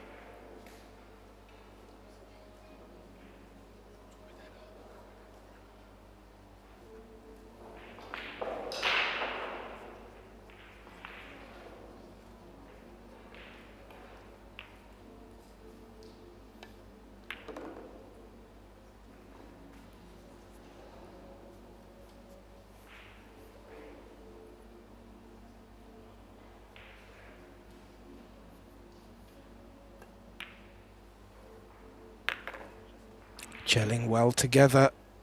Team Lucé with this 10 ball to extend their lead to 2 in this race to 4. And as I mentioned, Team Chow Gorst just been unable to keep the pressure on with safety play, and that's allowed their opponents just to start to run away in this second set. Out on the other tables, well, we already have a result in, ladies and gentlemen. I mentioned that Say had beaten Jason Shaw yesterday 2-0. Well, Jason Shaw's teamed up with the American Savannah Eastern Roadrunner, and they have taken out Yalin Schrumann and Bernard 2-0 in quick fashion. So this is a double elimination, but that is formidable from them two. We also have the team fillers in action. Joshua and his dear wife, Pia. They are 3-2 up, and they're playing a tough match against Ina Kaplan and Moritz Neuhausen. A lot of big matches in this mixed doubles event. It really is going to heat up.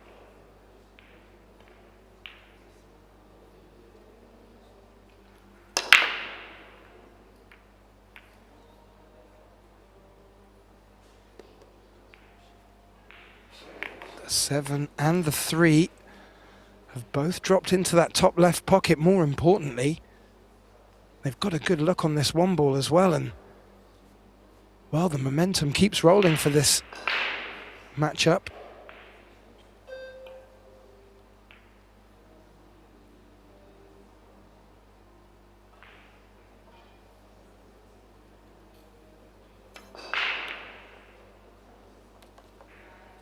Played that delicately. Great shot, leaving his teammate on the 2. And they really have stuck Team Chow Gorst in their seat for the second set. They'd ideally like to keep them sat in their chairs for the rest of this rack.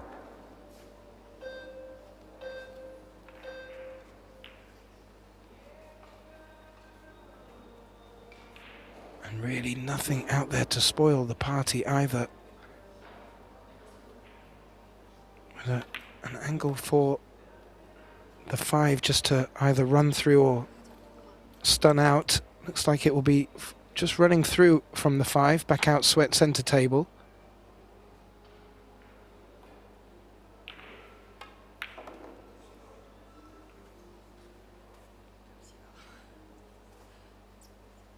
A little remaining at the table for Shasha there. Just waiting to see where the cue ball would land. There is an angle there for Say to work with.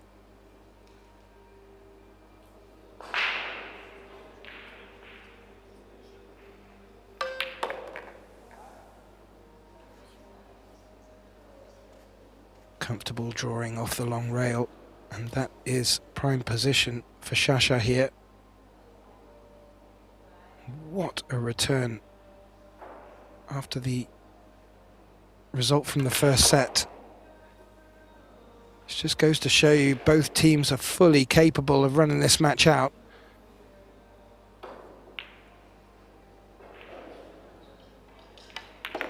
And Team Liu Say looking to push on now to the hill in this race to 4-second set.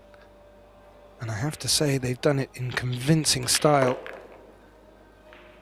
Making not necessarily the easiest of patterns. This one probably the easier of them so far, but 3-0 on the hill and looking to take this to a 3rd set decider. Fantastic stuff. And yes, as I was mentioning, tomorrow the action starts at 10. We kick off with the Belarus Carrinho Women's Open. 64 players in that, with a total prize pool of $90,000. $27,000 for the champion, that one.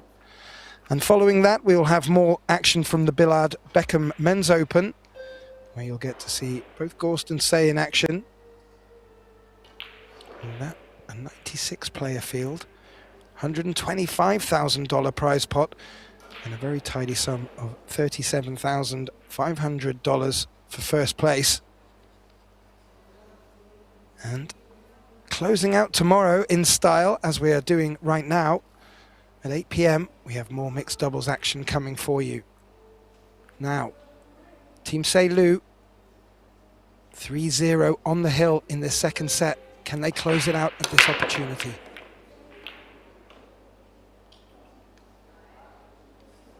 Well, the 3 went careering into the side pocket. Great shape on the 1. The brakes are really working here.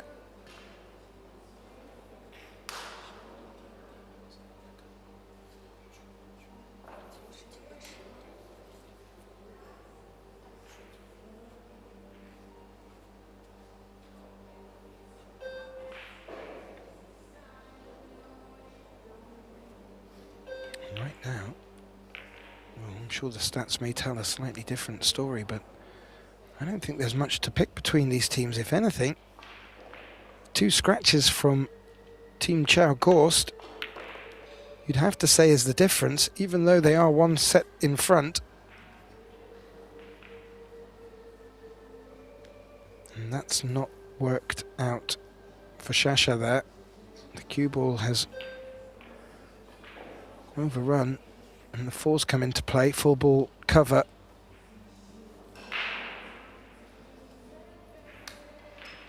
And Say's just having a look if he can catch the long rail. And it looks like he can. He's called the 2 into the bottom left pocket.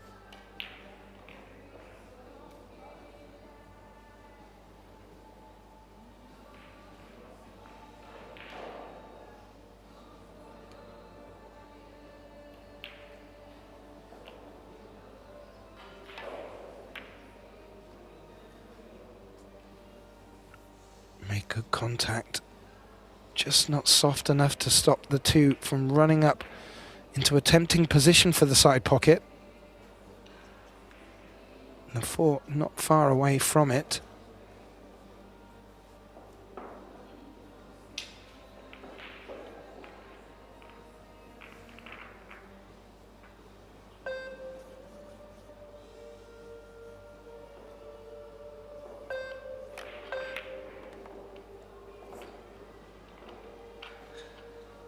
Yep, made it. Stayed low on the 4 as well. That will allow Chow just to float the cue ball up for the 5. Oh, if the 7's blocking it, she'll look to draw back to play the 5 in the top left.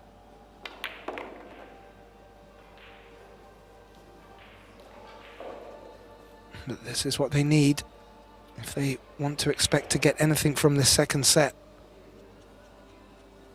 A little bit reminiscent of our first, but in mirror,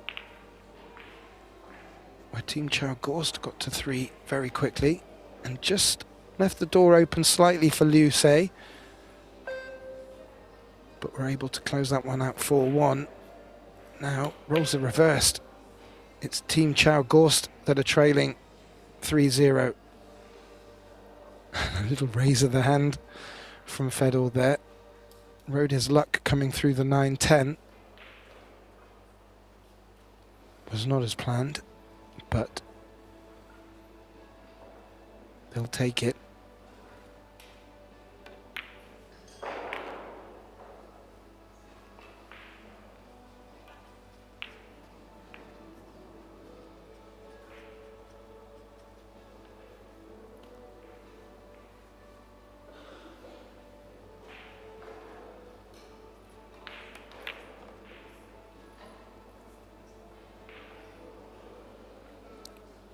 Yeah, nicely done.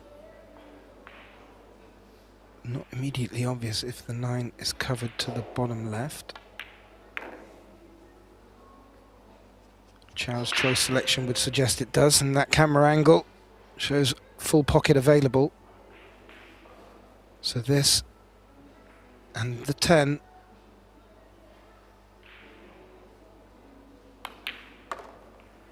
to maybe claw back into this second set. It is a big hill for them to climb.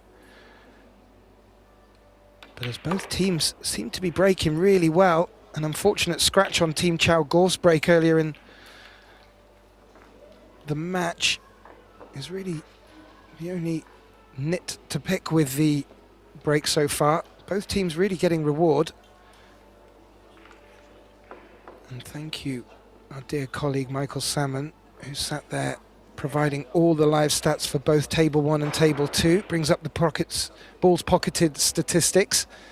And as you can see, a real true reflection in play from set 1 to set 2.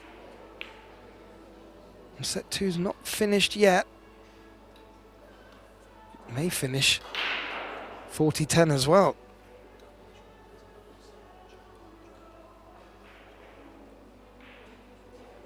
Another little highlight of a score line out there. Looks like Team Grim Putnik have taken the opening set against, well, what can be a formidable team-up of Kelly Fisher and Alex Kazakis. So, good position for Team Grim Putnik there. Come back to our statistics. Yeah, the break statistics, very revealing.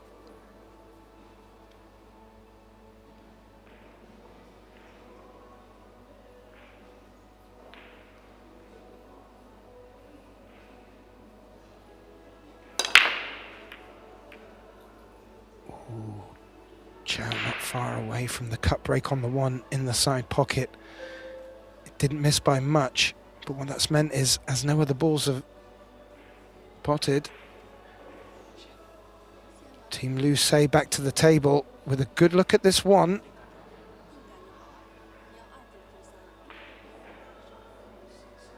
From this camera angle, as you can see, that 3 is hampered by the 7, so something is going to need to happen down there. And as you can see, the 2 is locked up on the short rail at the top of the table. It's going to be interesting to see how they navigate this early position.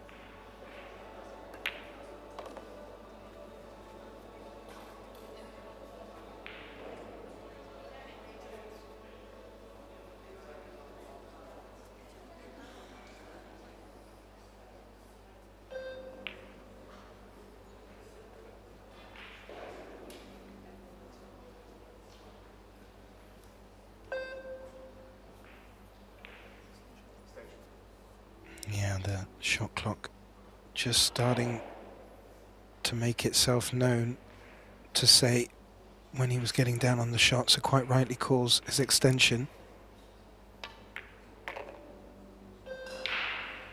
Oh, he's looking to play it round 4 rails. Needed it to slow up if he wanted it for the side pocket. However, he didn't need it for the side pocket. He's put that cue ball, by the looks of it, on a sixpence for Shashalu here.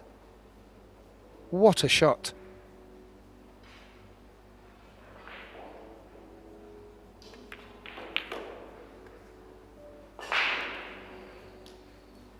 And delicately played. Shape on the 4. And yeah, this is exactly why Team Chow Gorst were desperate to keep them in their chair. They really haven't looked like missing anything when in open table.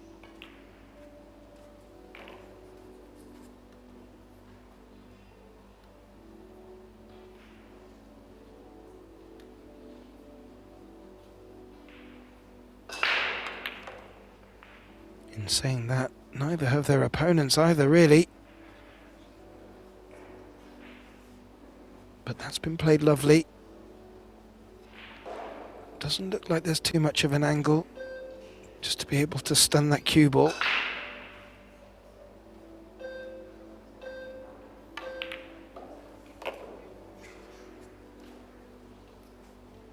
These remaining 4 balls to top off what has been a fantastic performance in this second set.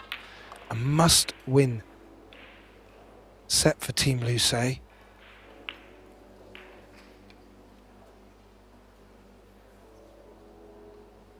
And it will take us to a deciding set. And, well, I'll be interested to know where your picks are at home, because I can't pick a winner between them right now.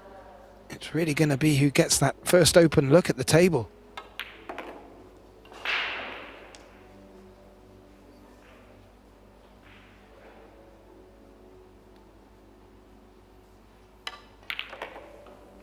Team Lucé keeping their opponents in their chair.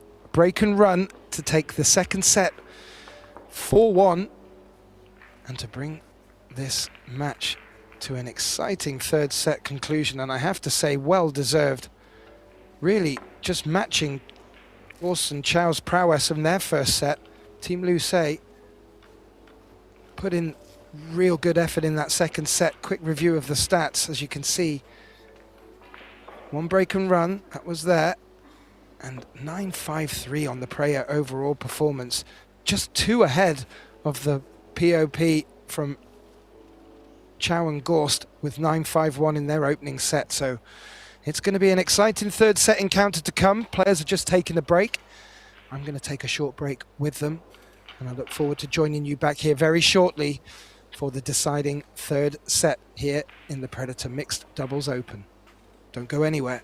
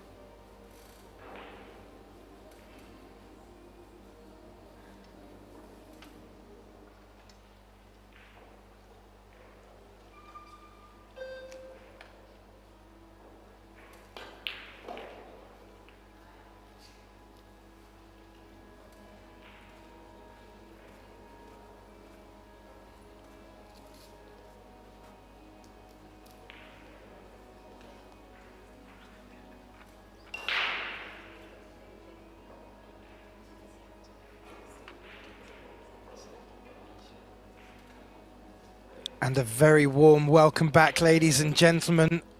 We are deep in the Austrian Alps at the picturesque Hotel Alpina Alpendorf, and we're bringing you live action right now. The Predator Mixed Doubles Open. This is the first round matchup between Team Lucé and Team Chow Gorst, and let me tell you, this has been, so far, for our viewers just joining us, an absolutely exciting encounter and really a game of two halves so far. Chow Gorst coming out the blocks, dominating and really respecting their opponents, keeping them off the table, besting them their opening set 4-1. But what happened in the second set? Well, they were kept in their chairs by Team Lucé, and they were able to return the favour with a 4-1 win in the second set. And it will be Shasha Lu to get us off in this third and deciding set. It will be a try break, but that 2 has come in the way.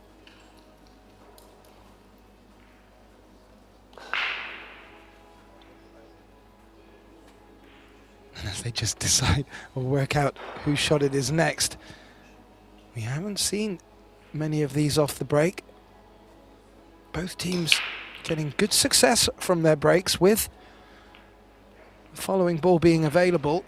So we may get to see a push, maybe even one of the first pushes in the match.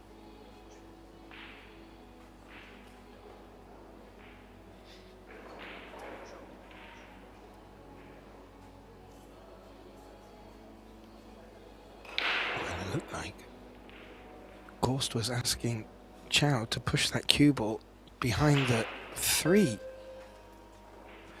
And they have. And that was for Gorst to perhaps take on this jump shot. But as we've seen earlier in this match already so far, Say is no slouch with the jump stick whatsoever, making a full length of the table jump. And one of the highlight shots of the match so far. Can he deliver another?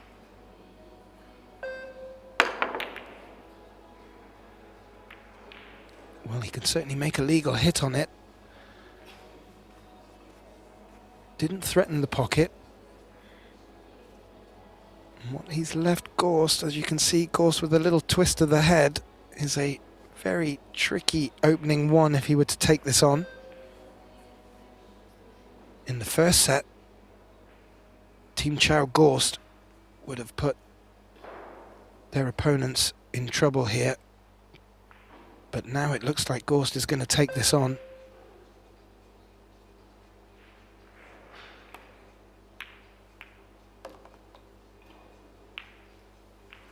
Ooh, took a chunk of the 4, whether intentional or not. And that's just prevented the cue ball coming up high enough for this 2.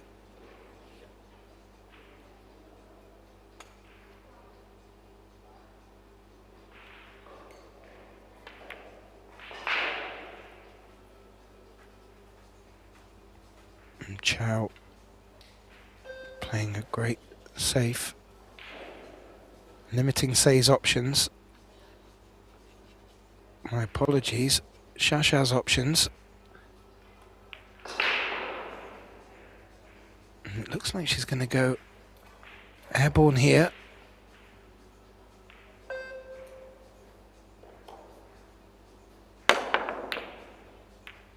Jumping over the 8 and 10. Good contact. How's the position going to be left? Are they fortunate? Well, if there is an edge, it's going to be a thin cut to take that 2 on.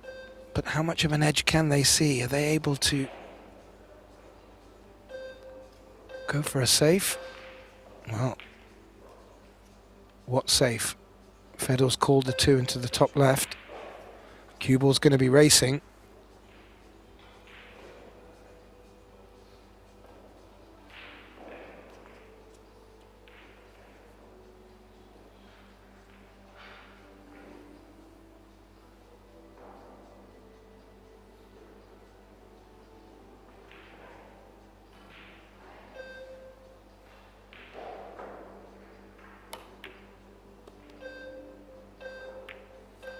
Oh. Well, what a thin cut he's played there. And he's run that cue ball into the 3, and the 3 looked like it was going to get a bit tricky behind the 8, but has slowed up. Chow to the table, and this now looking like a great opportunity. And Gorst, his last 2 shots have been very attacking, very aggressive, not necessarily gimmies either. So maybe during the break, Gorst and Chow have just decided, well, hey, let's try and fight fire with fire.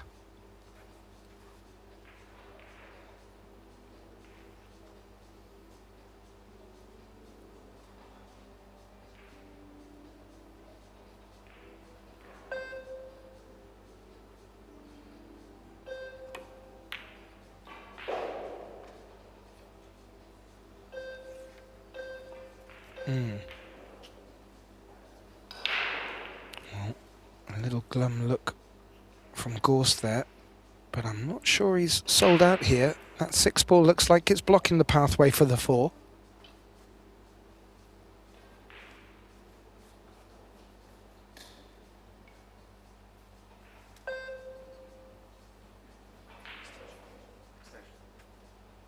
Just having a look at the shot clock. Heard the beep, called the extension.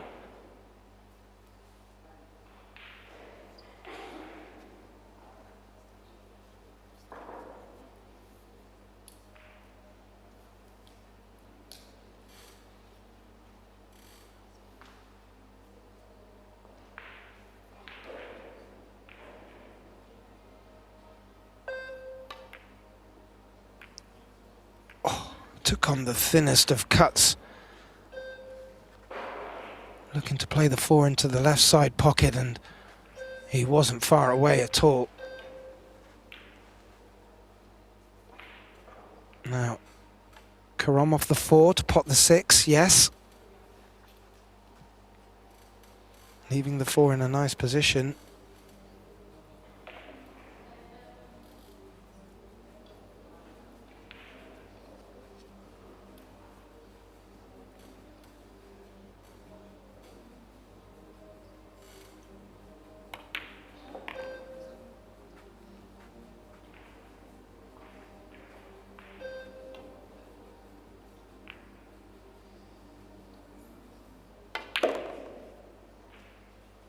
Drawing back off the long rail.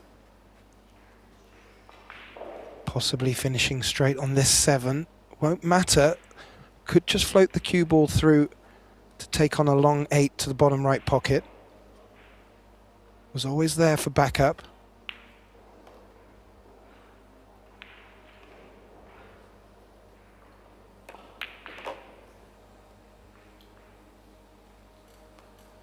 And that's what Fedor has done there.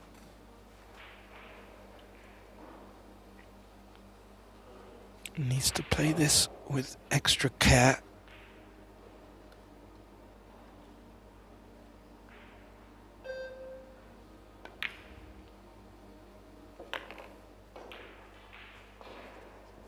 Played perfect. And well, we'll not know what was said between the two during the break.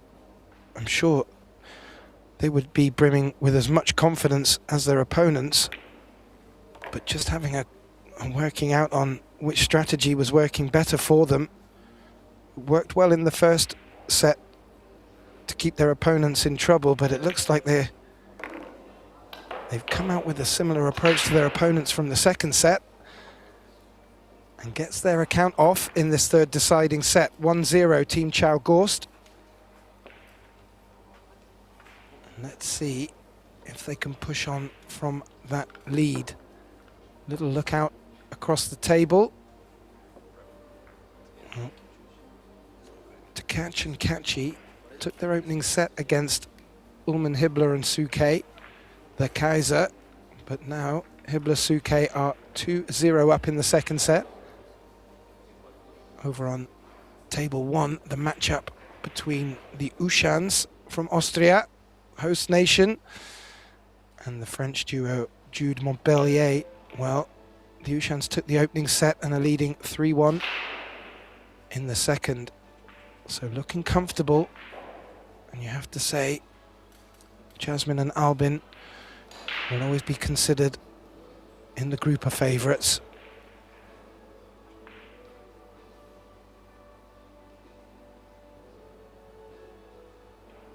Gorst to break. Team Chow Gorst leading 1-0 in the deciding set. Ooh, the 3 wanted to go but didn't. The 1, however, has dropped. The 10 also made it into the side pocket, so our referee will replace that.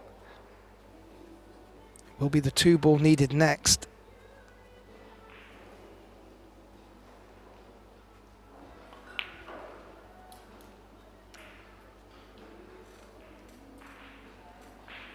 Looks to have a path past the 3.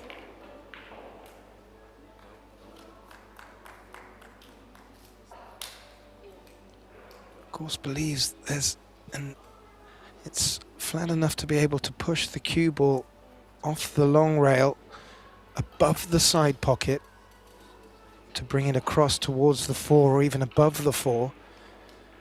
But after just having a little look at it, that does look rather tricky. Side pocket could be a thorn in the side, so there may be an opportunity to draw low of the side pocket and hold the cue ball. But there's always the threat of coming across too far.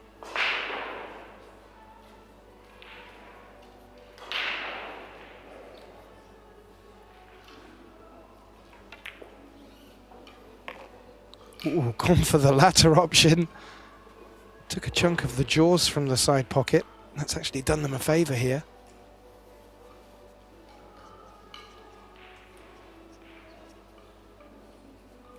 Now, how are you going to get that cue ball to take on this 4? It's available to the top right pocket, but there's a very small window to get that cue ball to land on it. Fedor was hoping just to take a chunk of either the 7 or the 4 there. Hasn't. But 4 is still onto the top right. If Chow fancies it, she'll take this on.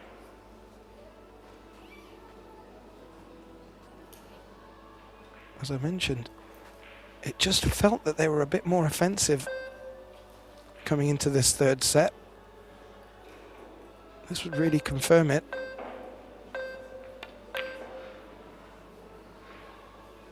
Yeah, Chow did go for that. Wasn't successful.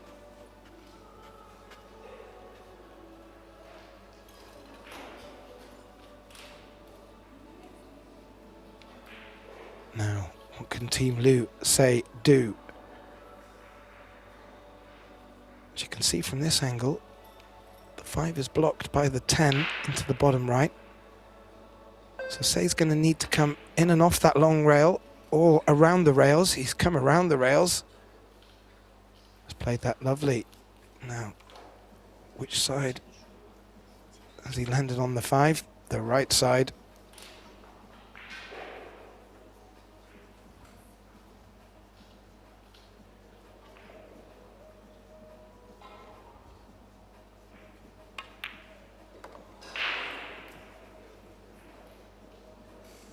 And that must have been one of the considerations for Team Chow Gorst. That going offensive, any mistakes would get pounced upon. It's not as if Team Lu Say didn't reaffirm that message in the 2nd set, so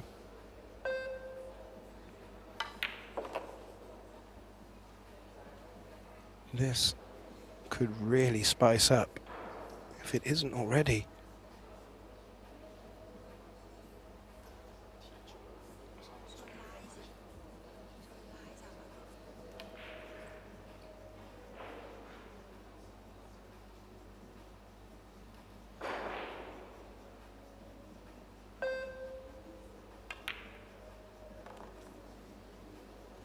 Ooh, ooh, dear. That's not going to work. You could see Shasha just address the fact that there was going to be balls moving. The hope was that the 9 would not come into play when leaving position for the 8, and that is now perhaps a little glimmer of hope for Team Gorse that they'll come back to the table in this rack.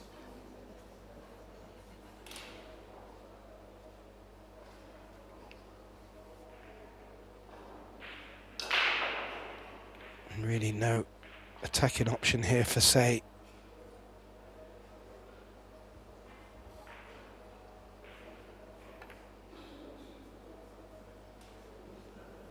This is all about pace. Needs it to roll, leads it to roll. I don't think it's come up far enough.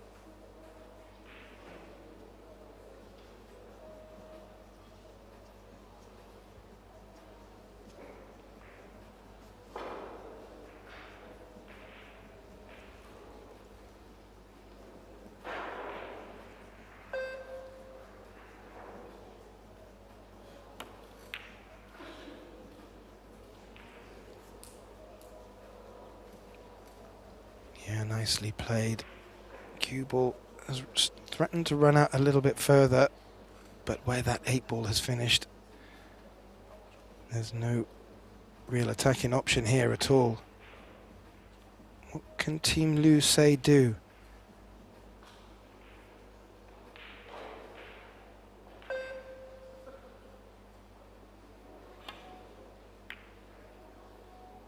And if you're looking at the scoreboard and panicking, don't worry. It just looks like the score hasn't gone on for Team Chow Gorst. They are 1-0 up in this deciding set. And it looks like Chow has got to look at this 8 now.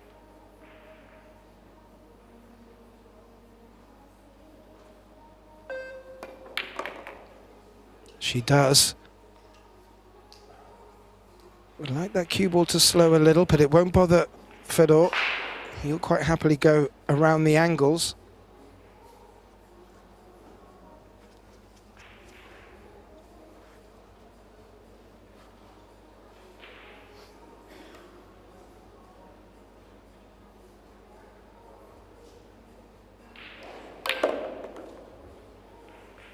Which is what he's done.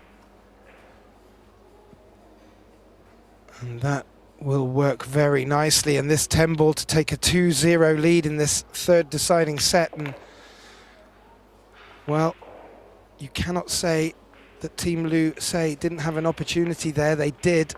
They feel that they needed to take it.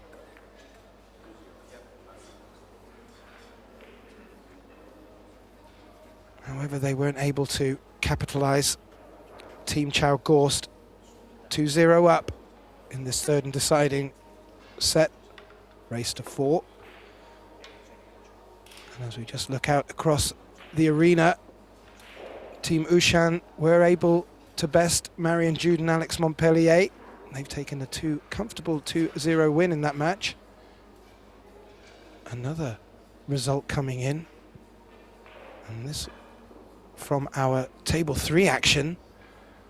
Soa and Robbie Capito taking a comfortable 2-0 win over a very tough Spanish duo, Maite Rapero and FSR. So the results are coming in thick and fast. ProBilliardsSeries.com is where you'll find a link to all 3 events taking place here in Austria at the moment.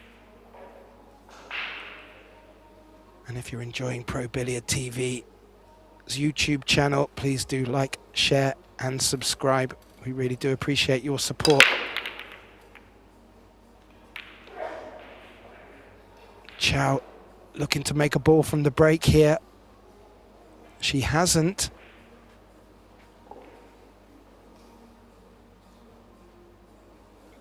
Team Lu Say have a look at this 1 ball, but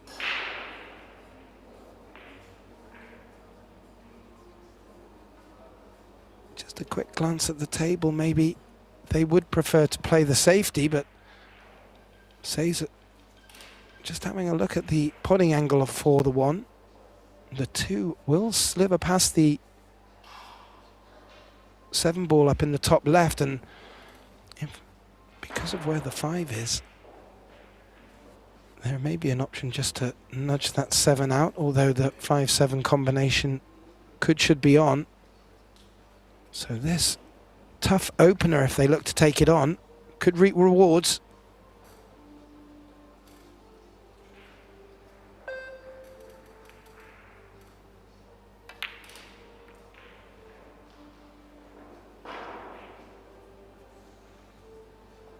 No, the reward wasn't big enough for them, and quite rightly I've elected to go safe,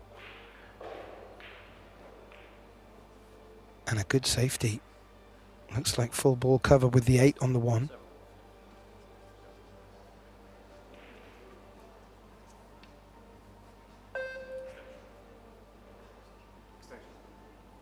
And so far Gorst has come out in this third set looking a little bit more offensive, stroke aggressive.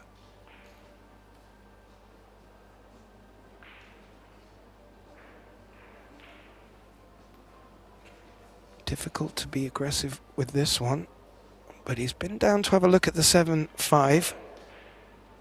Is he looking to put the cue ball or object ball down there?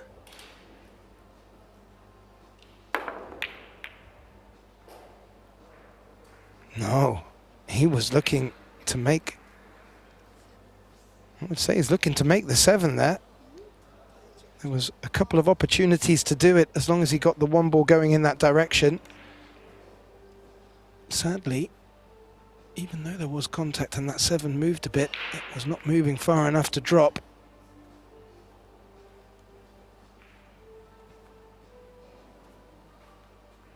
Now this is turning into a good opportunity for Lucé.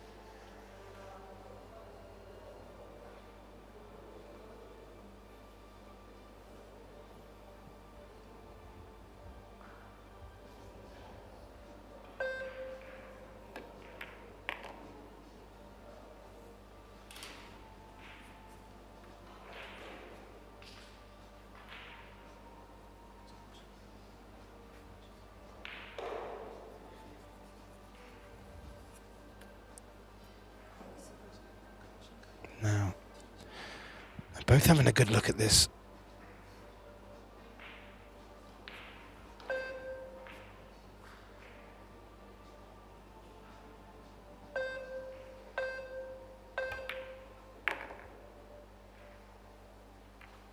And that's why, with the 3 not having the bottom left corner pocket available due to the 10,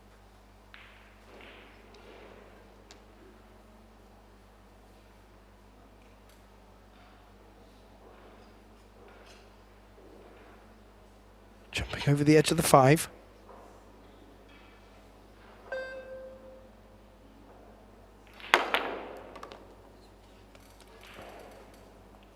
Great jump shot from Say there. It's the second successful jump shot he's had in this match. And look at the position he's been able to hold for his teammate here, Shashalu. Looking to get shape on the 5 for her teammate here. And this will be a very important rack for them to make.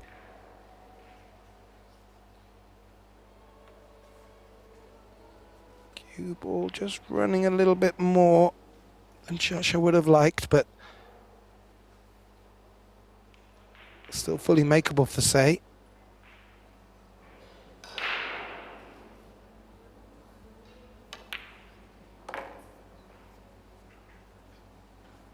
Confident pot. This really has been a fantastic battle.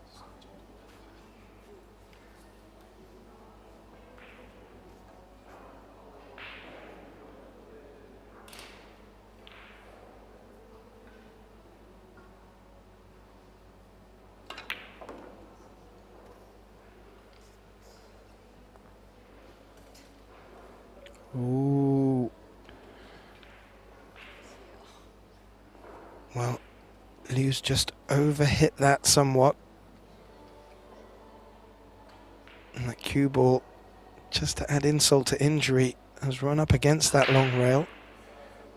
Just makes cueing that bit more hazardous for Say.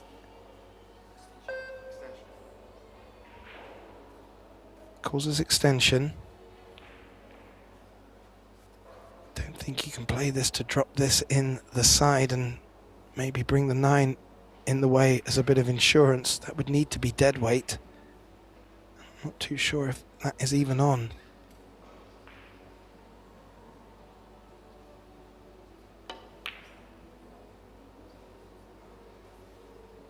No, it wasn't, so he elected to play it with more venom.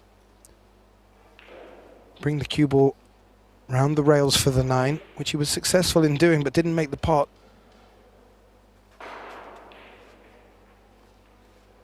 Thin cut for Chow, but lots of rewards to be made from making it.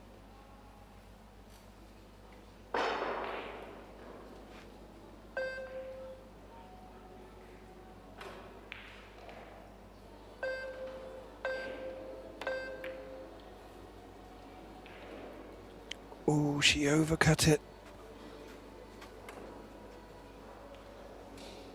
She's overcut it and has left a tempter for Team Lucé, but this is by no stretch of the imagination an easy one to take on, and fully respect if they want to play a safety from this.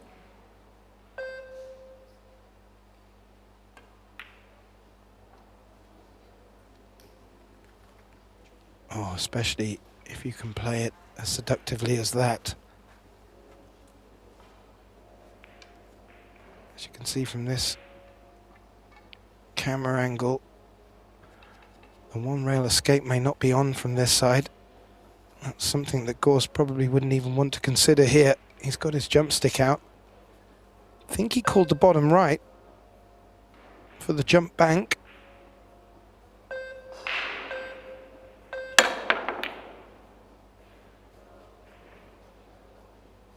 Made a good hit. Needs that 8 ball to slow up. Otherwise it could sell out. Ooh. That may have rolled far enough. Ooh, no. It hasn't. So he's called the bank. So both teams not out of the woods yet in this third rack of the third set.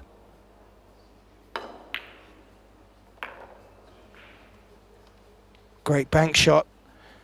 Say coming up with the big shots when it matters. And now, can Shashalu return the compliment?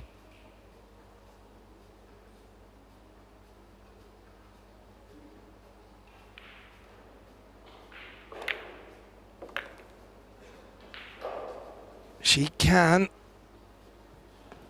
And this 10 ball to bring the scoreline back to 2-1 in this deciding set. And a fist bump, quite rightly so.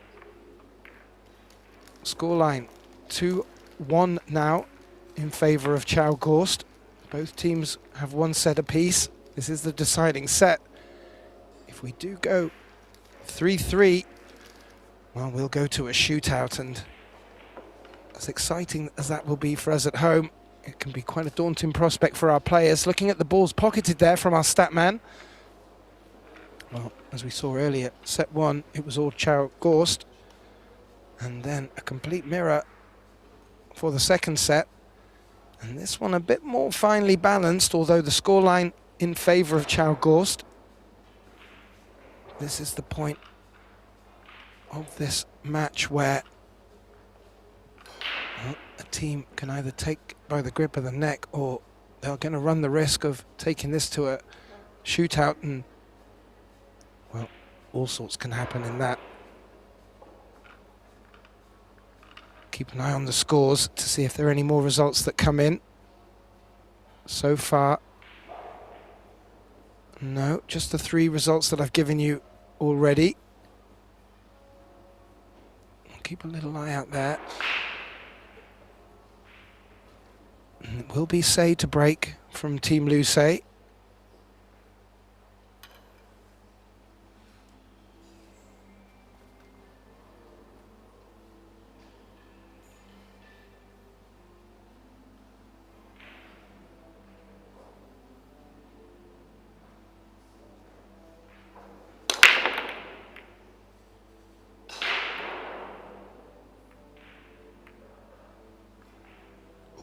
Oh, dry break. Is it? Is it? No, it's not.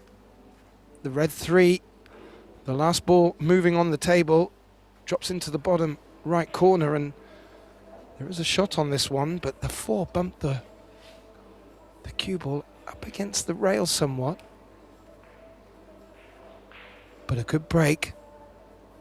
Team Lucé remain at the table.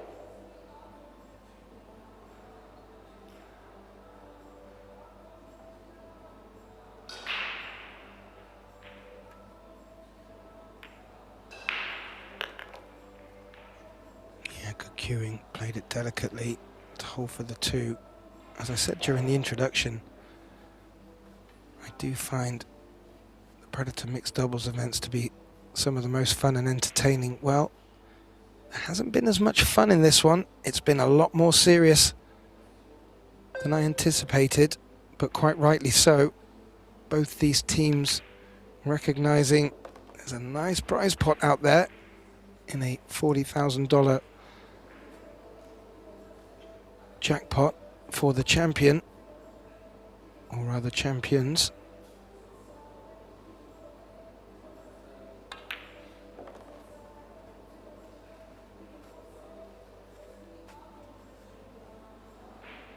And that's played nicely.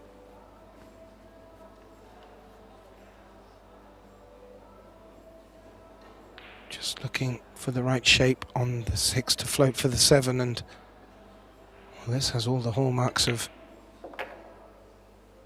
getting all level in this 3rd set, and it's really heating up beautifully.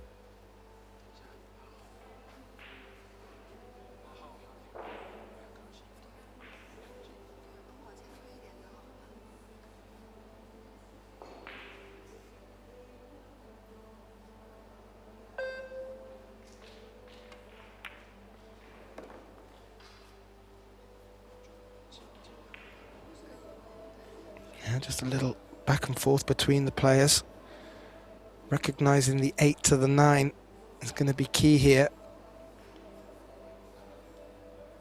Where the cue ball is now, wouldn't be too bad to be able to swing the cue ball round for the 9 to play the 8 and 9 and 10 into the same pocket, bottom left. Cue ball rolling a little bit further perhaps to be able to take that on.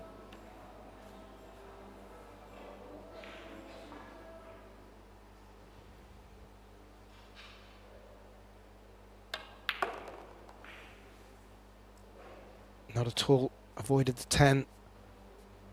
And this great position now for Say to take this 9 ball into the same pocket and follow up with the 10 from Xia Lu.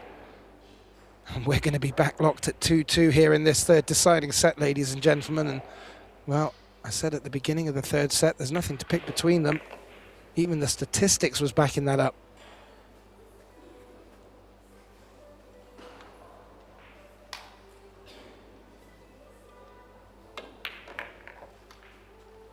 And there it is, another well-deserved fist bump between the pair. After trailing 2-0 in this 3rd set, they've brought it back to 2 apiece. And shootout is becoming ever closer a possibility. So referee racks them up there. Let's see if there are any highlights from our other matches in play. Well, I mentioned Veselovska Snigochki was 1 set up over Song and Zelensky. Well, they're now leading 3-2 in that 2nd set. And they're looking in good position to take that match, but as we're watching in this one, anything is possible.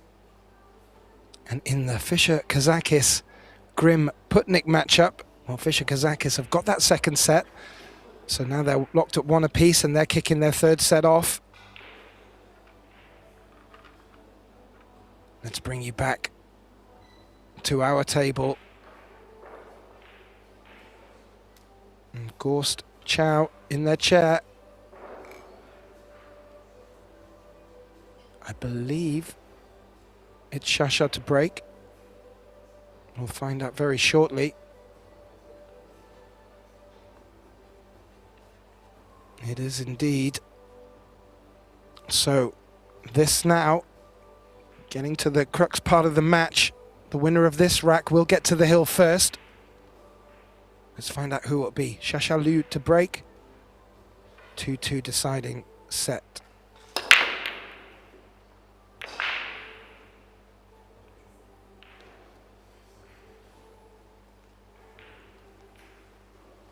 No, the 3 threatened to drop but didn't. There is an open look at the 1, but no open, well, no obvious pocket to go for. Dare I say safety will be the primary focus for Gorst here. Looks like he's just trying to run off the 1 and bring the cue ball over onto the long rail just above the 3.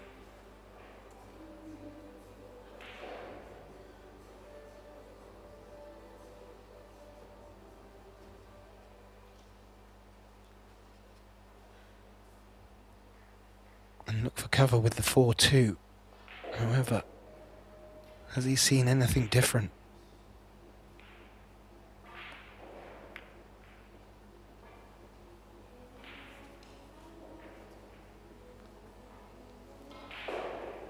No, that's what he saw. And that's what he's played and made. I say at the table, a little tricky escape here. The 6 doesn't look like it will hamper the escape. Could look to play a 2-rail kick and stick here, which could prove very favourable for Team Lucé.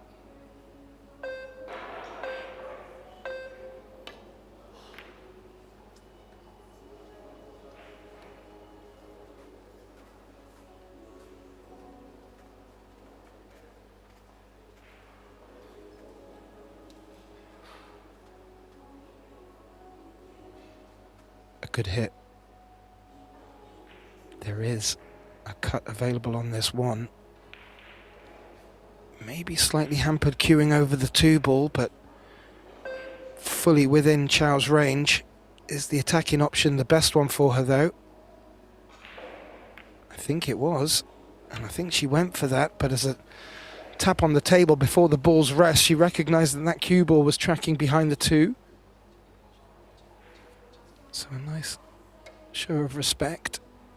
Just getting a favourable roll.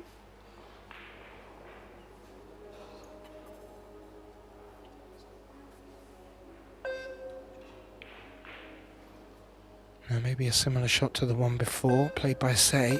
2 rails, come up underneath. Oh, come up underneath the 1, and she's trickled that 1 ball over towards the 10 delightfully. And that's a real good rub.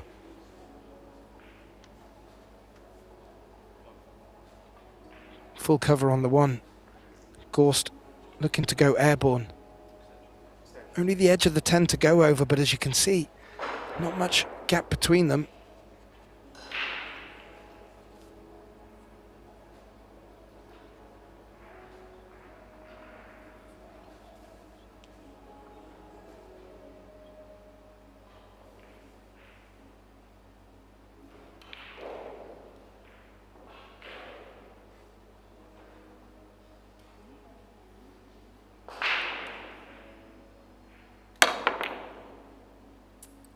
Successfully over the 10, wasn't far away from the pot. What's the result? Is there a window left for Team Lucé? Dare I say, from the body language there is, and as you can see, thank you very much production team, that angle reveals what we need to know.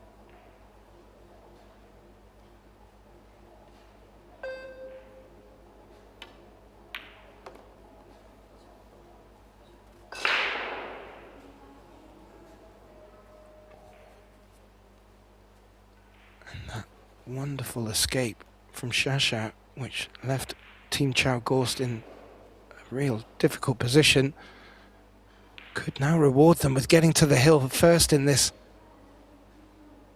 3rd and deciding set. And after the first set, you'd be forgiven to think that Gorst and Chow were going to run away with this, and that's not been the case. I have to say, on paper, it looked exciting, and it's really living up to the hype, this match.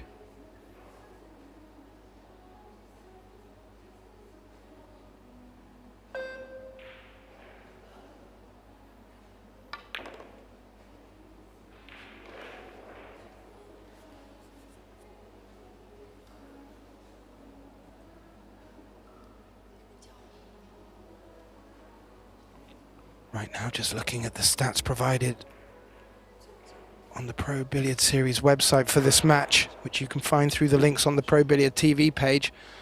Both teams 1 point away from each other in the player overall percentage. Rather, player overall performance. 8-3-0 for Team Lu Se. Just 8-2-9, one behind for Chow Gorst. That's how finely locked these two teams have been.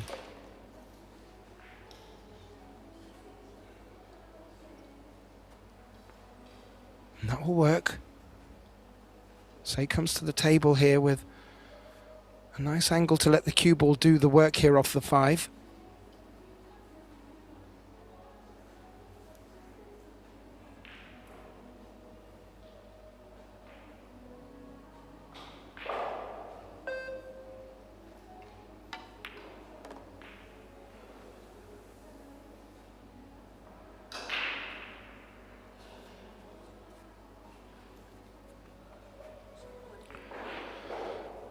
Nothing Gorst and Chow can do from their chairs except look on.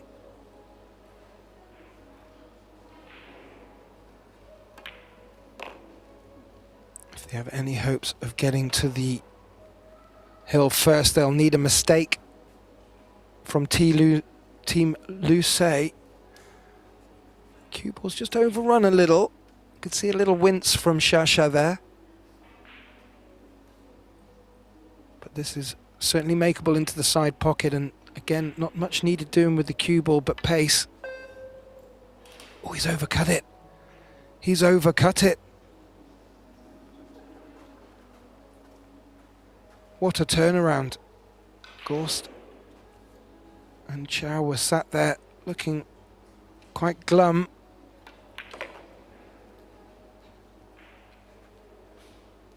And here they are. Back to the table, now with the chance of getting themselves on the hill first in this deciding set.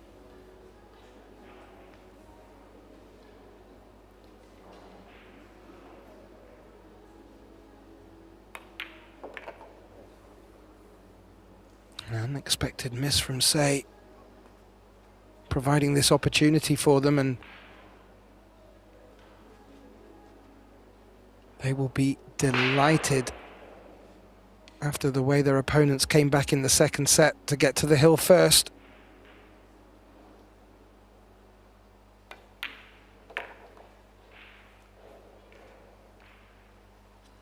Slow down cue ball. Is there another twist left in this 5th rack?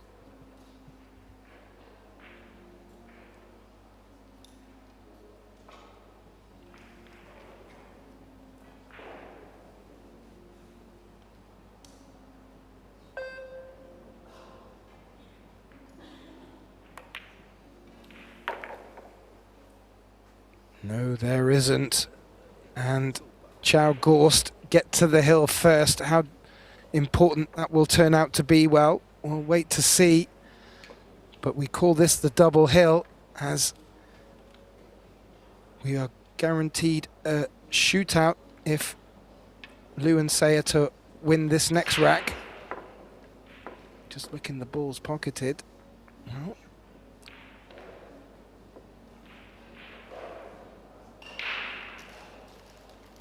Lu and Se have got the better of this 3rd set, but giving that opportunity up at the end there has just allowed Chow and Gorst to steal it. And I mentioned we may be going, if it's locked at 3-3, to a shootout. In short, if we're tied at 3-3 in this deciding set, the match, well, players will alternate shots from opposite sides of the table until one team, well, wins. It will go to sudden death if it's not decided after the first round of shootout. So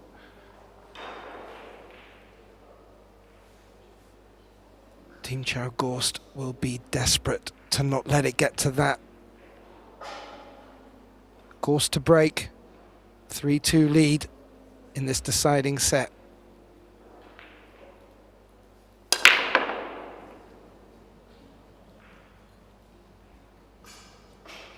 Well, the one wiped its feet in the side pocket and came back out, didn't drop. And it's hung out there as a tempter for Team Lucé.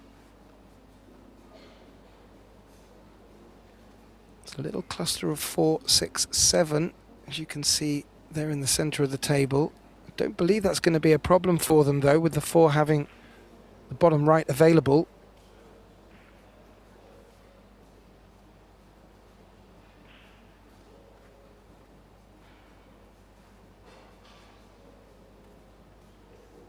Big shot to take on for Say here. They have been rather offensive through their campaign in this opening match.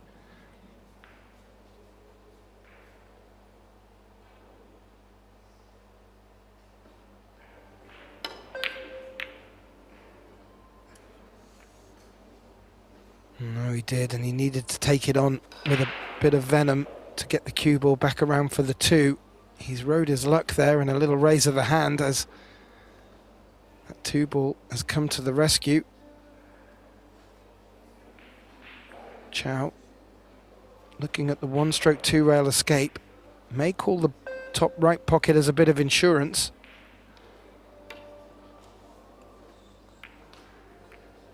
Oh dear. Oh dear. Not only did she miss contact, she made the 2, moved the 4 into a more favourable position, it has to be said. And this is the opportunity they could have hoped for.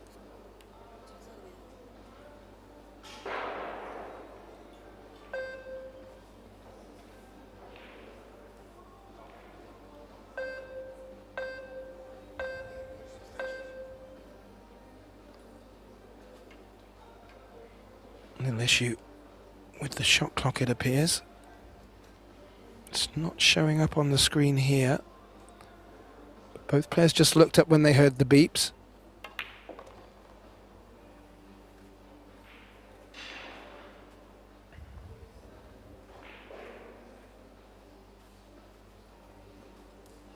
That will work nicely. Options here. I think the safest option is to come across underneath the 5 and the 4, maybe to leave the 4 for a side pocket.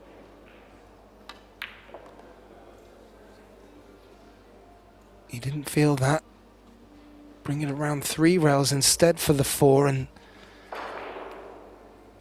that's just left the cue ball a little trickier for his teammate here. Shasha's going to have to maybe contend with the 6. She might be able to slide the cue alongside it. I think she can.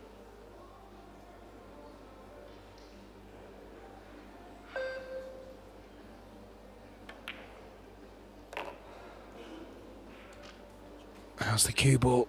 Oh, it's missed the 6-7, and that's what she wanted. This now is turning into the opportunity to take this match to, by all accounts, a well-deserved shootout.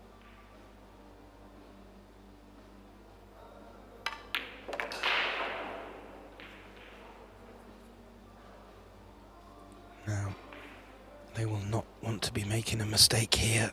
Say had this opportunity in the last rack. Sadly missed the cut to the side pocket.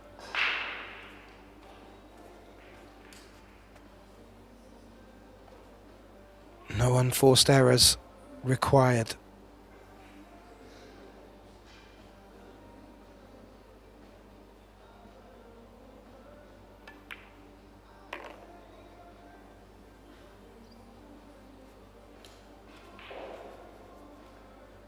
That will do. And there is an angle to work with.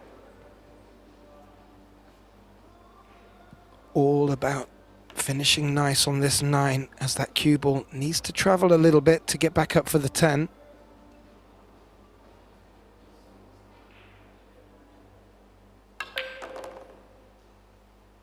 Oh, deep draw, avoids the 9. Couldn't have played that any better. Say is going to have to be reaching here a little bit for this 9. But needs to just draw it into the long rail. Maybe even promoted with a bit of side spin. And draw this cue ball down towards the 10 to take this 6th rack. And bring us to a shootout conclusion.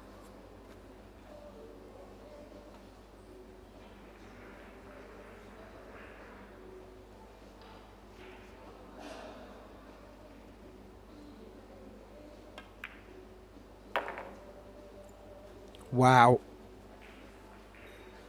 What a performance by both teams. You'd have been forgiven to think that Chao Gorst was going to run away with this after the first set. Liao Se responded with a great 4-1 victory in the second set to take us to this third. Had an option, had the chance to get to the hill first. Sadly, a miss by Se gave Gorst Chao the opportunity. They were able to put themselves on the hill first, but lo and behold, Liu and Se were able to pull it back. And we will move through to a shootout as we bring the statistics up here, while our referee has a little chat with the players.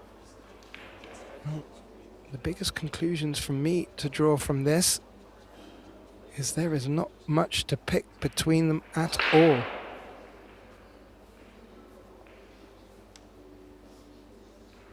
I think the main difference came in the first set with the fouls drawn for Team Chao Gorst. But here we go, ladies and gentlemen. Alternating sides. Se will get us underway.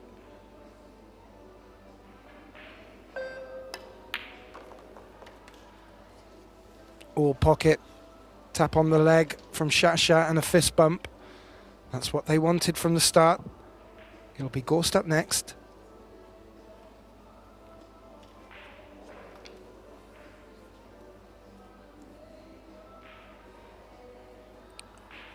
If we're still locked after the 4 shootout shots, we will move into sudden death.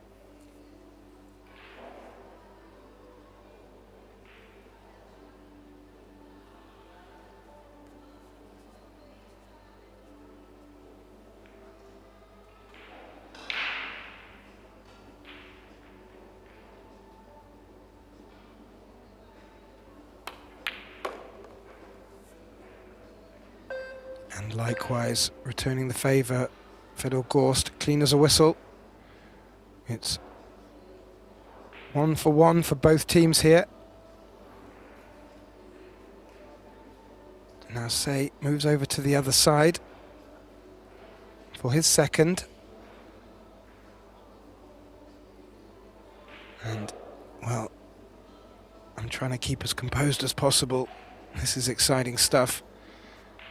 Must be daunting for the players, but so entertaining for us at home. Sometimes people feel not the nicest way to finish it, but this is as much for entertainment as for the sport, and we really do get to bring the best out of the players. As you can see there, Se 2 for 2 with his 2 shootout shots.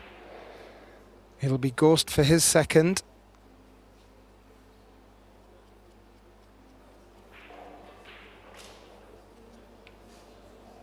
One other thing to note, the 10 ball goes on its actual spot and faced completely upwards, as you can see the referee doing there.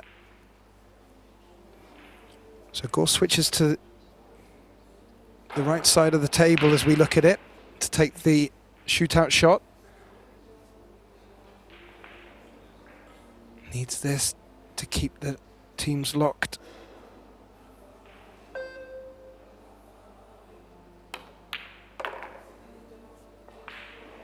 So far, clean pockets for both Say and Gorst, both 2 for 2.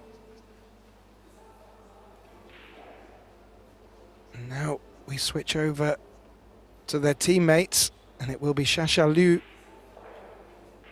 with her first from the left-hand side of the table as we're looking at.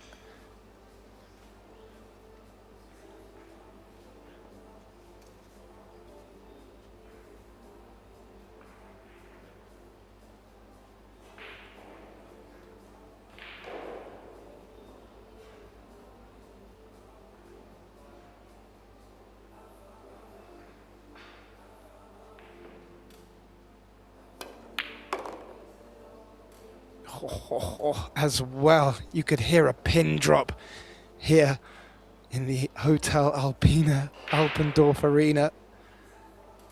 I just saw Mata Repero, I believe, just sneak in the back. They were sadly beaten, Mai Tai and FSR, 2-0 in their mixed doubles first match against Sosoa and Robbie Capito. Looking like Sosoa and Robbie Capito gelling together well. Double elimination.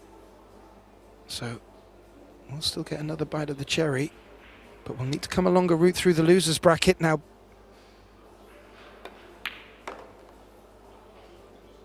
Chow. Never a doubt. We are 3 for 3, both teams. Wow. There's nothing to pick apart these teams at all. Few more bums on seats as well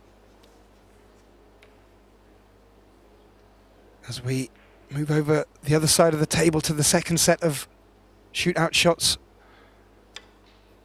Xiaxia Liu currently played one, made one. This will be 2 for 2.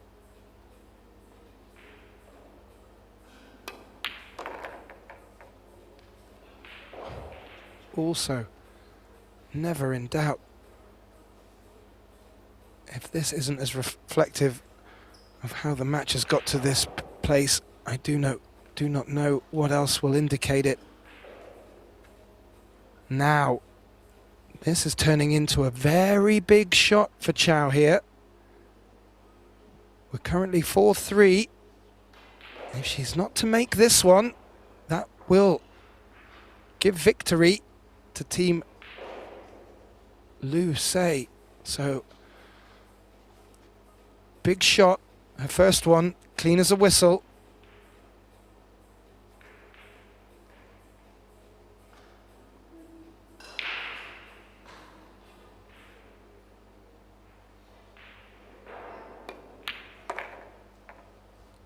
Oh, she looked like she got up quick from that shot. That's normally a bad sign, but here we go, ladies and gentlemen. 4 apiece. Not one shootout shot missed. And that will bring Sei back to the table. But now we're at 4-4. We start to move into sudden death.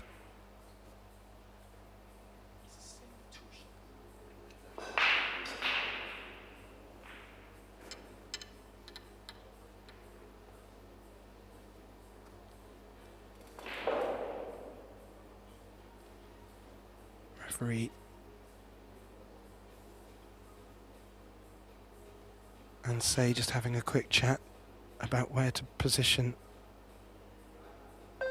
the cue ball. Needs to come in to the first. Oh, diamond, and that's the first miss of this shootout so far.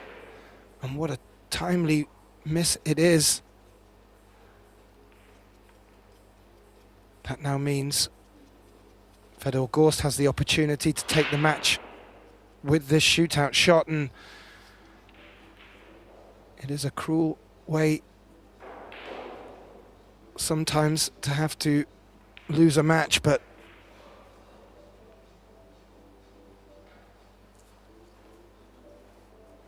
there has to be a winner. Gorst looking to do it at this opportunity. If not, we'll switch over to the other side.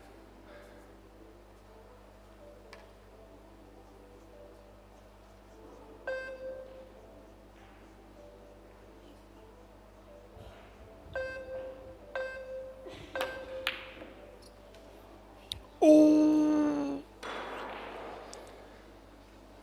We are still not out of the drama yet. A few smiles between Team Lucé. They were probably expecting that to be it. It's not. As I mentioned, the cue ball needs to come in. I believe it's half a diamond. But from this side of the table now, so you have to say got away with that a little bit. As you can we're we're locked at 4 apiece. In sudden death now.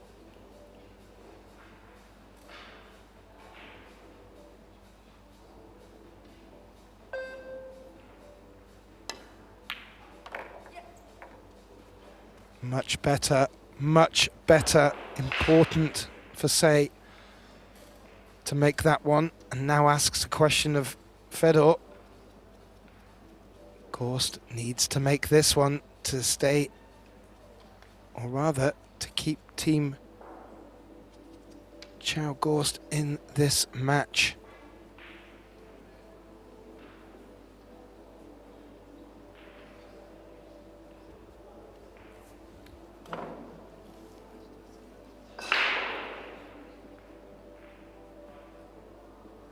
As I mentioned, you couldn't hear a pin drop.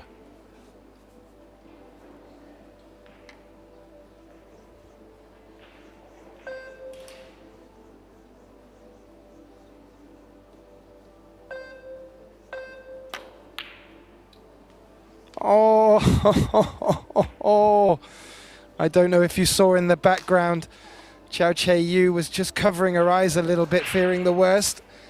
And she was quite right to do so. Fedor Gorst has missed that. And that has allowed Team Lucé to win this match in a shootout. 2-1. And, well, what a way to have to lose, but it's double elimination. And judging by the way that Chow and Gorst have been playing in this match, I can certainly see them going deep in the losers bracket, even getting through to the final stages.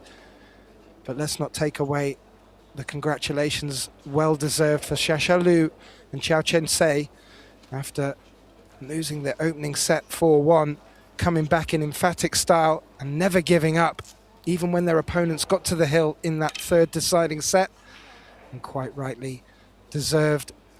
We'll move through in the winner's side of the bracket. A big thank you to all of our viewers for joining us. Just to let you know, tomorrow our action starts again at 10 a.m.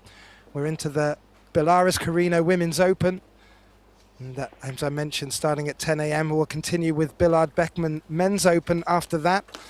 And set your alarms for 8 p.m. as we will be bringing you more Predator mixed doubles action.